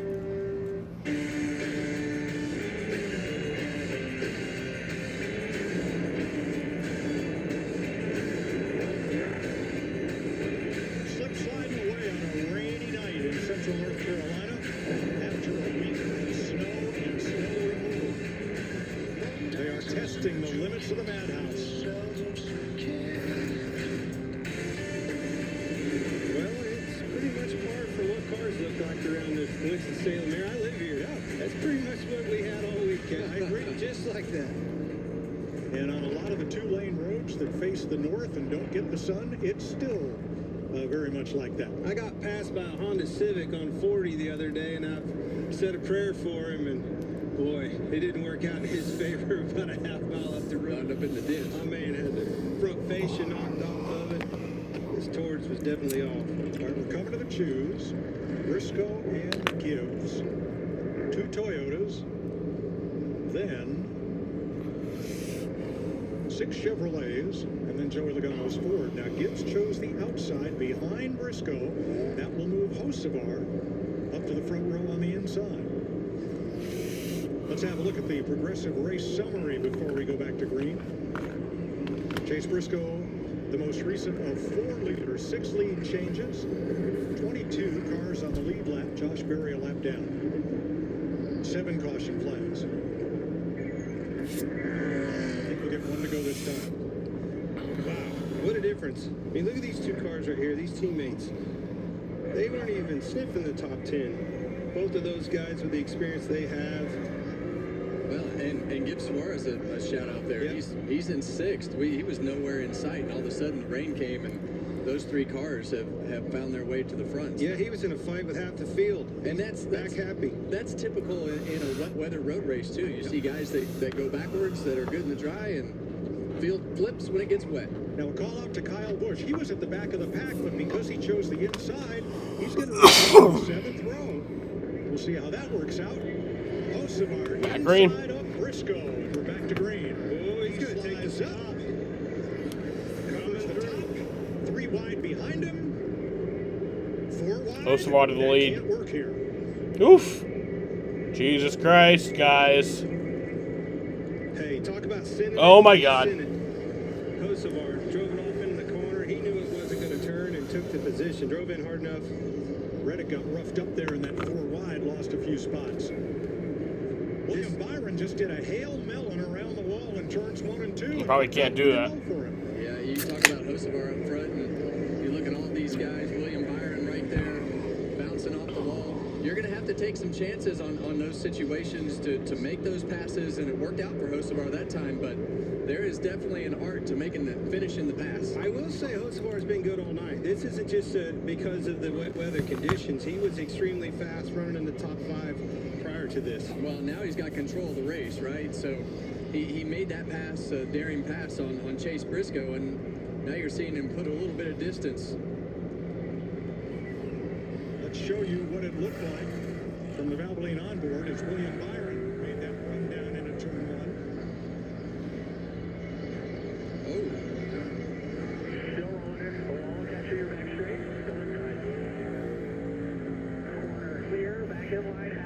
Listen to that throttle, just barely on. Yeah, and you want to keep the RPMs low. Now, we talked about Kyle Busch moving up the inside to gain position. He restarted 13th. He's 14th. That worked out pretty well for him. He gained about 6 or 7 spots by taking the twos. Going back to that end car, though, did Just you on hear a him 20th. roll out of the gas? He didn't just spike. That's what I mean by spiking your inputs. With the wheel, with the throttle, with the brakes. Just be very smooth with it. Fellas, speeds have picked up since this restart. They are not gingerly rolling off into the corner like they were the first time we tried this. Conditions are getting a lot better, Mike. I think this outside line is really buffering in, and it takes me back to the move that Hocevar made. Timing is everything. Control this race before that groove kind of goes to a rubber dirt track. When that track rubbers up, it's one lane, and you better. It's a race to get it to the point first, and that's exactly what he did. Oh, Gibbs is around. Oh, Ty Gibbs. Straightened up. We're not done yet. We're going to stay green. Still green. Wow, that held up the pack, though. Boy, a lot of bumper tag. They're still 3 wide into the corner. Oh my God. And everybody's going to make it out. That held up the pack. And fixed it. But you see that 97 car right there. We talked about Shane Van Gisbergen and his experience in these types of situations. Let's see what happened with Ty Gibbs and Chase Elliott.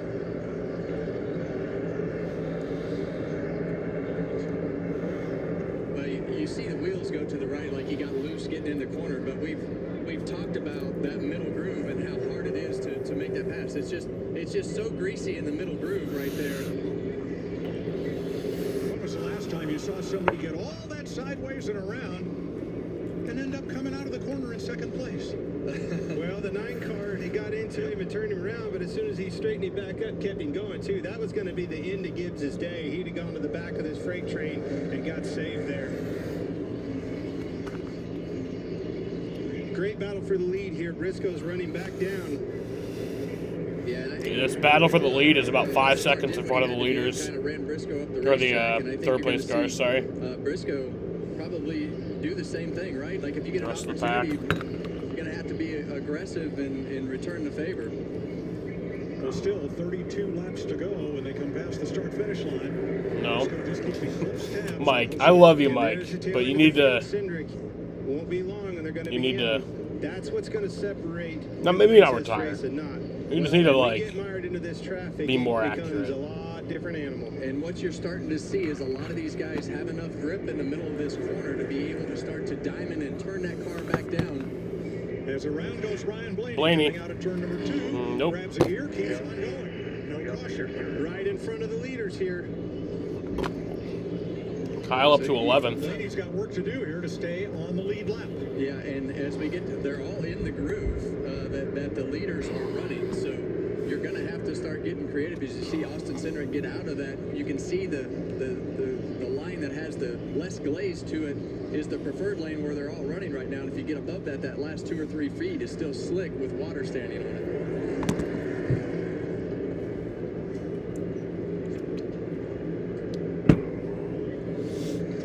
Coming off turn number 4, that's a battle for third. Van Gisbergen and Gibbs Side by side, trading a lot of paint. Yeah, it's getting rough. Van Gisbergen went for the slide job on Gibbs, slid him up, moved him into the racetrack, kind of put him into the wall, but unfortunately, that's how you're going to have to make these passes. Oh, SVG almost fucked. Yeah, repaying that favor. Gave him another shot to, like you say, repay that favor. And that is for 5th place. Ryan Preece has passed them. And Caution. they're stacked up at the trouble spot, turns 3 and 4.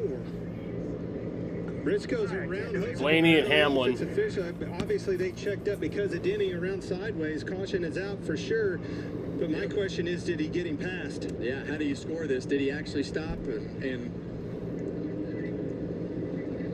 it's about a 5 minute and 28 second green flag run. And they wrecked right in front of him, so you're going to see them start checking up. I think the caution is out, so he'll be Hocevar will be back in the lead. Be good. Correct. Yeah. At the time of caution, Hocevar was the leader. Stopped to avoid contact and damage. Okay, Kevin, if you're Hocevar, much like we saw in the last restart with Briscoe, you're going to take the outside, you're going to take the inside on this. I think I'm still sticking with the outside. I think that if Briscoe could do that restart again, I think he drives into the corner a little bit harder. Or maybe he gets a little better, different jump or something like that. I still think that if that move doesn't work for Hocevar, I mean, you could cost yourself 2 or 3 spots, but you see him right now. They're going down to the bottom of the racetrack to cool those tires back off in places that have more water than where they have been running. So there'll still be water. You see the shine where the water is right there. So they'll go to where that water is standing a little heavier to get that water on those rain tires to try to cool them back off. The center of turns 3 and 4 has been the trouble spot tonight. That's where most of the cautions have taken place. Is trying to transition between the entry of 3 and getting on the throttle and pointed out of turn 4. That's where we're seeing the pilot. It's definitely a lot slicker down in 3 and 4 than it is in 1 and 2. And we still have a long ways to go. I mean, we still have 61 laps left in this race. And the thing that I liked about what was happening right there while they were running was the fact that you could start to see the car was handling a little bit better each lap. And when they were able to start getting that grip in the middle of the corner to get that car pointed down the hill, that's when the opportunities start to happen to pass easier. Carson Hocevar from Portage, Michigan. Look at here. Known as a rather aggressive driver among, you probably stack him in the top 5 on the aggression meter of all the Cup drivers, but he wants to win, and he wants to do tonight what Jeff Gordon and Denny Hamlin have done. Gordon in 94, Hamlin in 2006, and that's win the Clash prior to getting their first Cup Series victory. Now this track is going to pick up grip. We just twice, no more precip in the air. We're going to go one more lap before they choose here, but what I'm getting at is the pace is going to pick up, the grip level is going to go up in these tires, and back to my point on a dirt track, when those things rubber up, it's a race to the front first. It has to happen soon if you're Briscoe. Yeah, and maybe Larry can help us on this, but I'm not so sure that the rain tires might not be a little bit harder than what we actually are racing this weekend at Bowman Gray with what these tires are. But the only reason that I say that is when this track dries with these rain tires on here possibly being a little bit harder compound, it'll be interesting to see what they can do as the racetrack dries. It's kind of an interesting deal, Kevin, because as I said at the top of the show a long time ago, this left side tire, the dry, it's the softest tire that we've ever raced anywhere. But as I said, these wet weather tires, they're all the same compound. They are very soft, but they're not quite as soft as that left side. It's softer than the right side, but not as soft as the left side. So it's somewhat in between. 62 laps to go. Thanks, Larry. Hocevar has elected the outside. That has been the groove in these wet weather conditions. And if you're Briscoe, right, like you know how he lost the lead. Yeah. Well, my point, going back to this precipitation, they've almost picked up a second from where they started on these tires when it was really wet outside. So the grip level's coming up, and it's only going to get better for these cars. So the preferred groove is going to be more important. I'm watching the 8 o'clock push. He's done it again. He's gone up the inside. You know, Junior Miller style, one of the old modified racers who did it a lot and took the not preferred groove. He's up to 9th now. Huh. Let's see how this plays out. Hocevar Chevrolet, Briscoe's Toyota on the front. Back green. Spun the tires just a little bit. 19 gets into him on the outside. Ooh, damn. Oh, he got in the corner hard. Oh, man. Gets a little tap. Comes out with the lead. No. Briscoe into him again as they enter. Damn, here comes Briscoe for the lead. Contact. Rewind and around goes Dillon. I promise you that aggression from Caution. Briscoe is because of how he Austin gets out Dillon. the course. We've got one around. Yeah, that's Austin Dillon in turn 2 as they come to the caution. That was about a 30-second green flag How run. about that paint job? Yeah, that's a great throwback scheme right there. We ran that GM Goodwrench paint scheme that Austin's got on the side of his car from about 2003 to 2006, so pretty cool. Aggression is definitely picking up. Watch SVG on the bottom, Suarez, Gibbs. These guys are going at it. The haymakers are coming. Under caution once again at lap 139. From Bob's camera, run toward Denny Hamlin. Oh, that's how it looked.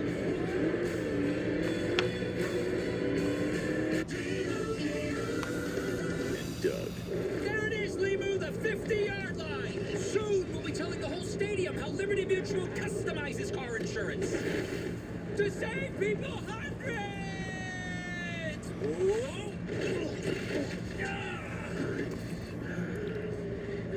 Looks like we're walking.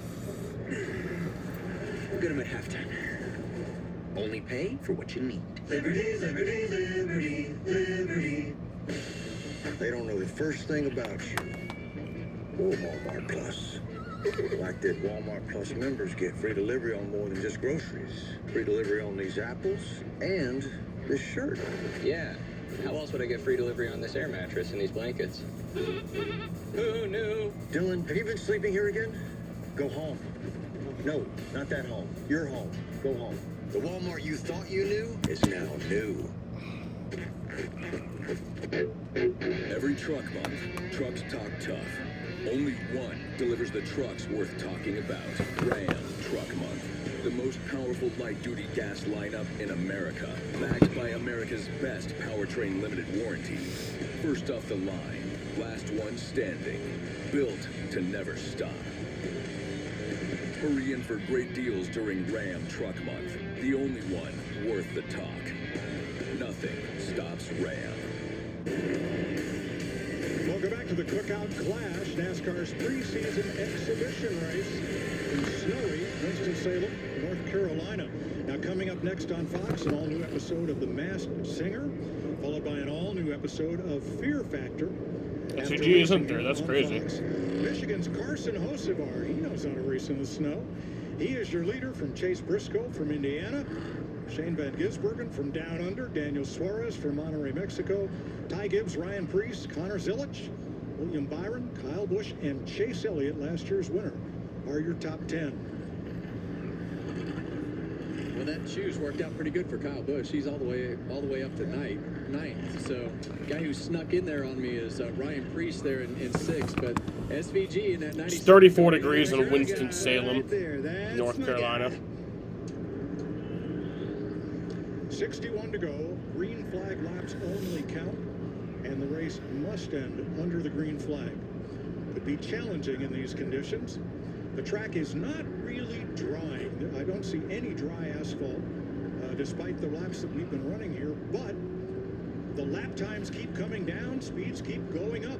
It'd be fun if NASCAR just gave the teams the option on tires. You know, these cars are a 5-speed sequential shifter, and you restart. Hey, man, that's mean. Second to race. Talk to James Stahl. That's what they're doing. But he said we feel like Carson Hocevar is going to third in that 77 car. Kevin, we used to do that back in the day.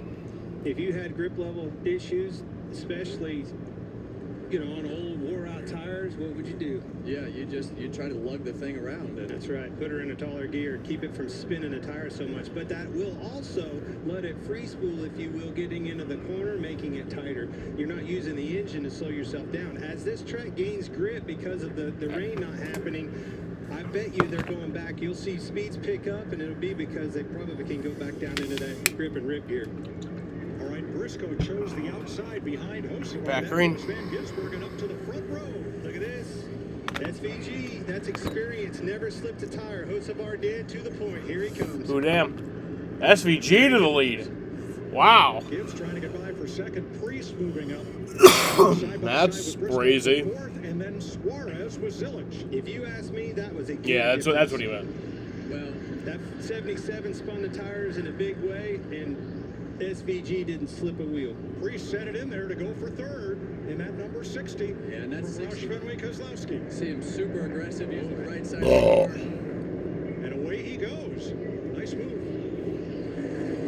Yeah, that was pretty aggressive. Well, Ryan Priest has been going to the front, and same thing as SVG, Carson Hocevar, Ryan Priest. All those guys, they want to get to victory lane. Obviously, Shane has been into victory lane on a road course, but on an oval, I know it's in the wet. Turn 4. Around goes last year's winner, Chase Elliott, off the front bumper of another car. Okay, but you're not going to show it? Caution. And caution waves. I want to go back to what you said there, Kevin, with Ryan Priest, and I agree with you. Aggression is happening. So it's about a minute and 5 second green flag run. Tire is better than 4 approach. Usually gets you some wreck sooner or later. Absolutely. I would imagine agree, if Dom was watching this race, how much he'd be complaining. At this point, they just want to put themselves in a position to win. But, you know, I think when you look at our leader, as we see, the car's pretty dirty there. That one's been in the mud, been in the rain, been in the wall. Yeah, he went around from contact. Yeah.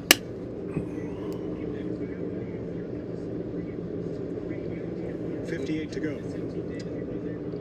When we talk about our leader, Shane Van Gisbergen, and all the things, let's see what happened here first. Watch for the number 9. Yeah, it looks like that was off the front bumper of the 22. Doesn't take much in these conditions to get somebody out of the shape.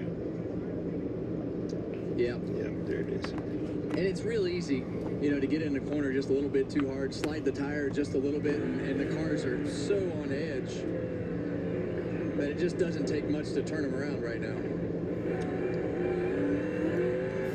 And one car sideways in the wrong place here can block the whole race. That's right. I want to talk a little bit about Shane. You talk about that wheel spin on the restarts. Everything that we talk about with Shane and the things that he does really well on the road courses, it's always about his roll speed through the middle of the corner, how he uses the brakes and controls the brake pedal, uses that heel toe method to control the braking and everything that's happening with the car. So when we see what we have here today, that is exactly what is giving him the advantage to be able to do the things that he's done. He's been super aggressive. You can see the fenders beat in on every corner of this car, but that is what he is good at, the braking, that roll speed that you talked about, just getting that tire loaded, getting that car rolling through the corner, and his control of being able to roll that car further around the corner to make that throttle a little bit later in the corner, not give up speed, but not spin the tires. Yeah, on that launch for the restart, he never slipped a tire. Hocevar unfortunately spun, and I mean, it looked like he was going 15 mile an hour faster. Now this will be interesting. We come to the choose this time because Van Gisbergen will likely take the top. That's the groove right now in these wet conditions. If Priest takes the bottom, he has not been the least bit reluctant to roll into the corner and use the car outside him for balance to get through the corner. We'll see contact. Well, the good news for him, and that's what we're going to get. The car in front of him and behind him have been doing the same thing. So it looks to be fair game. Regan? Well, Mike, plenty for Ryan Priest to worry about on this restart, but something else that he was also told under the previous caution to start saving fuel when he can. This is something I'm starting to see a little more concern down in the pits about, is the fuel in these cars to get through the end of this race. Okay. Priest is from Berlin, Connecticut. They get a lot of snow and winter mix up there. He's used to this. I saw him doing donuts in his driveway in his pickup truck this week, too. Yeah. Saw that out of a few of these guys. Having fun out in the snow.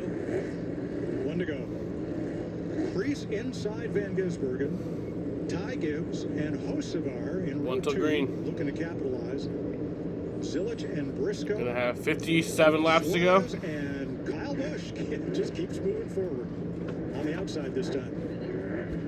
Then Byron and Buescher complete the top 10.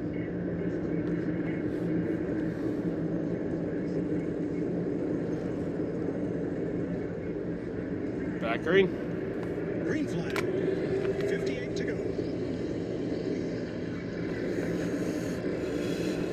There he is. Lean, there it is. Yep. No surprise. How about here?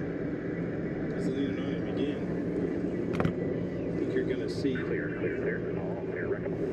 Logano is tied up there with Denny Hamlin Caution. and Chase Elliott, and we're under caution with the new leader, Ryan Preece. This is the race that never ends. The hazard about leaning on people like that is these cautions keep coming out behind you. It enables that guy to repay that favor. Seems it's always turn 3. Oh, Logano. It's about a 24-second green flag run. Not sure if it was from contact. Ooh, damn it. Hamlin got a little there to go around. flyy there. Yeah, it's hard to tell right there if the 5 was into the back of it or if he just lost it. But either way, he turned around and got nailed by a couple cars. Damn, Denny. Hard enough on Denny's. Yeah, I think so. Yeah, I was going to say that right front damage on the 11. He's off the racetrack. That was a TKO knockout punch for him. So I'll do it for Hamlin. And look at the number of career wins. Of course, Van Gisbergen's all on road courses. I was going to say, yeah. Now, this would not count, this being an exhibition race. Would not add to that total, but this is the 11th caution of the night. But guys, did you have Ryan Preece for this scenario? No. He's the one in this top 5. Well, in all fairness, Hocevar is too. But I did have SVG as my point. Preece leading this charge right now is pretty impressive. Well, he's done a great job. Snuck up on us, creeping his way into the top 5 or 6 right there, and then steadily has just put himself in control of this race as the leader. So he's been aggressive, but most everybody's been aggressive. He's been a bulldog. Yeah. Every pass he's made, it's been. If you want to win this race, though, you're going to have to be a bulldog. It's effective. I don't mind it if it's working. And Ryan Preece has a bunch of laps here in modifieds. Of course, he came from the modifieds in New England, where he was the Whelen Tour champion. But like you said earlier, he doesn't have any laps up in that groove. No, nobody does until tonight. All right, we'll come to the choose this time. 7 to go. See if we can get back in a rhythm and log some laps here. If we can just get past turn 3. So roles are reversed. Van Gisbergen inside, Preece outside. Let's see if favors are returned. Rolling off into turn 1 this time. And we saw Shane take the lead the exact same way that Ryan took the lead. So, you know, I think that's where the pass is going to be made. And when you have the opportunity, you have to take advantage of it in this scenario.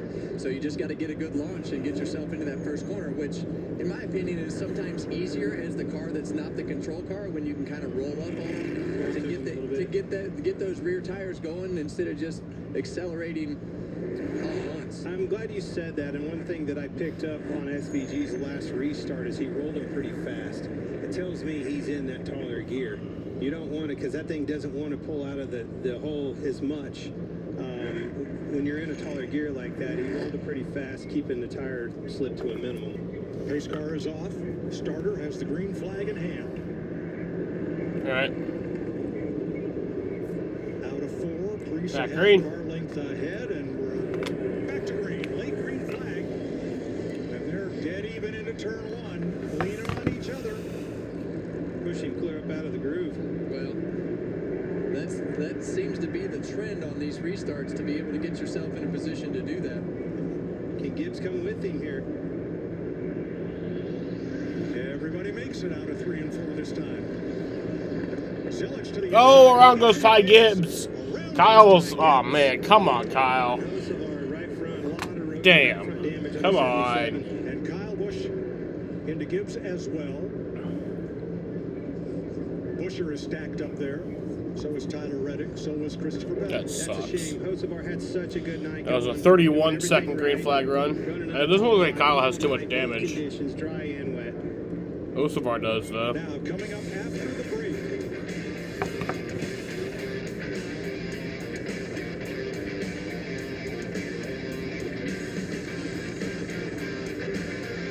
Arby's new meat and 3 box for just $7.99 is a 4-course meal deal. Unlike other value meals, this box won't leave you hungry.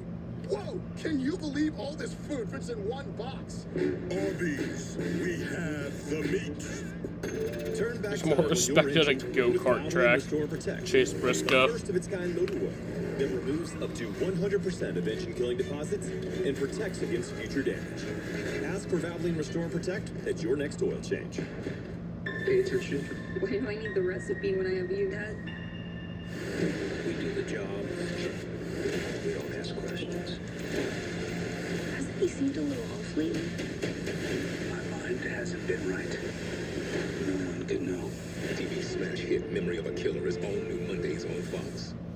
Start your weekend with a slam on Fox College Hoops Friday. Big time rivalries. These two teams, they don't like each other every Friday. Big time all season long. To the bucket. UConn, St. John's on Fox College Hoops Friday. This brain is 4% larger than average from watching FS1's daily shows. Colin Cowherd, engineered to activate your logical thinking and decision making. First things first, here it's thought processing. And this is the Chaos Zone, triggered by Barstool, where play and instinct live. Weekdays on FS1. No brainer. Welcome back to Winston-Salem, North Carolina. The Clash at Bowman Gray. Sleet, rain after a week of snow, and this is what we're faced with. 56 laps to go, and getting ready for yet another restart. Shane Van Gisbergen, Carson Osevar, Ryan Preece we're up at the front. Yeah, Ryan Cindric just got the free pass, so he'll come all the way around and tag the back of the field. Yeah, and right now, you know, I think that they've figured out where to run on the racetrack. They know the grip levels. They know everything. They're running over each other a lot, Mike. Well, they are, and the design of this racetrack, remember, this wasn't built to be a racetrack. It was built as a football stadium. And they took the running track around the football field and made it a racetrack in 1938. But the stadium was built. Did you say that? And that jut out in turn number 4 has caused a problem for drivers ever since.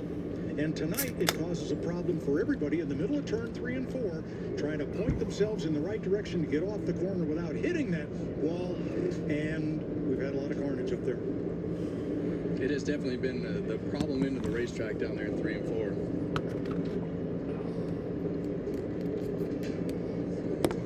Van Gisbergen makes a late choice to the bottom. Preece up top this time. See how this works. Well, it's a battle of attrition.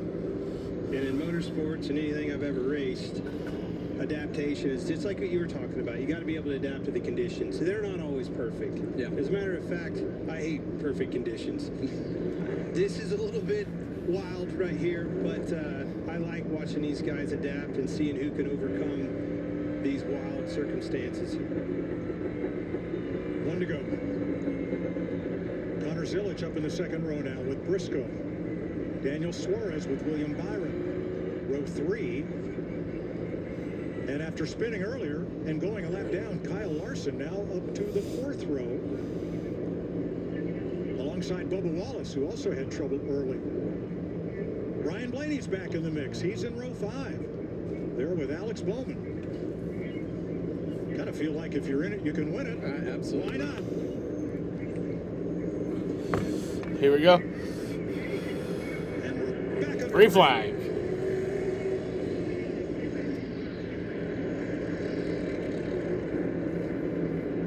SVG chose the bottom right there. He had right enough of being used up. That inside groove on the restart has become the preferred lane to put yourself in, to just kind of lean on the guy on the outside and be able to drive off on the exit of turn 2. Yeah, using him to make a corner, right? So Preece is second, Briscoe third. Zilich challenging on the outside. Suarez inside. Suarez in the 7, his new ride for this year. Yeah, and that's his old ride that he's moved up out of the way. If these guys can ever get this sorted out and get back single file and get laps run, I still think this 19 of Briscoe's our fastest car.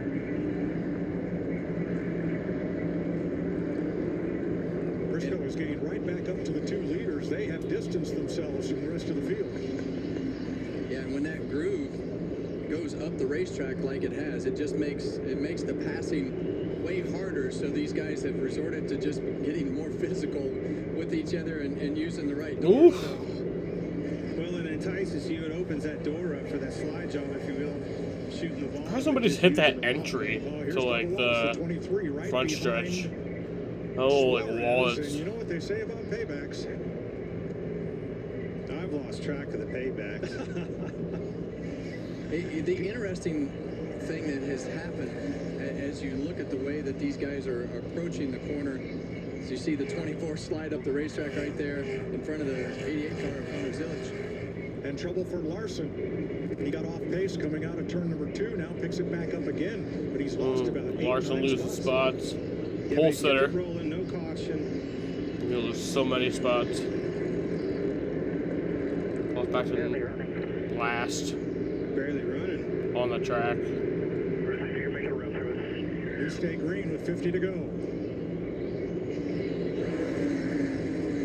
Larson's going to try to get off the track, but he can't do it before the leaders get there.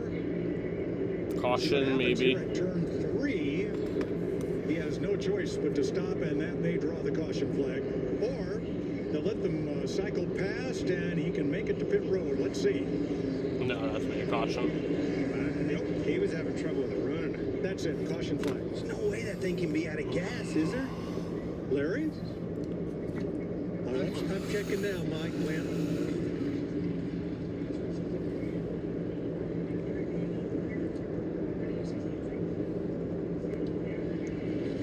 Caution for Kyle Larson, whose car was slow and said it was barely running. Now he's got it refired. Said he's out of fuel. He just on the radio. There's the You fuel. have a 2.5 minute green flag run there.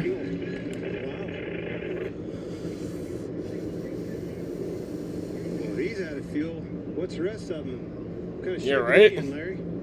Yeah, Kyle Larson is out of fuel. Just all these caution laps. I know it's a quarter-mile racetrack, but all these caution laps we've run, just all the fuel's gone. We've run 152 laps of green. What are you doing, Denny? And 133 laps of caution. What are you guys doing? Which doesn't count, but it certainly Yeah, contributes there to you the go, Kyle. fuel burn. Oh, Kyle on a pit road. I would. Kyle's getting fuel. Yeah, I mean, they should be able to. Larry would have to tell us the exact amount of laps that we think that they can run. Yeah, it should be somewhere around 300, isn't it, Larry? Maybe this is the winning strategy. On a half-mile racetrack like Bristol, you can run almost 175, and that's twice the distance as this. But I think you nailed it. These guys are more and more not filling it full of fuel because they don't want to wait. Yeah, because running part throttle as we were for a whole lot of these green laps on a wet track wouldn't contribute that much to the fuel burn if you started with a full tank. Well, I bet you it's weighing heavy on a lot of these crew chiefs' minds now. Are we next? And how do you calculate the fuel mileage for a track like this, and especially under, caution conditions, and with the weather and the throttle response, everything you've done, you really haven't been putting the throttle down to run normal lap. Or let's listen to William Byron and team. Yeah, I think that we'll have any yellow reliever on those like we'll run out as well. They all do something at all. I don't know that everybody can make it. Well, gasoline weighs 6.5 pounds per gallon. How much do you have to leave out to make a measurable difference in the way the car runs and handles? We're back to that math. Well, no, the point to that is, though, that's a lot of weight. And it dictates the handling characteristics one way or another accordingly. So exactly what you said is why they're doing it. But we just heard from the 6th place car, his teammate, Byron right there, they're thinking they're going to run out too. The question is, with this many laps left, why wouldn't you just bite the bullet and take the fuel now? Maybe they'll be the first one to it. Well, I'm not sure you can. That's a question for Larry. Larry, could you pit now and add fuel? You could, Mike. You could. You can do normal pit stop procedure under caution, not lose a lap. The only thing you can't do is change tires. Thank you. All right, it's Van Gisbergen and Priest once again. This has been a great show between these two. The veteran modified racer, the veteran road racer from down under. And, boy, they They've battled hard, but battled clean on each of these restarts. The action's all been behind them. Well, they battled clean for Bowman Gray. Yes. Thanks for that qualifier. Yeah. You can see those track conditions right there in that shot. It's drying up even more and more. Kind of getting dull in that racing groove there. That's going to gain grip. Problem is that's the only line there is. Here's Ryan Preece's radio.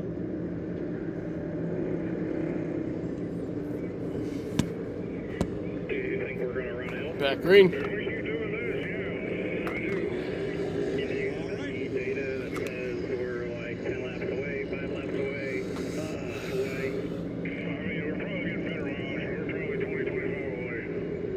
Well, 25 away and 48 to go.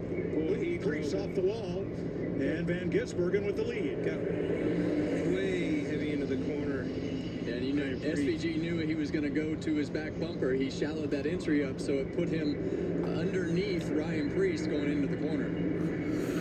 What if everyone runs out and Kyle wins because he just picked for fuel? Retakes the lead. Preece trying to hold off Briscoe for second here. Briscoe gets into his left rear corner and up against the door. That groove is definitely drying. What do you mean? Clayton, Wait, the race you're moving exactly up. right about that. As you see them start to be able to creep down the racetrack a little bit. It's going to be a track position game now. This will continue on FS2 and the Fox Sports app. If you have a chance to get that clean air and get up front, you better do it quick. So Preece into second, Briscoe third, Byron fourth, Suarez fifth, and for the lead, here comes Preece on the inside, trying to use up Van Gisbergen. Wow. Yeah, I think that 60 car is better than we think it is. He's been able to drive his way to the front and just retook the lead with authority right there. And I think that the advantage that SVG had with his experience in the rain and those conditions is going by the wayside with the grip level of the racetrack. You can see the car just doesn't want to point in the middle of the corner anymore. He's kind of really slow in the entry. That tells me he's having trouble making a turn in the middle. Well, team leader Brad Keselowski has got to be loving this from rehab, trying to get himself ready to run the Daytona 500 next week. Could not participate here, but here's one of his cars out front and leading and holding off Van Gisbergen and Briscoe. See a little shot from the 19 car to the back of SVG there in 97, but going back to Ryan Preece, I would say that he was the lead performing car at RFK last year for the majority of the year. So this kind of goes right with the performance that they had last year. Briscoe needs to make quick work of this. The more he goes, those little subtle nudges that would really break the cars loose and slide them up the racetrack is going by the wayside as the grip level in this track goes up. 40 laps to go. See, now nobody's really slipping the tires anymore. Now it's taking a lot heavier shot and it's not getting him sideways. That's what the urgency that I was talking about. And that's what happens with these rain tires. When the racetrack dries like this, they're soft enough, and as we heard Larry say, they're softer on the right side than what they had on. So the cars just get a lot of grip, and you're able to drive it like the racetrack is dry. So Ryan Preece from RFK Racing leading as second place is now side by side. So yes, everybody, change to Fox Sports 2 Next on Fox, an all-new episode to watch of the Masked end of Singer, this followed by race, an all-new or the episode of Fox Fear Sports Factor. app. Coming up after the break, our race coverage will switch to FS2, the Fox One, and Fox Sports app for the remainder of the clash at Bowman Gray, which has 36 laps to go. Chase has stopped. Ryan Preece Caution. leading Chase Briscoe, Daniel Suarez, Shane Van Gisbergen, and William Byron.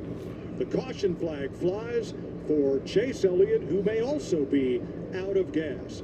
We'll see you over on FS2. That was The a Masked 3-minute, Singer is 40-second next green flag on run. Fox.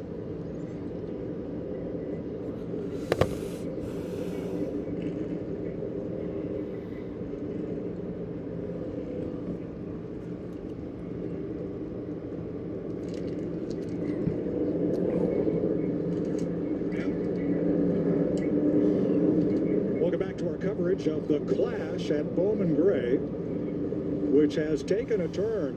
and everything has to do with Are they gonna allow them to switch back to the dry tires? on the track. They got that cleaned up. Why are you pitting again, Kyle? Now it's fuel, or the lack thereof, that has hit the Hendrick cars. And who's next? Well, we're seeing who started the race with the least amount of fuel. Exactly. And, you know, we saw the 9 car just run out after the 5 car had run out. So we know that those cars obviously were lower on fuel than anybody else.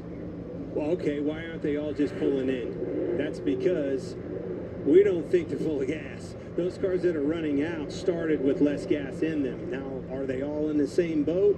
Usually, if one's doing that, the other is following suit to some point, but we know those Hendrick cars did.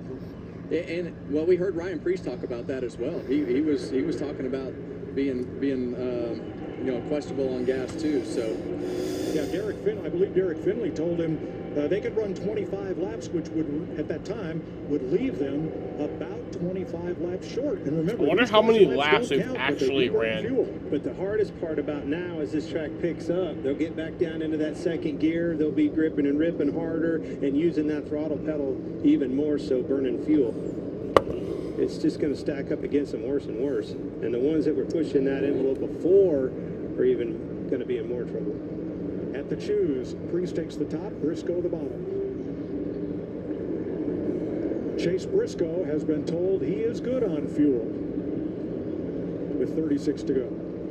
What's that, 9 miles? Yeah, it's not a lot of miles. No. But it's a good number of laps, especially when you add in the cautions. How about Suarez hanging tough right there on the inside?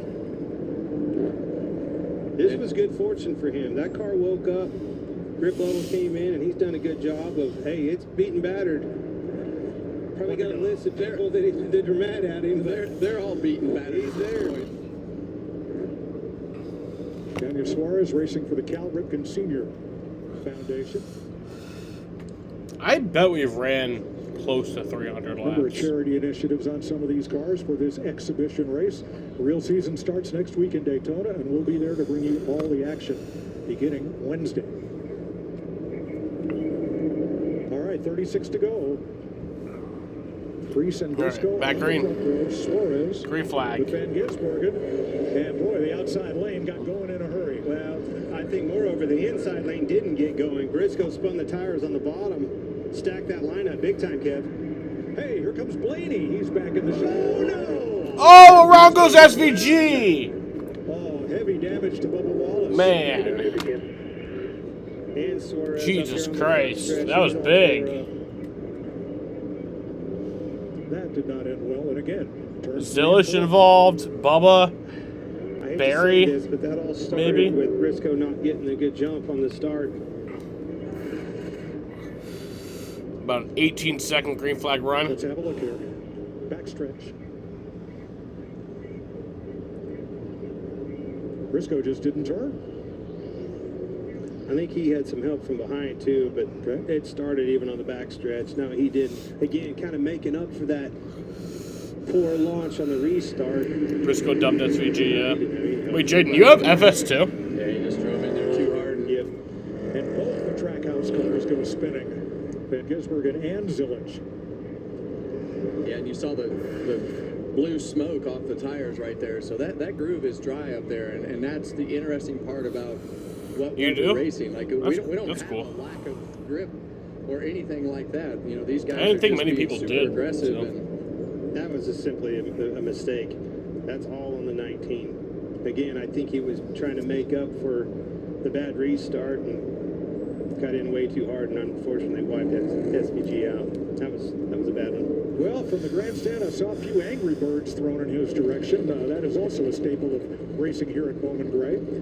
Usually it's the Tim Brown fans versus the Burt Myers fans or whatever. A little different here tonight. As Tyler Reddick gets service in the pit. It's been a tough weekend on these crew members, everybody involved. You can see their breath. It's cold out there, folks. These guys have been out in it all day long working on these race cars, preparing them for I this think the stream event. will reach 5 hours. And the way we know how cold it is out there is no more weepers. Not since I'm like confident it we will. ran the LCQ. I will. Have we had any problem with melted snow coming out from under the outside We're at wall? 446. This has not been an issue because it's freezing out there. Yeah. Well, we've definitely battled a lot of elements here on a Wednesday. Wet racetrack, well, it's dry now. It's not over. No. That's pretty dry. They're gonna let them roll off into turn one, way down on the bottom against the concrete. That area still looks pretty damp. Yeah, They're gonna let them switch it dry. It's still wet, but from the that one lane all the way almost to the wall, Damn. 3 or 4 feet from the wall, it's dry.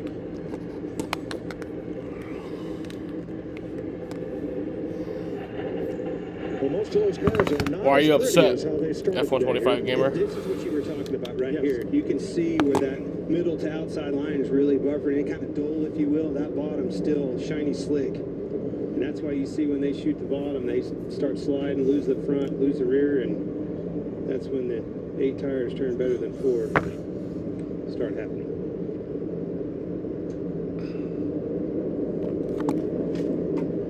As this picks up, Kevin, walk me through these cars not having stagger. We know that they made adjustments accordingly because of these tires.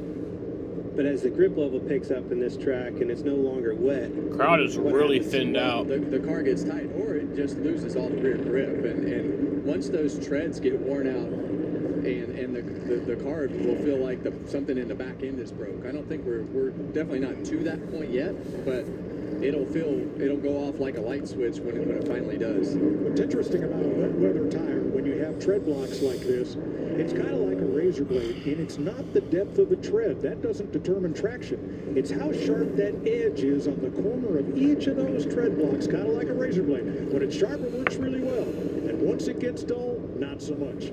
one of the things I want to go back to, more importantly, is the stagger and what we're talking about. It's not a grip thing, it's a balance thing. Radix putting Those 6 things on. don't want to turn. His head yellow You need littering that for stagger. sure. The Now it right looks side like tire is being he taller has than the wets. left side I wonder if tires. that's That percent helps now. it Maybe, roll yeah. through the corner. When you take that away, it's the balance of the car that goes. You don't to the lose front any that laps does or not pitting want to turn. And the driver under caution gets because the worse no the caution tire laps. Definitely not a grip thing with that. It's a balance. Have you ridden a snowmobile? Yeah. You lose get the throttle, positions, it but goes straight. And that's what happens when you don't have any stagger. You hit the throttle, it's going to want to go straight. It's not going to want to turn at all, is it? You ever rode a snowmobile? I rode one once. I wasn't very good at it. Possibly more fuel issues here. Uh-oh. All right, NASCAR has determined that the cars will be allowed to leave the track to refuel. Oh, come on. Now, They're letting everyone refuel? Come on. Kyle Larson and Chase Elliott. That's Now, this is lame. fuel only, no adjustments permitted. Just so we can get to the checkered flag. I only say that because Kyle Busch already pitted, obviously, for fuel. There in the camo, it is. I think. That man's seen a lot of things here over the years. You know, I was down in Welcome this week. Mike Verlander. But now that evens it for everyone. To tour that operation. And That's Richardson lame. is unlike Roger Penske, Rick Hendrick. They have car dealerships. They have other business interests. Richard is all in on racing. 135 caution laps. Is dedicated to Where did you racing find and that? fabrication in one way or another. They've got their own engine company. They've got their own valve spring company. You wouldn't believe all the teams and all the forms of racing they supply. They do some government work I can't tell you any more about, but it's very, very cool how he has built an empire. And for a guy who started here at age 14 slinging bags of peanuts in the grandstand of Bowman Gray, I'd say that's quite an accomplishment. Well, I don't know why all empires work, but I know why that works. Fox pulled it up on the Kevin graphic. and I Oh, have yeah. both been there. My dirt shops were there. I was there earlier in the morning. I was there late at night.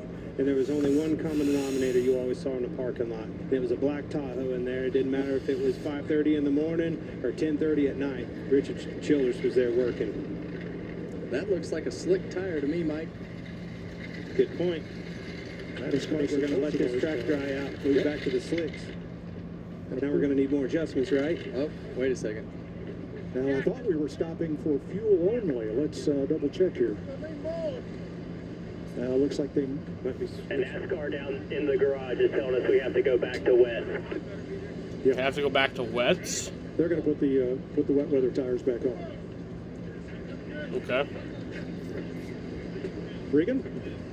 Well, Mike, just to update you with what you're seeing on the 77 car right now, they actually came in and put slick tires on. The problem with that is you are not allowed to put slick tires on these cars right now because the track has not been deemed a dry racetrack by NASCAR. So then we saw the 45 car come in. They tried to do the same thing after they saw the 77 car do it. NASCAR would not allow them to put the slick tires on. Now the 77 is actually having to change back to the rain tires right now. So a little bit of confusion down here as to what was going on. That is all on top of the fact that now we're down here to get fuel for all the race cars that need the fuel to get to the end of the race. So a lot of craziness happening back here on the outside of the madhouse in the pits. So Regan, let me take this one step further. Do they have to put the wet weather tires that were on the car back on the car? Since our understanding is this stop is for fuel only. Yeah, and that's a great question, Mike, and I'm going to have to confirm that because I am not positive which set just went back on the car. I do believe it's the set that came off, but we'll have to get confirmation on that. I think it has to be. I think you have to put the same tire. You weren't supposed to take them off. You're supposed to put fuel in it. Yeah, and that in itself could be a penalty just because you changed the tires. That car's already had enough penalty. Doesn't look as pretty as it did at the start of the day. The fans here, they are a hardy bunch. You notice they are dressed for any and all kinds of weather. They had makeshift ponchos come out when the sleet started earlier, and they are gonna watch this to conclusion as we and you are with 35 laps to go. Well, it's been a battle. And, you know, I think our biggest concern when we started this whole thing was whether the rain tires would have the grip. Felt pretty confident that they would figure it out. But it's turned into a bit of a destruction derby as we've gone through the race with them running each other over. It hasn't been the grip in the tires, that's for sure. And we have a lot of programming coming at you from Daytona next week. And here is a special you're going to want to see. Here's a look at We've Lost Dale Earnhardt 25 years later. A powerful new original documentary about the race that forever changed NASCAR and American motorsports. Can you hear me? Yes. Okay. How do you tell the world that we lost Dale Earnhardt today? One of Dale's very best friends was Mike Hilton. This is undoubtedly one of the toughest announcements that I've ever personally had to make. And those words flew across the world. We've lost Dale Earnhardt. I'm a rookie at Daytona 500. I was 8 years old. Fox hired me. We were all there. Malcolm in the Middle had premiered. I was probably one of the last people to talk to Dale Earnhardt the day he died. The badass of all badasses. Dale Earnhardt takes the checkered flag. It's like Bella asked you. All of us were lost puppies without an owner. You remember what life was like before that day, and you remember what life has been like after that day.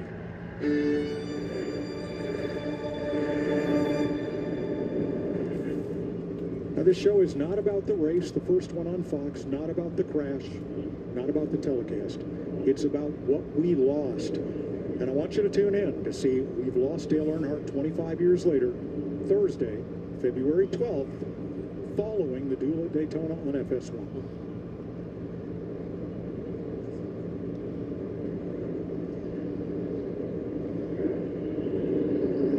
Well, it's certainly a story that just can't be told enough.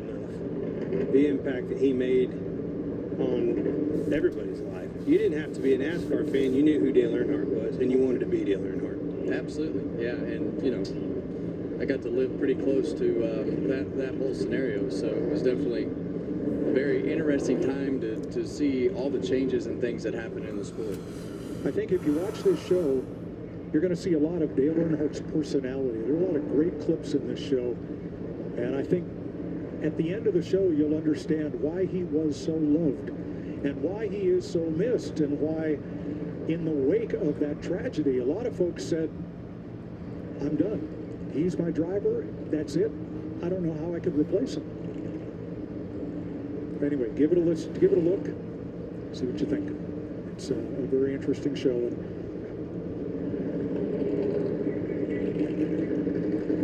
Well, you can't replace him, but if you're on this racetrack, you want to race just like him. And that's a fact. Every aspiring driver, kid growing up, that's the benchmark. That's what you want to be. 35 to go. Everybody has fuel to go the distance now.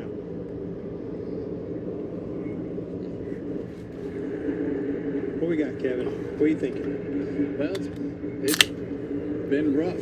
You know, as far as the physical nature of the style of racing, I think when that groove moved up the racetrack, and the cars are a lot more on edge when the track was wet, but the track's dry where they've been running. It's not dry in the preferred dry groove, and you're still on the old rain tires. So it'll be interesting to see if we can keep this thing, get it into a rhythm. We hadn't been able to find a rhythm with all the cars running out of gas and people getting spun out, but it is definitely a different racetrack than when they started with these rain tires on them. Now, pit stops here are non-competitive, which means they line back up in the order they were running at the time of the caution after getting fuel. So Ryan Preece, Chase Briscoe will get to go at it again.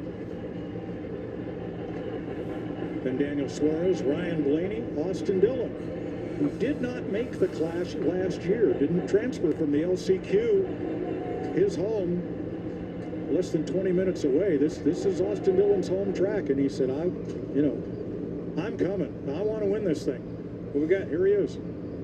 Obviously, we're told no adjustments there, Kevin. No air pressure, nothing was done onto these race cars, but they filled them full of fuel. That is a lot of weight that we were just talking about. That is going to affect the handling on these race cars. They're cooled off. The track is drying out. What do you expect for the handling characteristics for these guys? Well, it's going to turn into a dry style of race in the way that you drive, and it's going to come down to who can keep those tires on the race car, because as we were talking earlier about those rain tires, what happens is they start to feather off on the right side tires, and then those notches and things that are built in to have those sharp edges, they feather off and then they don't work very well. Well, I'm starting to see dry patches in this racetrack along the front straightaway and toward the entrance to turn one up in what we would call the third groove. This track is drying. To the point, Larry, did you see any tire wear down there? Were you able to see any of that, Regan? Clint, it's one of the reasons I went to the garage area right there. A lot of the crew chiefs, their engineers, their car chiefs were checking tire wear. I think because we've not run any long green runs, that's helped it, because you don't have near the tread patch with a treaded tire that you do a dry slick. But I just think they had a chance to cool down. But I want to tell you, I'm with you guys. That dry area, that will wear these rain tires out. Get your cheese grater out. And it's drying out. I mean, it's all but just gray right there where the right side tires are running. Pretty much dry. And so the dilemma becomes, you know that you can make way more speed in that dry line, but how much speed do you make before the tire wears out? Or how much speed do you lose when the tire wears out? In this other groove. Yeah. Your groove's about a car width and a half wide, not 2 car widths yet. Carson Hocevar has been penalized for the unapproved tire change. I don't know what the penalty is. We don't have timeout here. Yeah. I'd tail into the longest line if I was guessing. That's where he is, and I'm pretty sure that's the case. Okay. Still on the lead lap in 21st.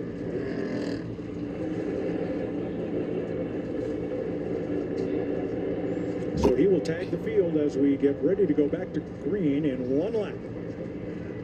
This will be interesting because as the track is drying, it will accelerate the wear on these soft wet weather tires, and that may bring a whole different aspect into play here. Well, it just, as this track dries and evolves and changes, then the groove becomes different. How hard you can drive it becomes different. When you can get to the throttle becomes different. So it's that evolution. What if they and put who on can adapt to it slicks, first? like And on the we're about next to one, find like, out because what it is happens then? drying rapidly. Never have we seen this many different characteristics in one race. There's Blaney up Green to flag. sixth in the third row with Dillon, and here we go. There's some cars here that are back in this thing because of all the carnage that we've seen, and Blaney's one of them. Suarez up for third off turn 2. Fourth is side by side. Byron inside Blaney. It did take forever to go back green. Yeah, and as this track has dried out, obviously Ryan Blaney has become better and better. 3 cars got him jacked sideways right there. And Dillon moves to 5th, and Blaney boots him into turn 3. Oh, Dylan! Oh, man. And that position changes. Jeez. Yeah, and that's Bowman Gray. That's Bowman Gray. That's the best way to put it. Busher gets by Dylan before he can recover. And now he is ahead of Hamlin and Chastain side by side. You don't need to stopwatch. You can visibly see these cars and how much faster they're going. The entry speed, the center corner speed, everything's picked up in a big way. Yeah, and right now they're only a second off of what the Priest fastest has the lead. was running up 2 lanes on the racetrack on rain tires. So He's never won a cup race. This wouldn't count as his first cup win, but he does have the lead. Stopwatch. I mean, it's a 10th, a little less than a 10th, pretty much every lap right now. It's just a matter of. It'll be very special for him to win this race. Suarez to the inside of Briscoe, and he's gone. He took it out of the words out of my mouth. I couldn't say it fast enough. Briscoe was the one that was holding them up. Byron with him. Blaney looking. Suarez and Byron. Just second and third. Here comes Byron. Just right on that left rear bumper cover. Letting Priest get away though. Corner right here. Suarez wants to keep him pinched down as much as possible to try to put those left side tires in the wet, but it's not going to work. We have passed the 5-hour mark on the stream. Tires right in that gray strip, and if you can push them up above it just at least a little bit, it jumps them over the cushion and they slide. And that's the wild evolution of wet weather racing. As the track dries and the tires wear out, there's just every single lap there's something different on the racetrack. Briscoe and Blaney move up. Suarez drops back to 5th. Yeah, and we saw Ryan Priest take off, and you see right there the 24 car. That lap was almost 2.5 tenths faster than Ryan Priest. So right now, Priest took off really well, but that 24 car is coming in a hurry.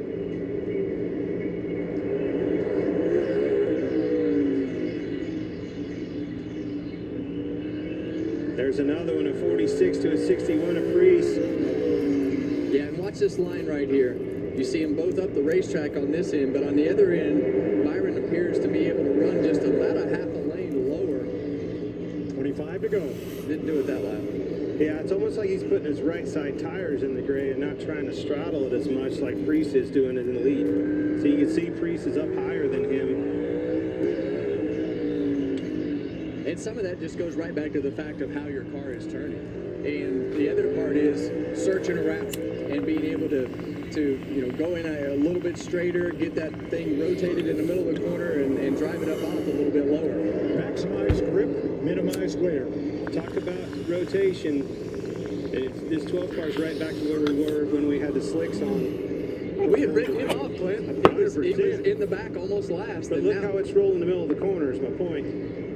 That's back to his strong suit. Clear all the way. Oh, Briscoe back under, but no. Blaney has the drive off. Well, the laps are clicking off really, really rapidly right here. We're coming back to 21 laps to go, so it's not going to take long now that they've calmed down, spread themselves out. But as this thing goes on, our leaders are going to catch the back of this field again. That's exactly right. The way we've got them spread out, I think you might see the leaders finally catch tail end of the lead lap here. Well, Priest has picked up the pace. The last 2 laps he was, turn 3, Hocevar. Carson Hocevar around. Remember what I said about paybacks? Yep. You'll see contact from the 23 to the 77. Well, the last time around off of 4, you see contact with the 77, the 23. This went on for about a lap.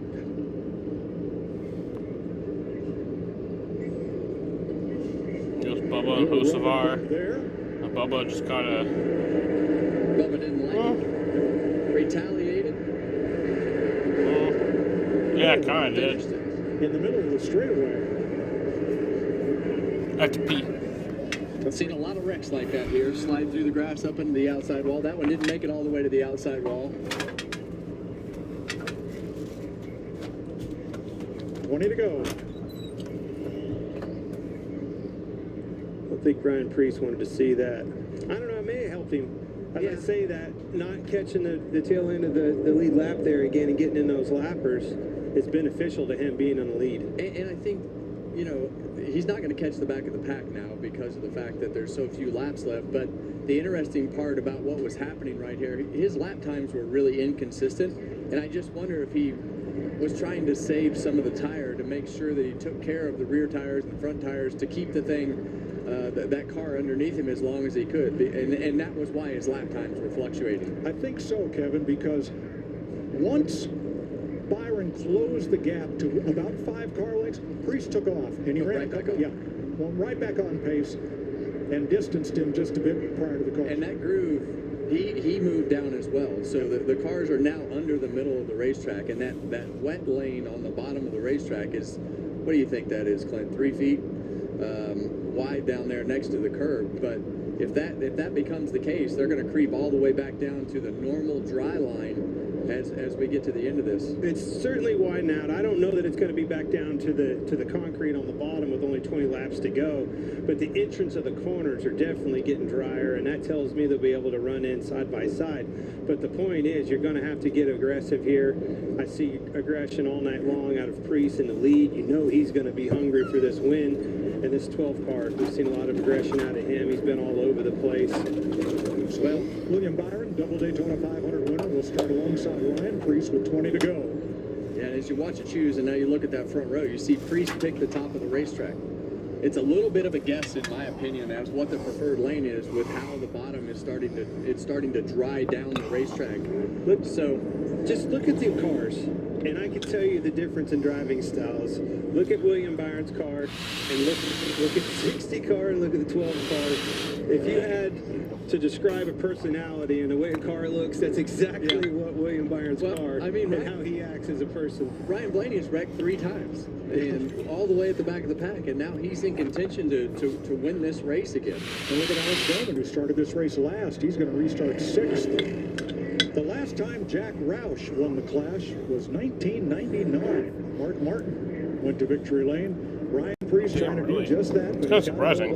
William Byron and more for 20 more laps. Surprising that Edwards or Kenzo or Biffle didn't win one. Great start. Flag. Massive launch. Yeah, Priest has been pretty consistent about where he's taken off just as that nose reaches the restart zone every time. Set sail, baby. Let's go.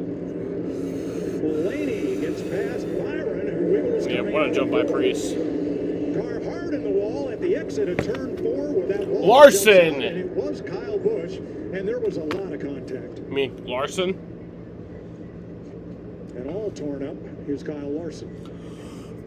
Well, it's amazing how fast these nights can. I think Larson took a hard hit. Larson led so many laps at the beginning of this race. Car kind of faded. Now he's turned around. It was Larson, not Busch. See, Kyle is way up there by the wall. Oh, no, it was Kyle Busch. Right Fuck. there. Oh, 4 wide. Damn. Yeah, never works here. I think the Well, 54 car saw that 8 car in trouble and was Kyle kept coming up, and the 54 was coming down, and then they started jumping tires. Ran out of real estate. For sure, in a hurry. You could see he got way up out of the groove and was trying to get it back going. Yeah, and there was nowhere for Larson to go because he had a car below him, so just too many cars in one spot. It was about a 22-second green flag The red. next car into Kyle Busch. The next car being, I think, Ty Gibbs there. But, boy, there was enough contact there to go around. If I'm Priest, I didn't want to see in my rearview mirror Blaney making as quick a work of the 24 car as he did. Good point. Carson Hocevar, the only car 1 lap down, will get that back as the free pass car. 19 to go. What's for breakfast? Oh, it's just now. Breakfast? It's just now bedtime. Come on, old timer. It's 9:30. Not even 9:30 yet. You're worried about breakfast. Well, hey, I got a laugh out of you anyway. Yeah. I was confused for a second. I thought my phone had quit when you asked him breakfast. No, I was that's expecting to look down at midnight. Yeah, we started at 6 o'clock, not the usual night race here. This is shaping up to be a wild finish. These 2 guys are extremely aggressive. They'll be starting right up front, right where we want them. Right here, 3. Choose next time, 3rd line. I don't think there's hardly a car here that has not run at least 1 lap in the top 5. There's been, I don't think even Larry could keep track of all the comers and goers that we've had here tonight. And cars that 19 to go. It's probably going to take like an hour more. Everybody's still in it. I mean, I joke about it, but like it actually could. It would definitely not. You would not believe the way that this race has played out. You mean starting like last Saturday? Yeah. All right, they'll choose this time. Oh, still got some debris on the racetrack right there. Looks like a piece of a fender. At this point, I think it's just part of it. Yeah. Where does Blaney choose? Goes to the inside. Had to think about it there for a second. Thought hard on it, didn't he? The choose has been a lot more even tonight in the dry than I thought it would be. In the wet was when it became really staggered as to, you know, which lane they chose. It was pretty even here last year, and last year's event was all run in the dry, and we didn't see a lot of gamesmanship like you often see here on Saturday nights. Going to hold up to pick up that debris inside of turn 4. Well, if I'm Ryan Blaney's spotter right here, and I've been paying attention, that 60 car is taken off at the exact same time every time he has led this race. So you need to pay attention to that, because I think he's going to have to mix it up at some point, and he's saving that till the end, or he's going to take off at the exact same point that he's taken off every time that he's been leading. Well, and where's that spot at? He can start any time in between those two lines, the restart zone.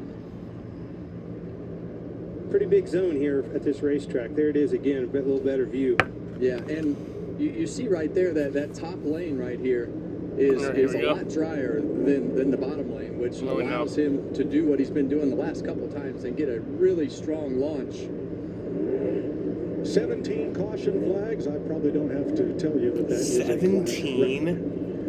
That's insane. Well, I've been in some clashes, and I know where Bowman Gray and this can happen with a rough race, but I've been in some rough ones at Daytona with not many cars left running at the end.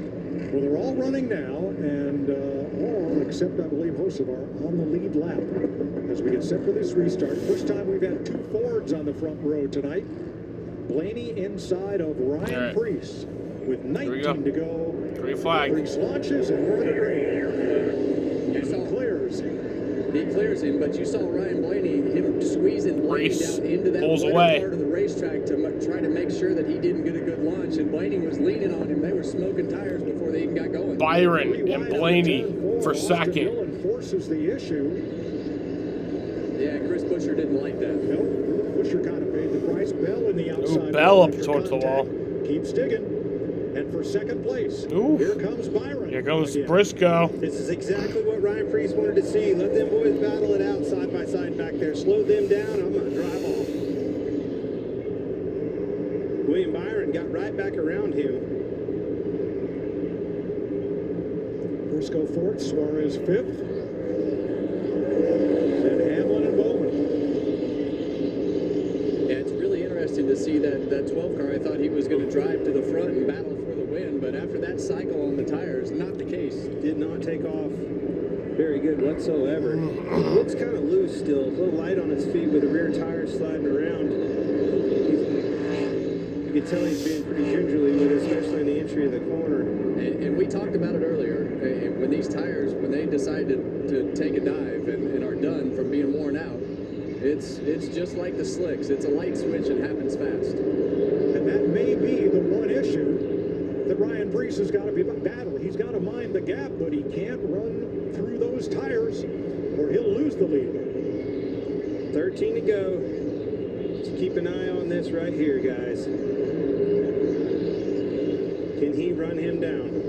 Byron trying to run down Preece. As we go, the speed in the racetrack is going to continue to pick up as the track dries, and you see Preece right there matched him that time. Matched his lap time, so answered that call. Go to the whip, baby. Well, it's hard to tell with him. I believe he looks in his mirror and tries to pace himself so he can take care of those tires. I've seen it. He's moving down a little bit too. I think that spotter in his ears helping him with what line to run, and there's the lap time. Look at this. Bested his lap now. He moved down, found a little bit better grip, roll in the middle, getting back to the throttle, and drove back off. 10 to go. 10 more laps. Yeah, he's definitely down the racetrack on the entry and the exit. Allows that car to wash up the racetrack and get a And good remember, drive the of race off the has corner, to but end both under ends green. Now. He's moved that line down. Found him a 10th, didn't he? Yes, he did. Stretching it out. And that's exactly what we've been talking about is... Now remember the 22 All-Star race? Oh, damn, Byron. Got to the wall between 1 and 2 that time. That about fucks his He's chance out up. of time. He's trying everything he can do. Hail Marys. And that'll be costly to William Byron. Now, Priest's lead is almost a straightaway. And that's when you start backing off a little bit, because you never know if the caution is going to come out again. What's going to happen at the end of this race? And look who's right back in this race. Denny Hamlin. I thought he gave up. I thought he was a TKO punch. He is in 6th again. With a caution, he might have a chance. 7 to go. Yeah, we've seen it all night. You're in the back. You're not out of it. You're getting a crash. You're not out of it. This has been a battle of attrition all night long.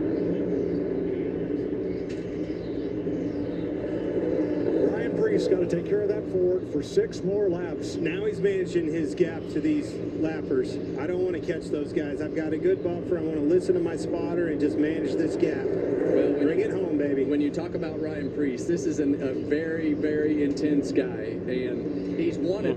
Everything that he's ever done. Took a chance on his career to go to Joe Gibbs Racing with some money that he borrowed and came up with to run, just a limited schedule. Went out and won races, proved himself.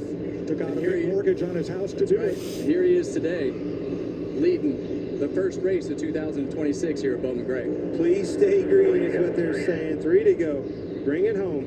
3 more laps. Brad Keselowski hired him. So what did you like about I said, it has to end under green. He wants to win races, and we could afford him.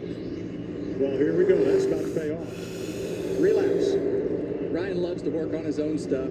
He's 2 to go. One of those guys that is very hands-on, and this is what he loves to do. He loves to race. Been around it, working on the cars, in the cars. And here's the white flags in the air one more time around at Bowman Gray.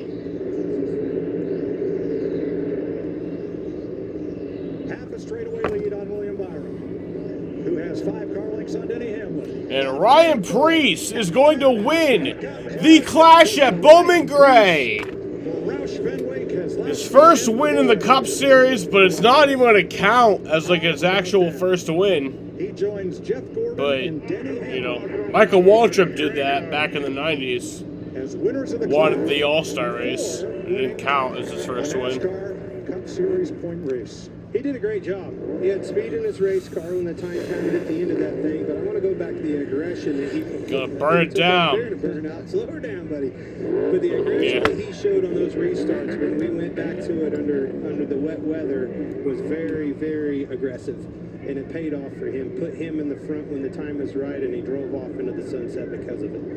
His grandfather, Bob Judkins, well-known modified car builder. I love that man. I fucking love that. Ryan Preece, he's a guy who deserves to have his night, and this is his night. At Stafford Speedway and elsewhere, and I think Ryan You could celebrate tonight. Maybe a steering wheel in his mouth. Everyone showing him respect. They're racing those quarter midgets, worked his way up to the modifieds, won the national championship, and then, as Kevin pointed out, worked his way up to the top level of NASCAR, and now he's going to capture the checkered flag. It's wet weather tires. They don't like to burn out very good. I think he's out of tire. Oh. I think they're hooking up a little better than the slicks do, is what I think. The 35-year-old from Berlin, Connecticut, gets the taste of victory here at a track the modifieds know well. Good for him. That's a good win for them. Huge momentum boost going into the season. Well, think about all the tough moments that he's been through lately. You think about those 2 massive flips at Daytona and everything that happened there. But on the other side, has been consistently Bro, you were and disgusting. the best team at RFK in 2025. So starting the year off pretty strong. Oh, God. Victory Lane is being set up man. at Calamity Corner. The intersection of turns 3 and 4 here.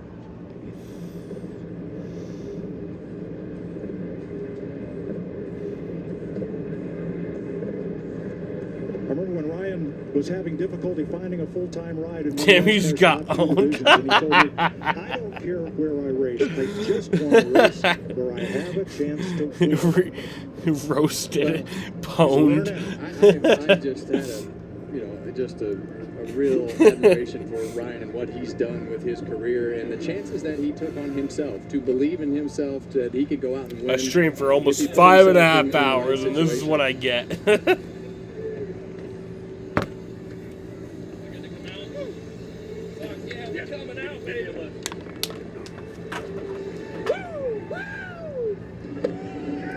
Ryan Priest, the winner of the Clash.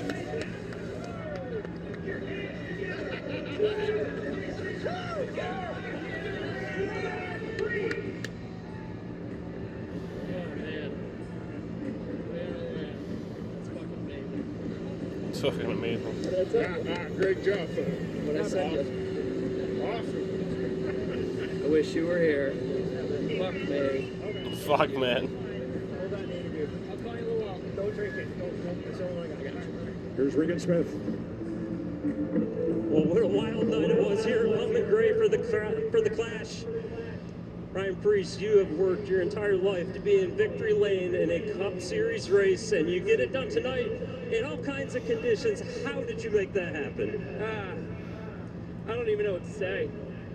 To be honest with you, it's been a fucking long road, and it's the Clash, but man, it's just been years and years of grinding, and I'm just super thankful for Brad Keselowski, Kroger, Coca-Cola, all our partners, BAM, Break Open the Pappy, and Jack Roush, the Fenway Group. 2 years ago, I didn't think I was gonna have a job. I thought I was going back to Connecticut, and I'm just super emotional. Well, we can appreciate that emotion, Ryan, and the hard work that has gone into this point to get here, everything that you've done through your career. Let's talk about the race tonight. Really, really quick when it was dry early, even quicker when it got wet later on. Was some of that short track experience paying off with these different conditions that we had? Just a good group. Yeah, we had a really good car, and I felt like we were fighting adversity all day, trying to come from the back, and we got a lot of good spots, and when we were putting rain tires on, man, this is as much of a mental game as it is anything, and I felt pretty beat up. So we had a couple restarts go our way, and then before you know it, you're in the front two rows, and then the claws just come out. So I can't thank Kroger, Coca-Cola, all our partners, every single one, Celsius, Tad Geschecter, and Jody Geschecter, and BAM Marketing, and I'm speechless, man. That last 2 laps, I'm speechless. Well done, Ryan. Congratulations. Ryan Priest wins the Clash at Bowman Gray. Thanks, Regan. Remember, he was in the first practice group with the back marker cars. And for RFK to win the first race back. Well, I love to hear the stories after about people Biffle. who have worked their way to make it in Biffle's racing death. and sacrificed everything that they have to get to this point. And I mean, that's that right really there shows you special, shows you man. the talent too. Look what he overcome. Look at the adapting that he had. He was good early, overcame out of a lower group early on in the day, and then when the time was right, he got up on the wheel, got aggressive, and made things happen. It was the Bulldog tonight, and that Bulldog won this race. Ryan Priest, RFK Racing and Ford win the Clash. William Byron, Ryan Blaney, Daniel Suarez, Denny Hamlin, the top 5 in this exhibition race to get us set for the season. We're going to pack our bags in our snow scraper and head for Daytona, where we'll see you next Wednesday getting ready for the Daytona 500 on Fox.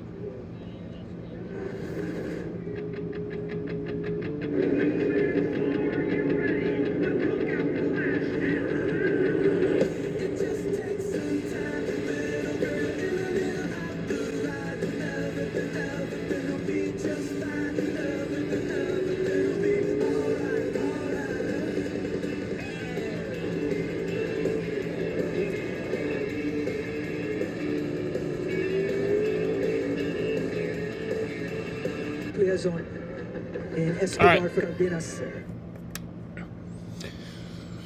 That was a fun night tonight.